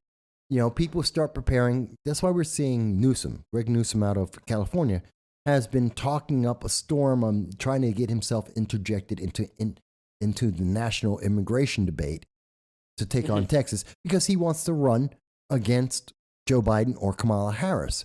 He's going to get smacked down. Give him January. They're going to start smacking him down just like Trump is doing with DeSantis right now. Yeah. It's the same process. It always happens. Yeah, exactly. So I think right now, a lot of Republicans need to take a step back and think for the last probably 4 to 8 years, Trump has led this party and led to a lot of good victories. Well, I think the bigger question in this election isn't President Trump. It was never President. For Democrats, it's all Trump because everything is Trump. Everything is Trump. If you're a Democrat or a progressive, then it's all Trump. But for Republicans, the fact is, the election, why did we not see? We won. Why didn't we win bigger? Because we didn't vote. Because 4 out of 10 people voted, not 8 out of 10. 6 out of 10 people sat back and said, let it happen. I'm okay with it. That's the problem. That's the issue. And I think the other issue is, but as you know, we have the most free and fair elections in the world. Of course. Always do. Always do. Yeah. As you know, I'm going to say the issue is giving out mail. Can I say the issue with mail-in ballots being the fact that now anyone can just request them, even though before it was for people with disabilities? You can say that adds a layer of complication. Yes, that is what I'm trying to say. There is a layer of complication to our completely fair and free elections that have always been, and they are the most free and fair elections in the world. But that's why. But that layer of complication is why we're still trying to figure out who's in charge of Congress, the Senate, why we don't have all the races done. Yes. As opposed to decades ago where we would have the answer overnight. Yes. Yes, I'm definitely saying that needs to change. Yeah. I've always said mail-in ballots should be for special occasion. It's that simple. That's what they're designed for. If you have a disability, they shouldn't just be for anyone who requests them because they're too lazy to go out to the poll. That's a genuine feeling. Yeah, that's basically it. Because that's what people are using them for. I don't want to go out of the house. Really? It's called participation in democracy. If you're willing to go out to the polls, you're more likely to participate and be a citizen in the United States. Well, it's that simple. Even what did we see on The View? I think her name was Sunny. She's talking about her son is so lazy, so entitled that he didn't even fill out his own mail-in ballot. She apparently, from the way she stated it, she allegedly went out and filled out his form and then handed it in. He didn't even do that. Come on, we've the question in America for a long time, since the 1970s, maybe 1980s, has never been access to the ballot box. That is not a problem in America. A problem in America is willingness to vote, not access. And everything else, the more we talk about access, the more we get complications that remove people's confidence in the results that we are getting. Am I wrong? No, you're completely on the money. And one of the things I wanted to talk to you about, Mike, we're talking a lot about our losses, and it's fair. I understand that. But let's talk about some of our victories, okay? We had 2 presidential hopeful candidates who were considered rising stars in the Democratic Party lose their 3rd election. I think Beto was 4, but Beto and Stacey Abrams. Beto's a joke, so is Stacey Abrams. But they had a lot of hype behind them with young Democrats. Well, Stacey Abrams was like, black people aren't voting, except they showed up in record numbers and voted against her. Ha ha! Yes, I'm not denying that, but I'm saying both are up-and-comers, what they see as leading the progressive youth movement, right? Yeah, fair enough. Right. But with the amount of donor money they've lost, the Democratic Party, and the amount of money they've lost the Democrats, they can't run again, Mike. Well, they can, but they're going to see far less funds going into their programs, and it's going to hurt them overall in the long run. At this point, Beto couldn't win a county race. He's lost everything. He's now down to county level races. No one trusts him. Democrat elites and donors have been giving him millions of dollars every time and wasting that money. Do you think they're going to back him again? No, I'm surprised they backed him. Exactly. They really weren't backing him this time either. Mm-hmm. But I think it's overall a good thing for the Republicans. And did you talk about the crypto billionaire Democratic mega donor who is now on the run, I guess? A little bit. The fact that crypto isn't secure. It is backed by only faith and confidence in it because there has no asset to it. And Democrats used him to get the money for his donations, and now they threw him on the wayside, and he's penniless. Yep, and he's on the run. This is a huge Democrat, mega far left donor, and he's gone. He's running. I mean, this just goes to show it. There were good things that happened this election. I understand it's not the red wave we were hoping for. Well, no, I completely understand that. It is a victory. We have victory. I started off talking about we have a victory, but Democrats are trying to usurp that and say, and to an extent, they're right. There isn't a mandate. See, if the red wave was going to be a mandate on how to change our approach, to create policies and a game plan moving us forward. Instead, what we have is, as Joe Biden has already admitted, he's going to double down on the lack of plans, the lack of any policy, and he's going to keep doing what he's been doing, demonizing Americans, dividing Americans, making America weaker. And that's a problem. Yeah. No, I concur. But this is what people voted for, apparently, by mail. Like I said, by mail. There needs to be a referendum. Though. There needs to be something that changes with how we are casting our ballots. Well, how about this? I suggested it earlier in the show. You may have missed it. The quick answer is I'm going to write up a proposal for law that says that people are going to be able to, any news media that gets funding from the federal government as part of their public service requirement, they will have to, on January 1st of every year, they have to publish the date that they will hold a debate for every elected office in their community. Doesn't matter what it is, from the Congress down to the local race. Here's the dates that we are going to have debates. Candidates can choose to either show up or not, but that's already there. Then the next day, January 2nd, until say May 30th, the public will submit to those news media organizations their questions for the candidate. That's without ever knowing who the candidate is, before the candidates are ever named. And they'll have 5 months. The top 10 questions will be the questions, and that will be published in June, for the month of June, so everyone knows what the questions are, so that when that debate happens, everyone knows this is what that community, these are the questions on their mind that those candidates are obligated to answer at the debate that is guaranteed to happen. That is guaranteed if the candidates show up. It has nothing to do with the party, has nothing to do with negotiations, it has nothing to do with anything else. It's about the community, and that's every community.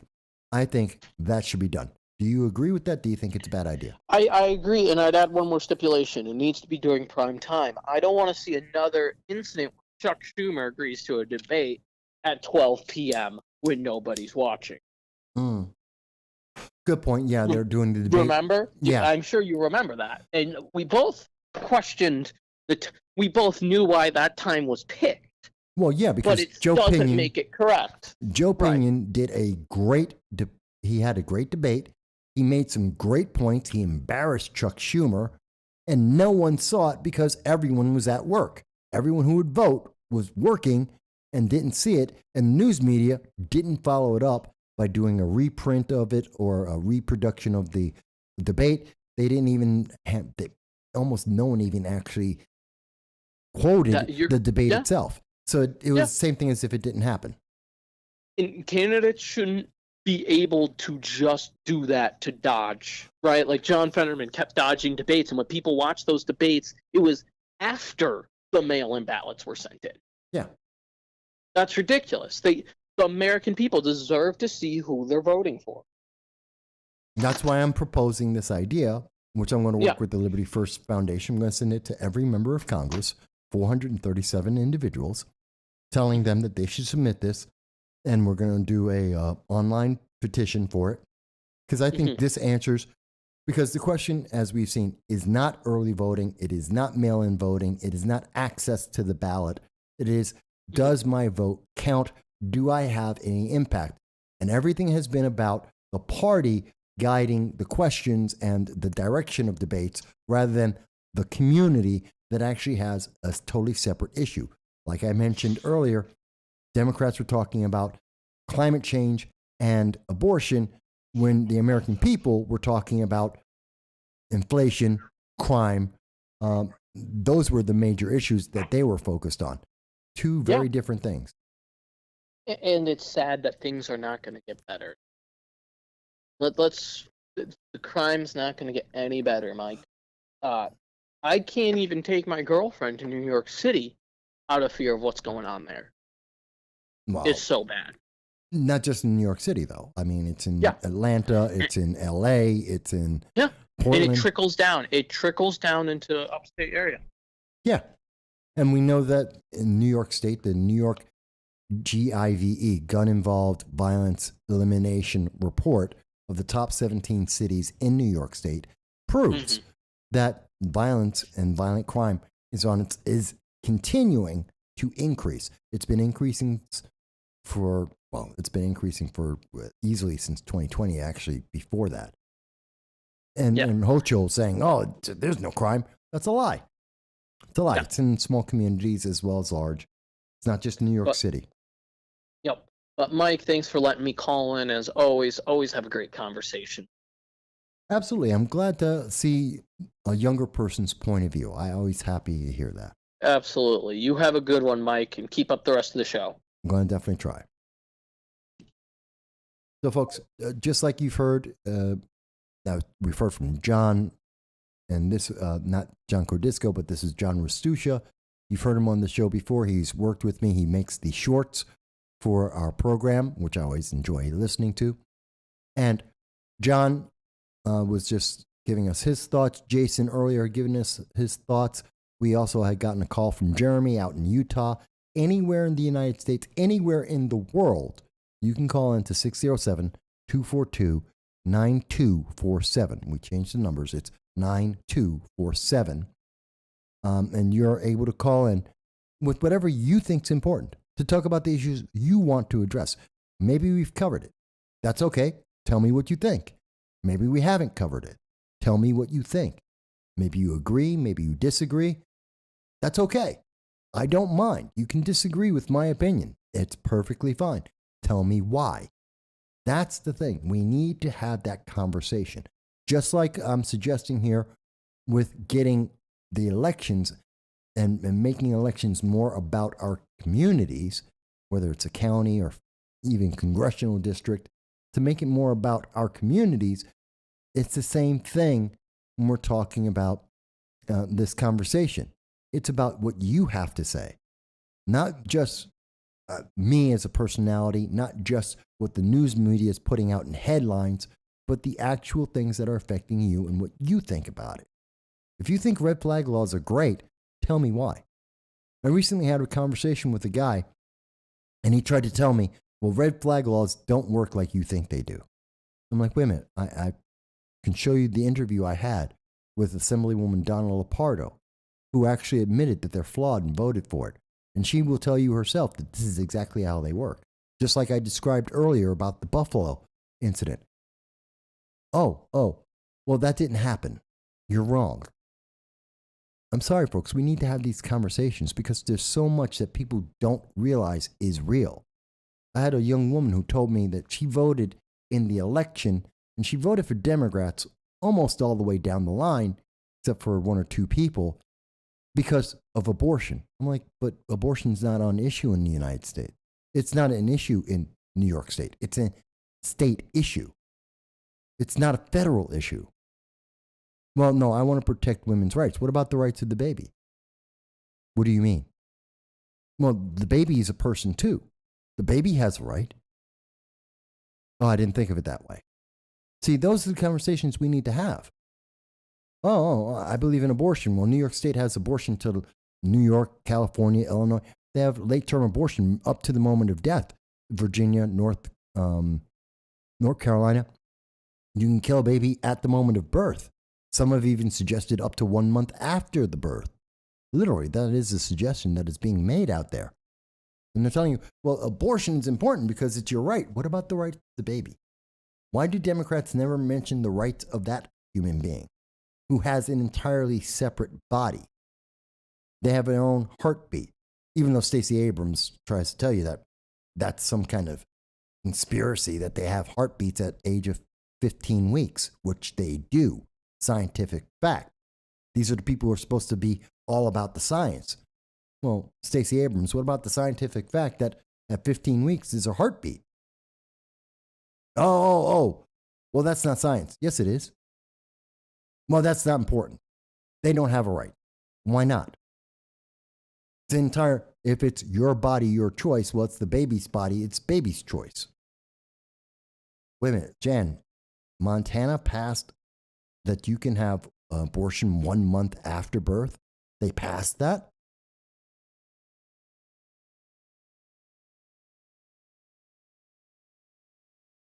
You're funny. I'm not even going to say that, users, but man, that's funny though.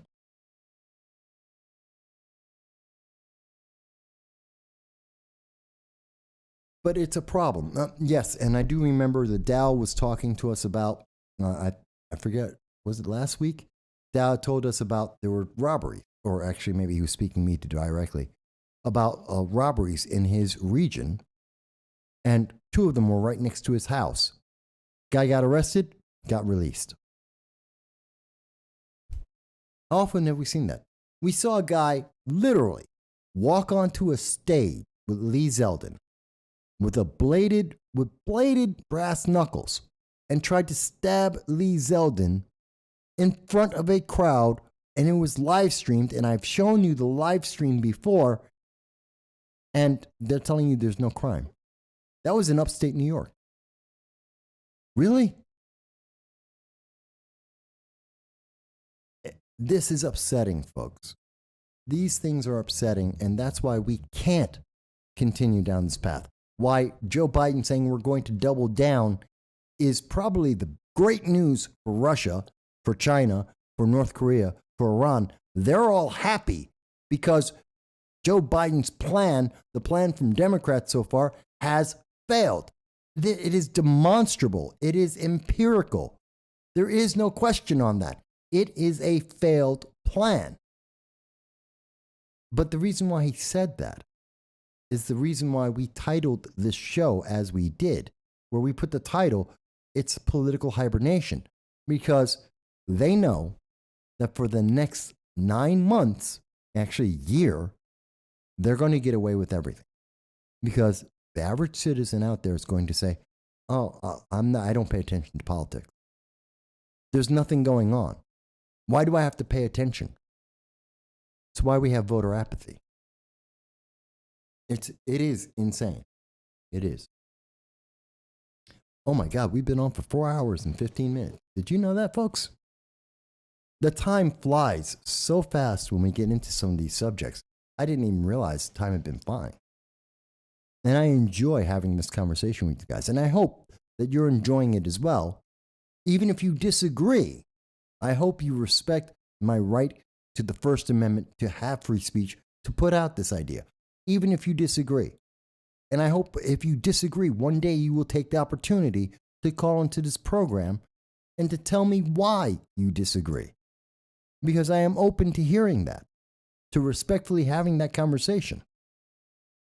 But there's a reason why we can go 4 hours every Sunday, 5 hours every Sunday, talking about these things that are affecting everyone. And it's not just me, it's affecting the nation. It's affecting internationally.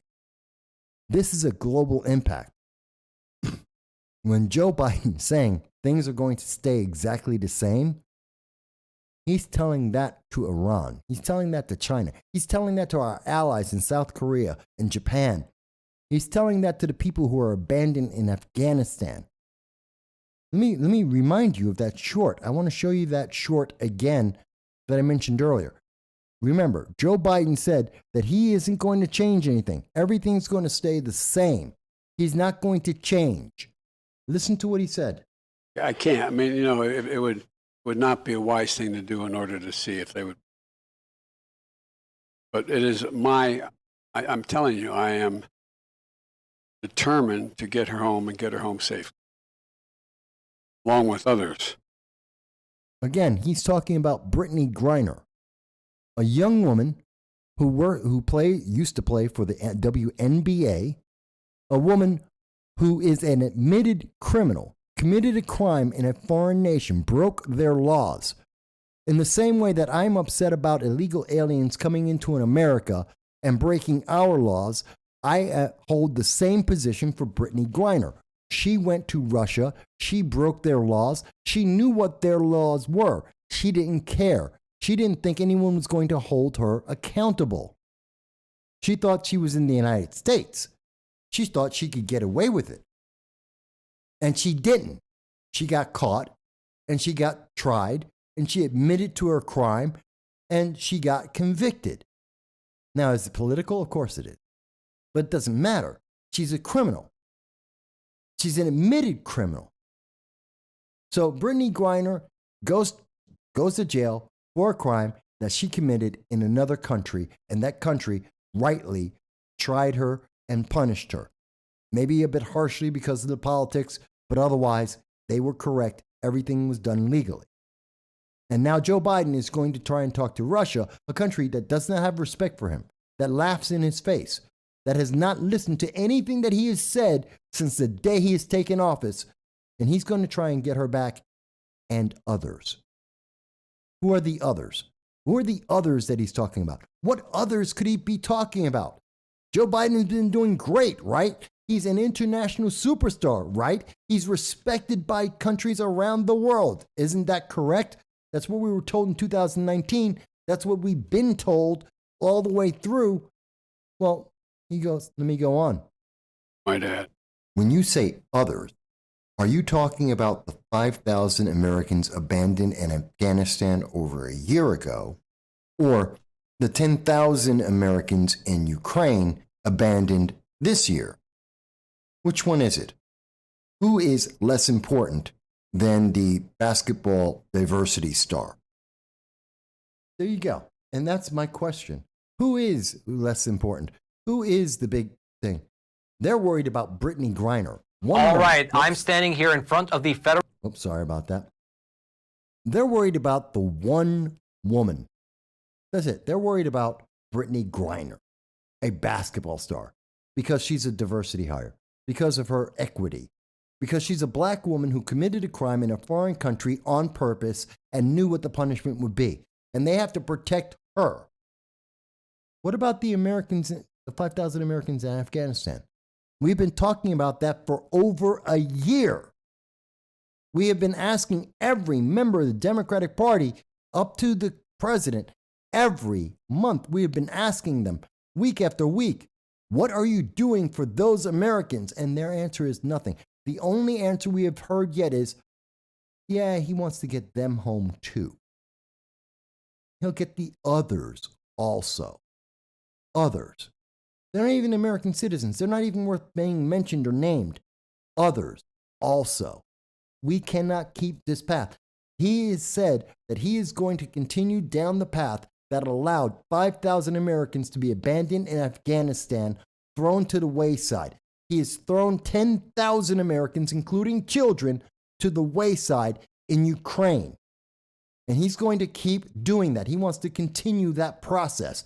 Next time, will it be you? Will it be someone that you know in your family? Will it be when you go on vacation to another country and then your family, you are going to be abandoned and he's just going to throw you to the wayside too? And you can't tell me, well, that can't happen, Mike. Why not? It's happened to everyone else. What makes you special? And if you happen to be a Republican, if you happen to believe that America is a great nation, well, then you're even more likely to be forgotten because he thinks you're the bad guy.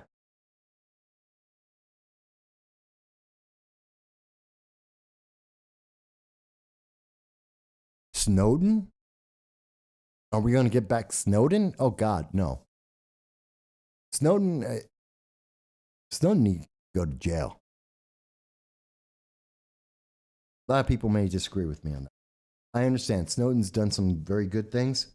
He's also a criminal. And again, he's someone else evading the law. He's evading punishment. He cost Americans their lives. Hot Chicks, thank you. And thank you for being on the show and watching and listening.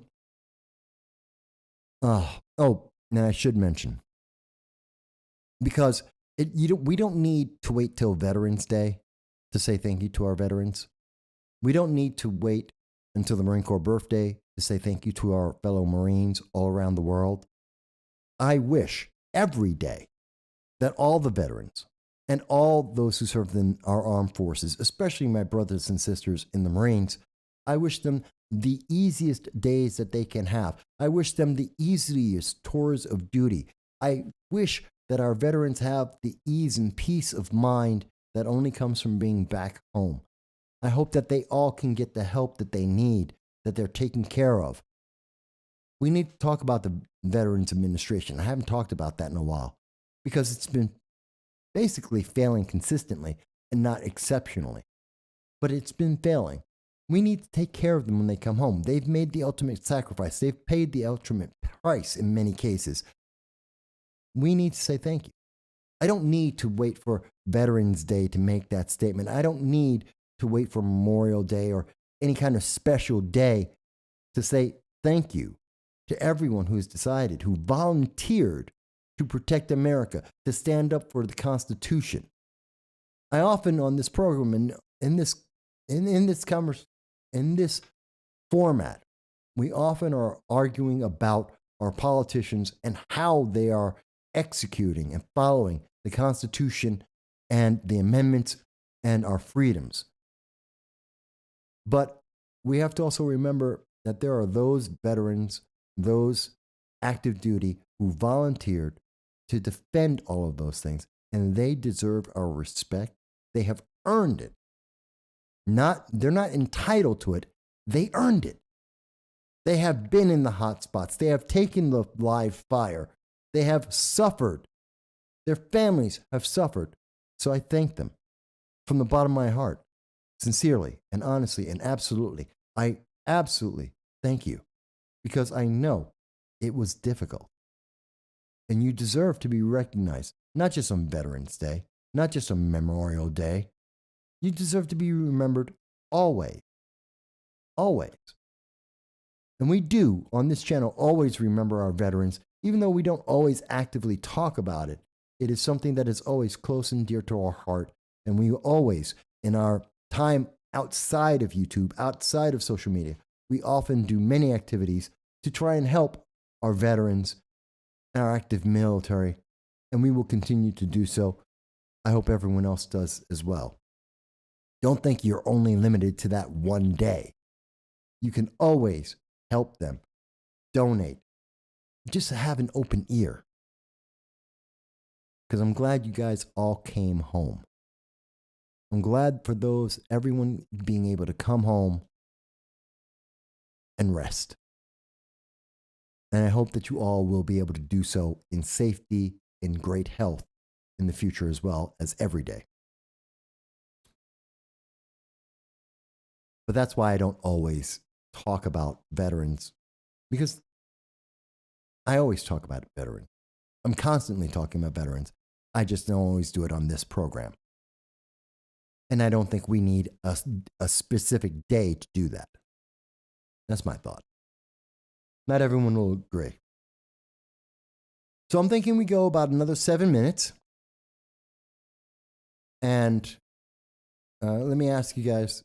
So we've got about 7 more minutes here. We'll go 4.5 hours today. I think we've covered this pretty well. Maybe, maybe not. You can still call in to 607-242-9247. Don't worry about the time limit. I am not news media. I'm not restricted to time. So if you call in and you have something you want to talk about, don't worry. I'm not going to cut you off. I want to hear what you have to say. If you agree and you want to be heard, call in. I'm not going to cut you off. I want to hear what you have to say. But I think this is the important thing to think about as we get these final results, as we find out whether or not Republicans are able to take over the House, whether or not they get the Senate, whether or not we get 27 governors. Going forward, we have been told what the plan is. And the plan is to double down on what we've already done. And what we have already done has failed. Empirically, mathematically, factually, it is a failure. There is no relative truth about it. This isn't about your truth. It is the truth.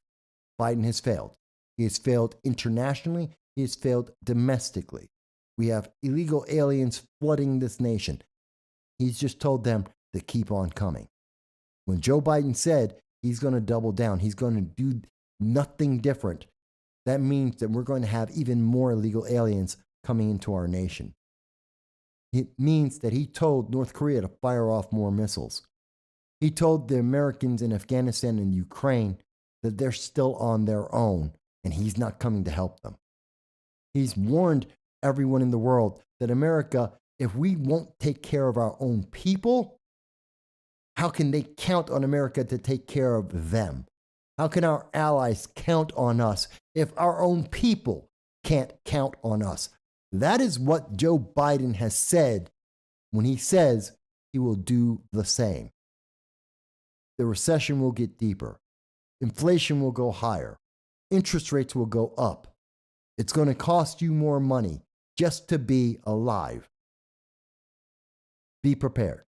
We've been talking about being prepared on this channel all year. If there's nothing else that you take away from this channel, take away that. Be prepared. There is a food crisis. There is a food shortage in this world. And it is going to hurt people around the world and the United States. There is inflation. There is a recession. It will get worse. Be prepared. Make your preparations. Do what you need to do. Happy Life. Hello. Good to see you, Happy Life. Yes, these next 2 years will be hell. They are going to be difficult. Users been banned mentions that there's a Haiti invasion hoax. No, I did not see about that. Jan says, if Republicans take the House and Dems take the Senate, Joe will use executive privilege to continue the agenda. Well, yes, essentially. He doesn't need, if Republicans have the House, that does not stop the agenda that Joe Biden has been doing already. It continues. It just means he won't be able to add more to it, but the problems already exist. Whether it's international or domestic, they're already there. The lack of respect and fear around the world already exists. The domestic problems already exist. Illegal aliens already exist. So with Republicans having the House, that doesn't make that better. It just means it won't get much worse. It'll just be a progression on what has already happened. Dow mentions, know your area. Up to 10 miles around your residence. Be aware of that. Agent Black says, until Arizona comes up with goods at about 2020. Yes, well, until we find out more details. Yes, Arizona is a critical location. And for those people who are saying, well, Mike, is there a civil war? And I know I should do an entire show just on the Civil War and the potential of a second Civil War. And by the way, if you didn't know, the social media giants have a especially difficult restriction on the word Civil War. That they are, especially that term, is downgrading anything that has it in it. Yeah, the potential has grown. This election has increased the likelihood that there is a second civil war, not decreased it. We had the opportunity for that. If we had an election that everyone could trust, if we had results that matched what we were expecting based on polls, and I'm not saying exactly the same, but in the same realm, in the same single digits, then yeah, I think we would have seen the nation calm a little bit. If we had seen a change in direction that focused more on America's priorities first and the American people first, not the political agendas first, I would say that the chances of a civil war would have gone down. We got exactly the opposite. Joe Biden's going to call you a domestic terrorist for having questions, for not blindly obeying. That's a problem. That will lead us to a civil war. I think that's the case. So again, be prepared. Know your area. Be ready. Happy Life asked the question, do you think the Republicans will win the Senate because of the Georgia runoff? Yes. Do I think it makes a difference? No. But yes, Happy Life. I do believe that Herschel Walker wins in a runoff because I don't think Senator Warnock, Reverend Warnock, has made his case. He has quoted the Democratic policies, but he hasn't actually done anything for the people. He isn't listening to the people, from what I can tell. So, and I think you're going to see a lot of negativity about Herschel Walker coming out of the mainstream news media, which has nothing to do with his ability to be a senator. So I think that's what's going to happen. And I do think Democrats will lose the House by a small margin. It's not going to be the 232 seats that I initially thought. It's not going to be the 227 seats that I was hoping for. It'll probably be somewhere around 222. But that's anything over 218 is a change in power. It's enough. Dow mentions that people should consider joining the Liberty First Foundation to add their voices together for constitutional culture and private political action. And I do support that. I do support the Liberty First Foundation. They are both friends of mine and people I've worked with for years, and I do support them. So people should check them out. And again, on YouTube, Facebook, you can just type in Liberty First Foundation or L1F, and you'll be able to see what they're doing there.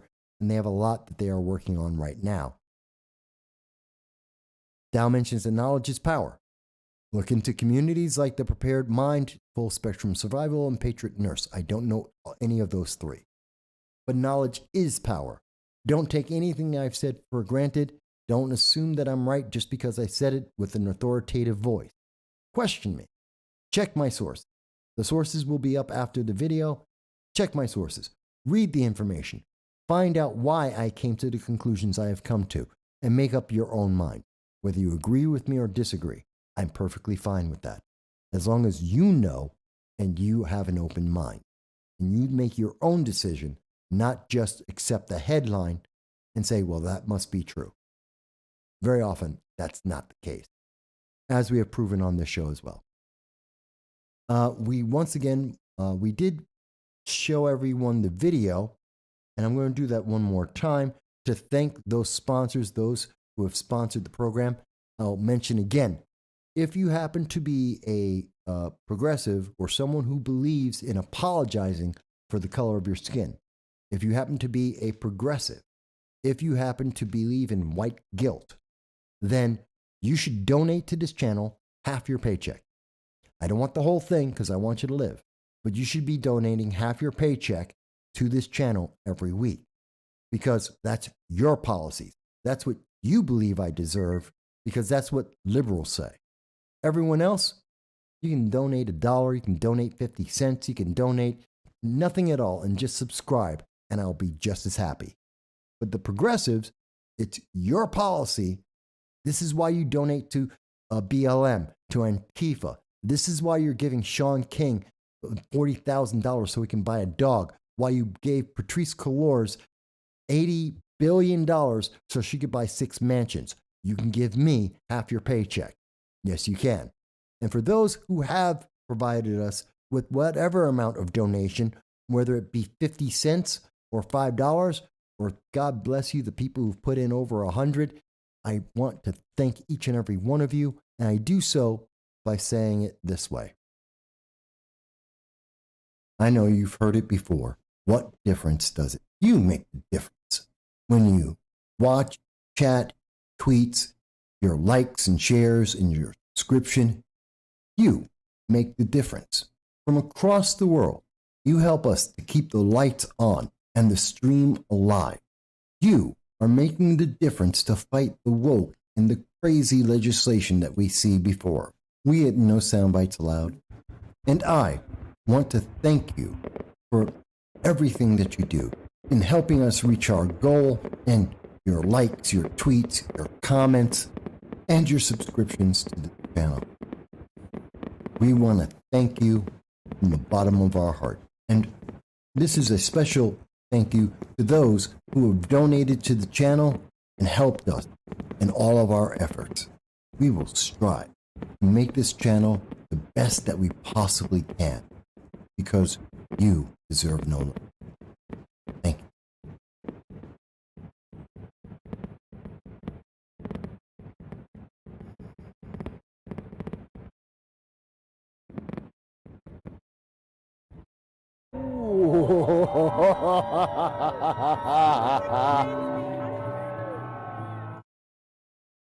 That's right, folks. We want to thank you. We always thank you for being here every week. We thank you for sharing your time with us, to give us your likes, your shares, and subscribing, as well as those who have donated, especially those who have donated. I look forward, yes, Agent Black, I'm looking forward to seeing the announcement from Trump. I think that'll be very exciting. I think it's going to have, it's going to lead to some real fun come January. Be Grateful says, well, be grateful. That's an interesting statement to sneak in there at the end of the show. Biden is not awesome, and Biden is not doing a good job so far, nor do we expect to see that going forward. That is factually. Be grateful when you parrot those comments from the mainstream media, from the Democratic Party, you just show that you're a bot. I'm not going to stop you from making your statements, but fact is, the data, the facts do not prove that. Maybe Trump will win, maybe not. Maybe DeSantis wins. That's okay. We'll see. He wasn't on trial. He wasn't running in 2022. In 2024, it's 2 years away. So we'll see. But I can tell you this, probably won't be Biden on that stage, because Biden is a failure. Uplifting the economy, you obviously have not looked at the CPI numbers. You haven't looked at the recession. You haven't looked at much of anything. But that's okay. Look at the stock market's not the United States economy. Please. Why do I always get these parrots that come in with these? I love it. It's not even a full statement. Folks, I'm staying just a little bit longer. It's not even a full statement. It's a piece of a bullet point with no context, with nothing behind it. Why do they do that? It's always so interesting. Look at the stock market. The stock market's down for the year, and it's up a little bit recently, and the stock market isn't the economy. It makes no sense. See, when you stop, here's the bullet point. Here's the bullet point. Don't you know he's doing great? But you're not. The context is a lie. It's not correct. It's factually a lie. Be grateful. If you like Joe Biden, that's fantastic. Give me a reason, not a bullet point. Give me a fact, not a bullet point. I hate when people do that. And it's always these bot accounts. 2 wins in a row? What's that supposed to mean? 2 wins in a row. What does that mean?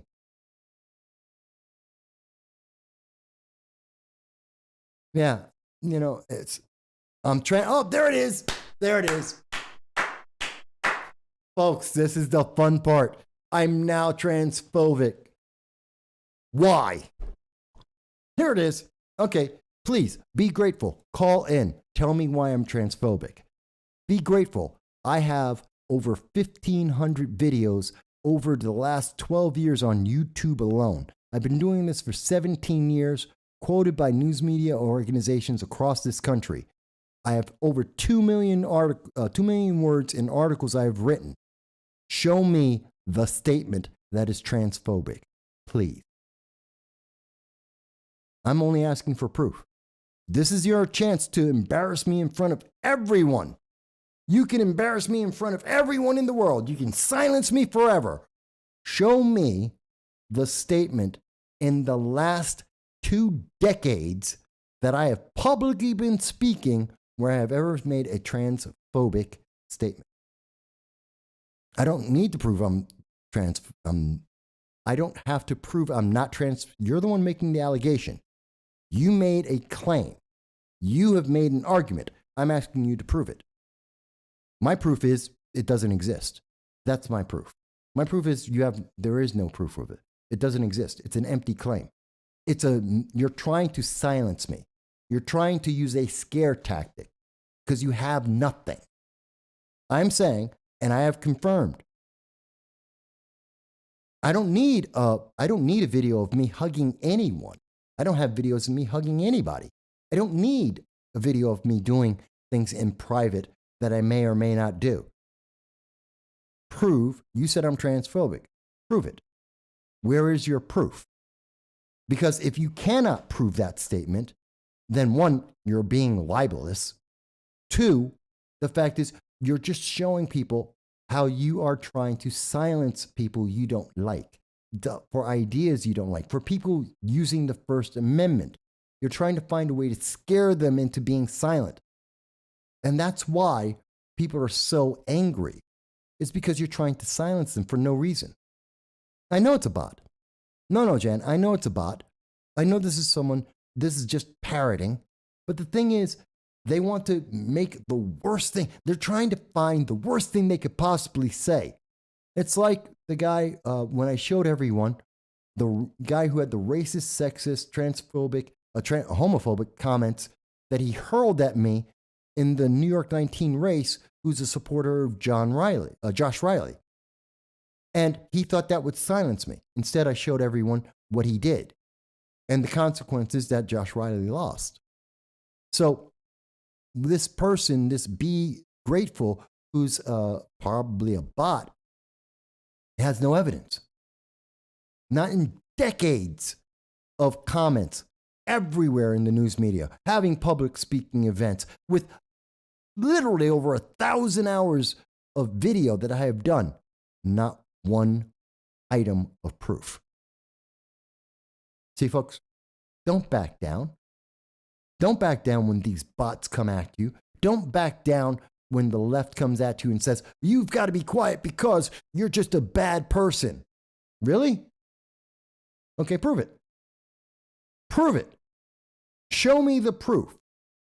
Because other than that, that is just a propaganda, strong arm, bullying tactic that is meant to try and silence people that I will never comply with. And they know they have nothing except an empty accusation, a scare tactic.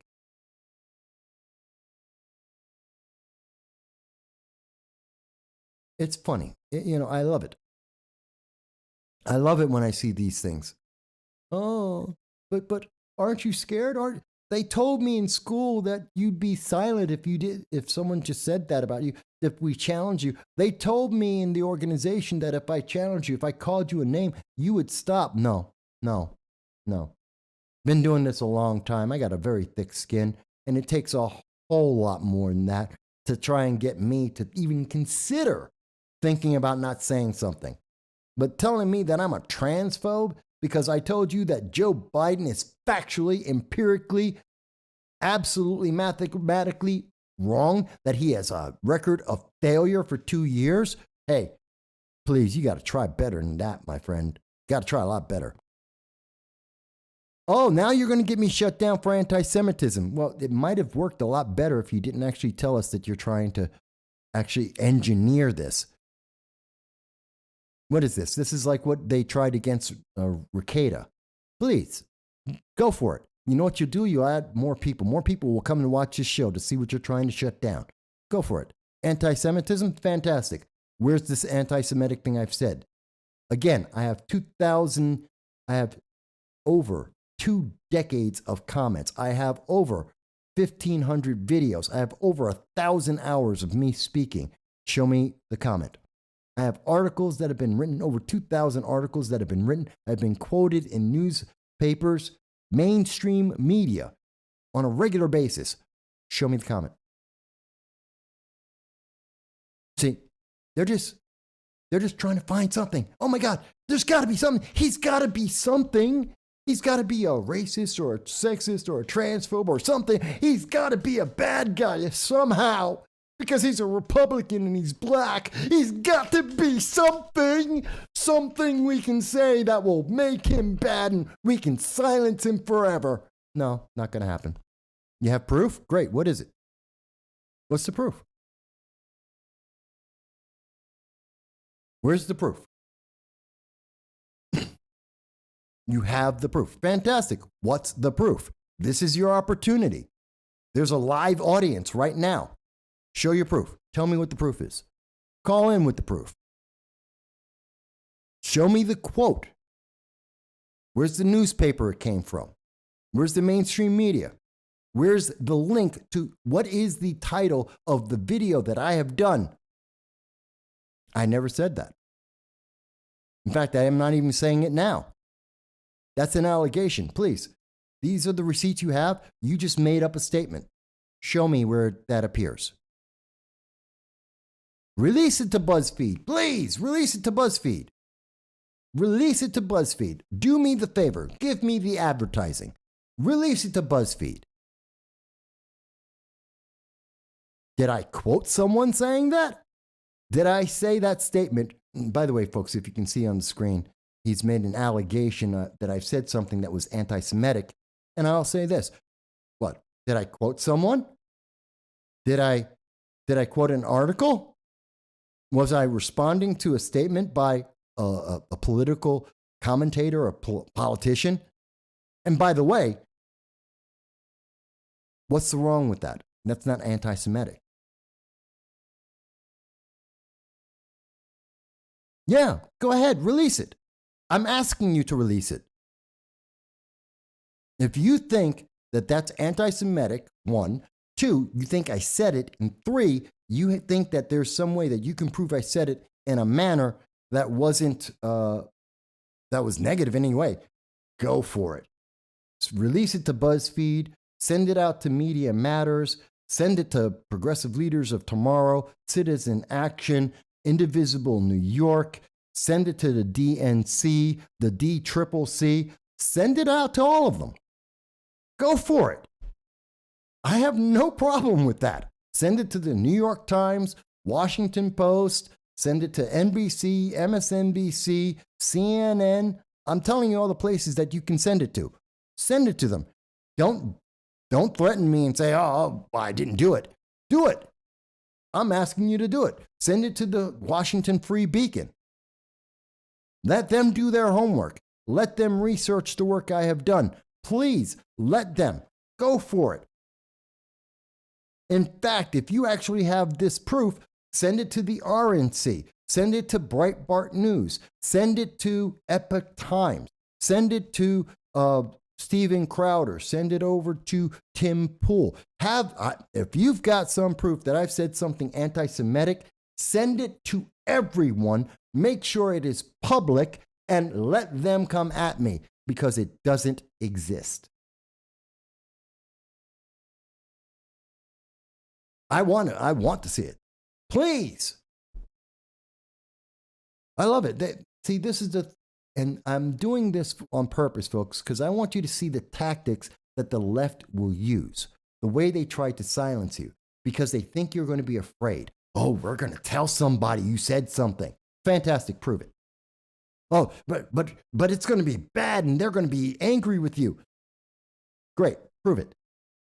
They're going to silence you forever. They're going to take you off of social media. They're going to shut you down. Prove it. Yes, I did ask for it. And I am going to, okay, I'll be shocked. Go for it. Send it to anyone you want to. Send it to everyone. Yes, I'm asking for it. See, this is the thing. They love to threaten you. Oh, if you don't stay silent. Notice, when I said Joe Biden is empirically a failure, when he has failed internationally, when he has failed domestically, what was the response that I got back? Oh, you're a transphobe. Oh, well, there's no proof of that. Oh, well, okay. So since we don't have that, now you're anti-Semitic. Oh, I am? Okay, where's the proof of that? I don't need to tell you what the proof is. See, this is the tactics that they use. This is how they shut you down. I have been on for almost 5 hours now. I've been talking and showing you video. I've been showing you the evidence of the sources of everything I'm talking about. And I've explained in detail the reasons and conclusions that I have had. I've had this conversation with a dozen people online and people calling in, and they are terrified of that. It is the far left, I believe it's the far left, that are terrified that there is an independent voice that is able to articulate clearly the issues and understands the issues with some significance and is able to express that with the public. How dare I help people understand what is happening in my nation? How dare I stand up for America? And because I am willing to do that, now I get these threats. I am getting threatened. These are statements that that person is making. They are saying that I'm transphobic with no proof. And when asked for proof, went on to the next thing. Said, oh, you're anti-Semitic. When I asked for proof of that, they go, oh, see, I'm just going to send it to someone and they're going to take care of it because you're going to be punished. You're going to be silenced. No, I'm not. This is it, folks. This is how you deal with the bully. This is how you deal with bully tactics. This is how you deal with the people who are going to attack you. Not to be afraid, not to be silent, and definitely not to back down. Don't do that. When you've done nothing wrong, and there is nothing to the allegations being made against you, you do not back down. You do not give in. I'm looking forward to this. I want to see this headline. Make it national. Please go after it nationally. See, when they do their homework and go through the 1,000 hours of content that I have, they look through all of the news articles I have had, all the interviews I have done, all of the speeches that I have made, you will not find a single word of that. Every allegation will be proven false. Please go after me. Go after me. There is not a single thing that none of those allegations are true. They are just meant to scare me and to try and silence me. Not the first time. They've tried to insult me. They have called me racist names and sexist names, and they have tried to make allegations about the things that I have said that I have never said. They've tried to put words in my mouth. They've tried a lot of things. I've been threatened physically in person. Guess what? I'm still here. Not afraid. Not backing down. Never going to back down. I do this show every week. I do my videos throughout the week. I'm not afraid. I've been doing it for 2 decades. Not afraid. It's not the first time I've been threatened. Won't be the last one. And neither should you. Because this is all bravado. It has nothing to do with reality. It's that the things that I have said are too accurate. They bring up too many questions. They make you, it helps you to not just obey, but to understand. And that is why I get attacked. That's why you see the bot. That's why Be Grateful is a bot that is there to parrot and to attack. But that's okay, because I'm going to use Be Grateful to point out the tactics of the left and how they fail when you stand up for yourself and for your principles and for what you know is right. Yeah, you're right. The facts do hurt feelings. And I don't care about feelings. I care about facts. I care about having a discussion on the facts and conclusions about the facts. I could care less about feelings. I don't like what you said. Okay. I'm going to tell someone you said something mean. I probably have said a lot of things that are mean, but not the ones that you're accusing me of. Nothing that's transphobic, nothing that's anti-Semitic, nothing that's racist, sexist. There's a whole lot of things. It just doesn't exist.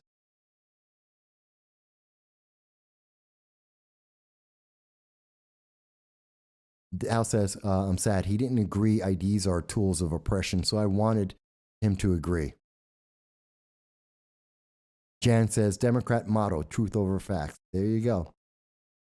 Yeah, about feelings. Well, you know, but they think, oh, but you're going to be, aren't you scared? No. Aren't you worried? No. Maybe they'll sue you. I hope they try. Go for it. I've been threatened with lawsuits before. Not the first time. Go for it. Sue me. I dare you. Dare you. Yes, Jason. And that's the funny part. I was waiting for them, the bot, to keep going. Be grateful there. Because, yes, it is transphobic. It's like what happened. And again, you can go back, folks. Look at my most recent video on the New York 19th District with trying to speak to Josh Riley about the racist, sexist, and homophobic accusations that were made against me. Same thing, Jason, you're right. Calling me a transphobe with no evidence and no proof and nothing even close to evidence or truth, well, that's, that is hate speech. This is hate speech because I'm black, because I'm a conservative, I'm a Republican, all three of those things at the same time. And I have a decent argument for the things that I believe in. That makes it all worthwhile. That's why they do it. I know it's very intellectually lazy. You would think that with someone with 1,500 videos, over 1,000 hours, well over 1,000 hours of video content, with over 2 decades in public eye, you would think that if they had anything that they'd pull it out. But no, they're lazy. They've got nothing except the accusation, and they think that, I'll just back down. It's like, come on, try again.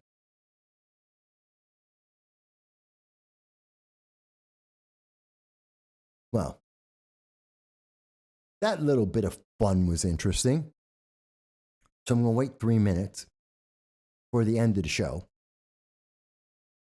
Unless, another bot wants to try and sneak in at the last second and say something stupid and think that they're going to get away without me noticing. They're going to try and call me a transphobe again. Oh, see. Here we go. Be Grateful is back. Why do you want them back in what? Who's ever said that? My God, that is the most anti-Semitic. That is insulting. Be grateful. Why would you say that? Why would you think that? Why would you try and make that up? Seriously. No. See, he's trying to get someone to say something that he can clip together, either in audio or in video or on visual, so that he can clip the comments, so he can try and make it look like in an artificial video that someone agreed or someone said that. See, that's what they're trying to do. I understand the trick. It's a propaganda trick. It comes from actually 1939 politics. Yeah, that's 1939 Germany tactics, where you try and arrange the opposition's wording in a way so that you can clip it together and lie. See, they're trying to make a lie. Really, I have? Then name the article. Show the video. Go on to BuzzFeed right now and give them the article or the video and say that I said that. Then publish it with me. Then put it up here. Show us the article. Because it doesn't exist.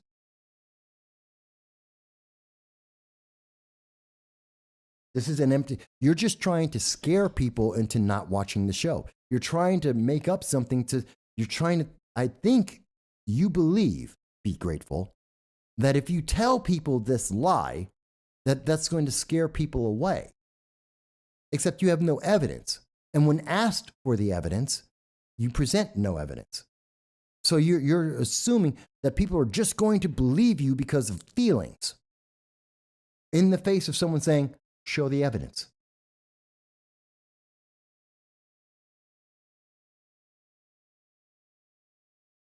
Absolutely. Release it to everyone. I'm serious. Release it to everyone. Go to Project Veritas and release it to them. Go for it. Because it doesn't exist. You have nothing because it doesn't exist.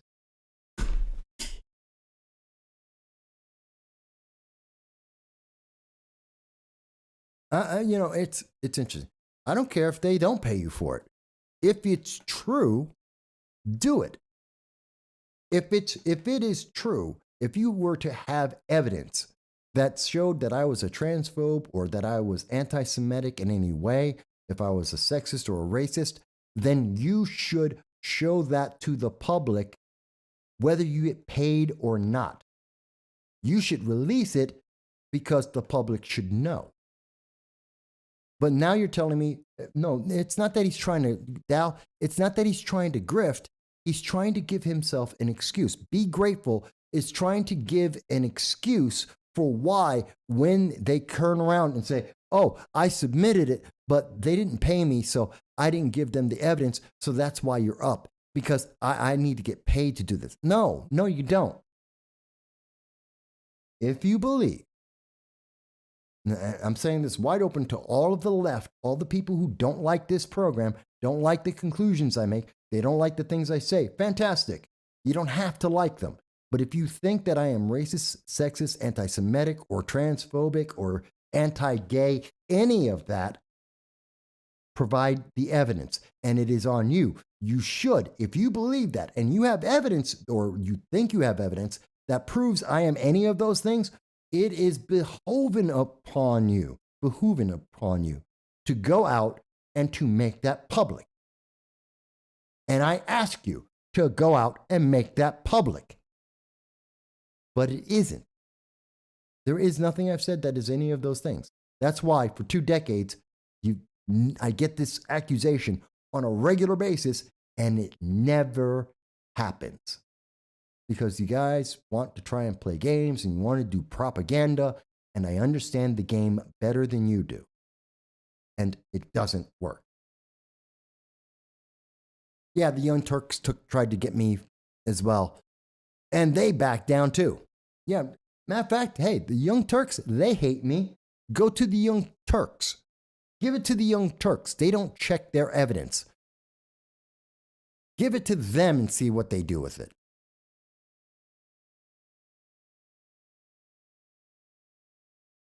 Release it to the View. Release it to the View, please. I love this. He keeps saying, I'm warning, I'm going to give it to somebody. If you don't be quiet, someone's going to find out. Show it to everyone. How many times can I say? Show it to everyone. Give everyone your evidence. Everyone. I'm not afraid. Give whatever evidence you think you have to everyone. Publish it everywhere. I'm not afraid. How much harder do I have to ask you to provide the evidence to everyone? You're acting like I'm trying to stop you. I'm not trying to stop you. I'm encouraging you. I'm telling you, release it.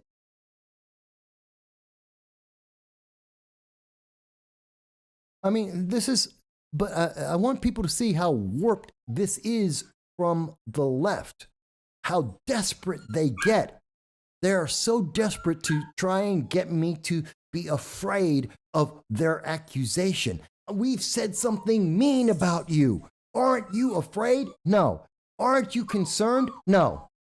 Aren't you going to do something? I'm going to keep doing what I've been doing. I have absolutely no concern whatsoever. I have absolutely no fear whatsoever. It's released. Thank God. About time. Where is it? Where did you release it so I can go look?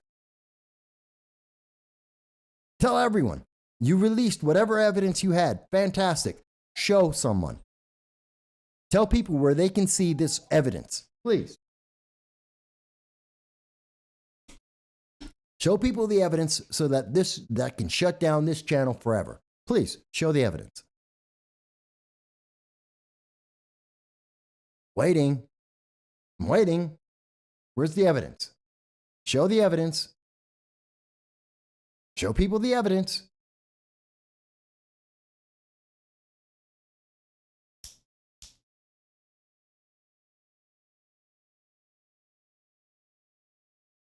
Oh, fantastic.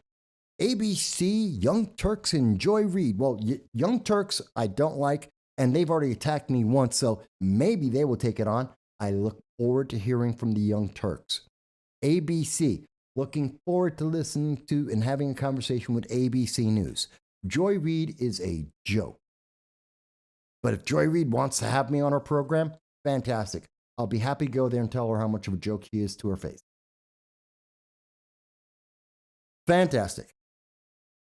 So, folks, we have it on the record that Be Grateful, who I believe is a bot, believes that Joe Biden is fantastic, believes the economy is fantastic, believes that I am a bad guy for having opposed that. They have made empty claims of me being transphobic and anti-Semitic. Fantastic. And they have no proof. They have now gone on record saying that ABC, Young Turks, and Joy Reid have all been given this evidence that should get me shut down. If you see another video from me anywhere in the next week, next 2 weeks, next 2 years, next 10 years, then you know that there's nothing to it.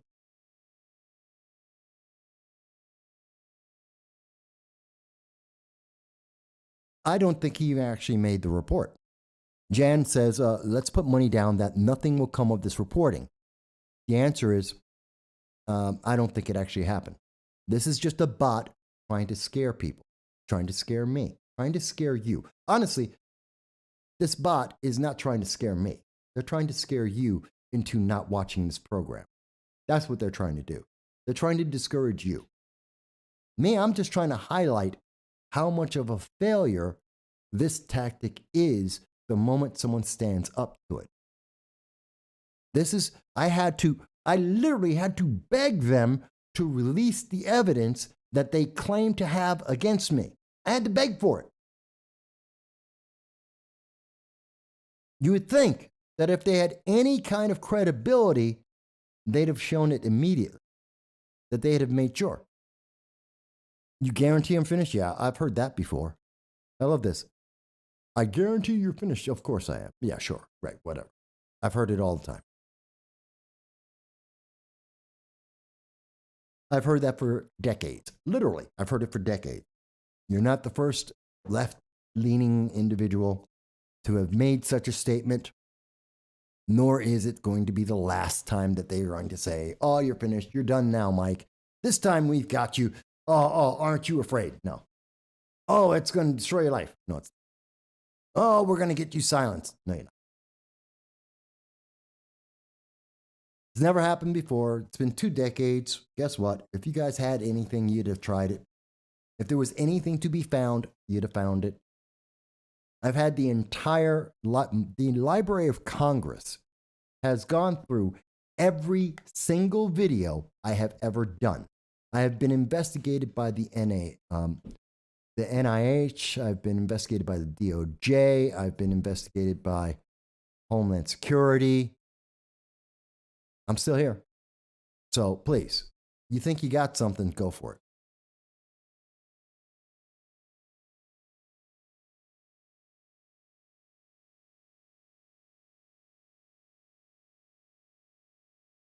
So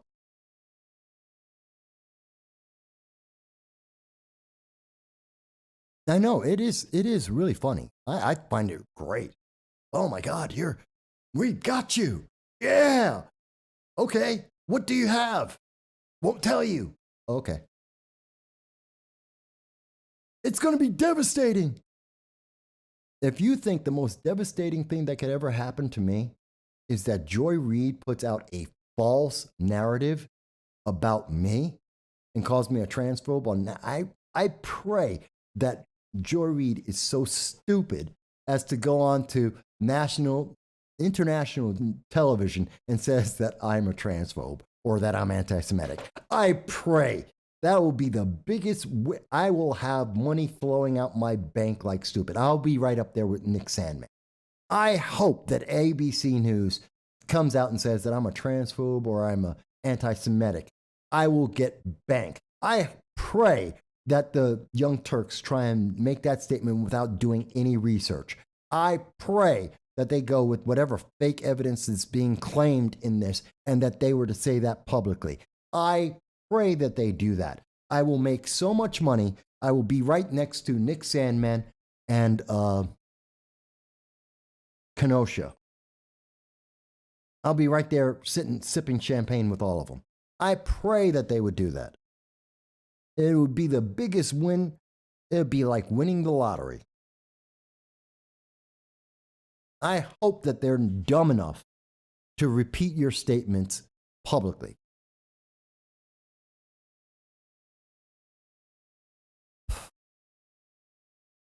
It is funny. Rittenhouse, that's it. Bang. Mind went blank for a second there. I'll be right there with them both.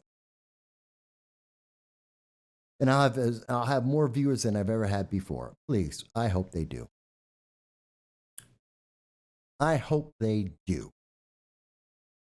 But yeah, it wouldn't surprise me if it is a VPN. It wouldn't surprise me that this is just a generic bot from the DNC, that they're just trying to attack me because they're pissed off because Josh Riley lost in New York 19, because I've picked on some of their candidates, rightfully, with evidence, with logic and conclusions and not facts, not feelings, that I've actually have a reason for pointing out that Joe Biden is a failure and has failed and continues to fail, and that the nation can expect more failure.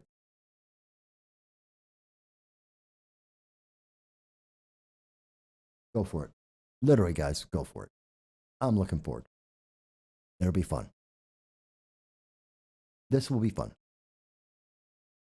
So, now that we've been entertained by a bot, and I've shown you the power of a bot is meaningless and useless. But please remember, do like, share, and subscribe. Like, share, and subscribe. Because the bots obviously don't want that. They want you to obey. They don't want you to subscribe. That's why you should subscribe. To be able to have this kind of content, to be able to watch this kind of humor. Because they're afraid. That's why he's still trying. Look, Be Grateful still says, I'm not angry. Do I seem angry? Do you understand what angry looks like? I'm concerned for the nation. I'm passionate about the views that I have. Do you understand what angry is? Seems not.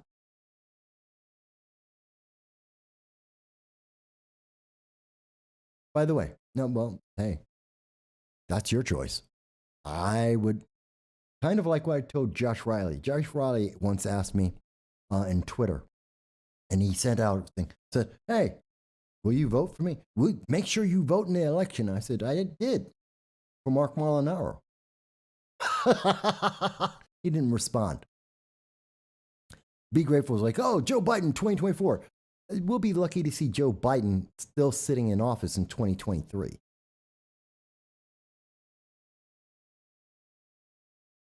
Angry is an entirely different thing for me. Yeah, Biden Fetterman. There you go. There it is. Biden Fetterman. The absolute no-brainer. I tell you, this is getting funny. The ultimate no-brainer. Come on. What's the all beat up on the bot? By the way, I want to be very clear. For anyone who's watching this and continuing to see this, and you're left-leaning, or you're a Democrat, or you're an independent, or you're a libertarian, as an example. Even some Republicans and conservatives that may disagree with the tone of it. I want to be very clear. I don't beat up on people who call into this program. nor the comments that people make. I will attack a bot that attacks me. When someone says that when they call me a transphobe, I'm going to come back at them. If someone says that they're going to try and get me shut down for things I haven't said, I'm going to attack them. I will defend myself. There is a difference. This channel is about conversation. We enjoy having conversations, even conversations with people who absolutely vehemently disagree. That's fine. I have no problem with that. I have done that many, many times. I've talked to politicians. I've interviewed many Democrats throughout the years. I have no problem with that. You can have a difference of opinion, and we can have different views on the facts or the conclusions of the facts. But I will defend myself if I am attacked. I will not sit back and let it happen. I will defend myself. That is my right. That is your right. I don't attack people. I attack politics. I don't attack individuals. I attack parties. There's a difference. And I do attack bots. And if I get attacked, I will respond. So I don't want anyone to think, oh, I can't call in because Mike's going to. No, I won't. If you call in and you have a position, you have a point of view, and you have facts that you can defend, fantastic. I want to hear it. If you disagree with an opinion I have, fantastic. I want to hear it. If you want to tell me what your feelings are, I don't care. That has never changed. You want to tell me, Mike, I think you're ugly. I don't. You think I'm a transphobe? Show me the proof. Think I'm anti-Semitic? Show me the proof. You think I'm a misogynist? Show me the proof. But if you say, well, I feel like you are, well, I don't. Who cares? I have absolutely no concern in my mind. I could care less if that's how you feel. You got proof? That's a different thing. You want to talk about inflation? Fantastic. Come to me with facts. Don't tell me your feelings. You want to talk and discuss international policy? Great. We can talk about the conclusions based on the facts that exist. Don't tell me how you feel. Don't care. Oh, there we go. Antifa forever, of course. Of course you are. Of course.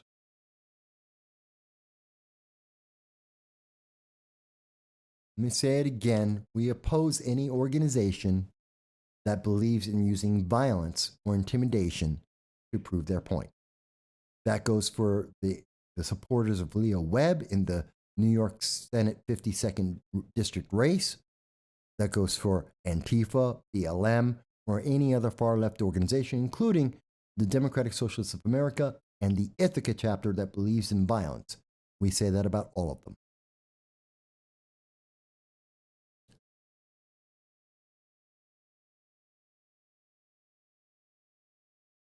Yeah, I'm MAGA. I'm ultra MAGA. I've said it before. I'm ultra MAGA. Why? Because I believe in making America great. I believe America is the greatest nation in the world. I think America will always, or should always be, the greatest nation, and that takes work and effort. And I think we should be focused on American issues first. Absolutely. I have no problem saying I am ultra make America great again. And we have to make it great again because Biden isn't making America great. He isn't allowing America to be great. So we have to make it great again. So I am ultra, mega, MAGA. Yes, I am.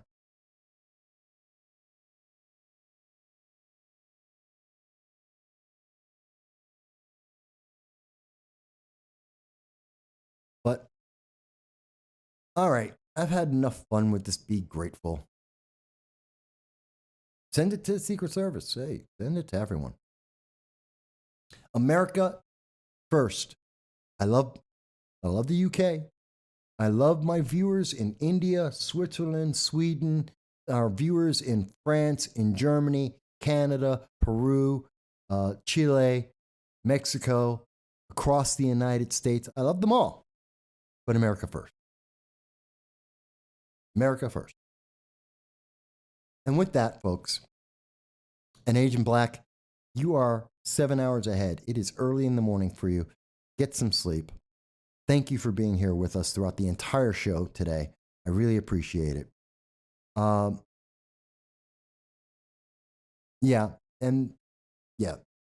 Whatever probably did. Agent Black, I want you to have a great day over in the UK. Come on, we got to work on Rishi Sunak. He's got problems. And good news, congratulations to everyone in Israel because of Netanyahu being back. That's good news too. But folks, it is time. It's been 5 hours, 20 minutes. I've enjoyed every moment of it. I will be back every Sunday at 2:30 p.m. Eastern Standard Time. I look forward to having a conversation with you. I look forward to speaking with you again soon. And until then, I want you all to be well. Thank you, everyone.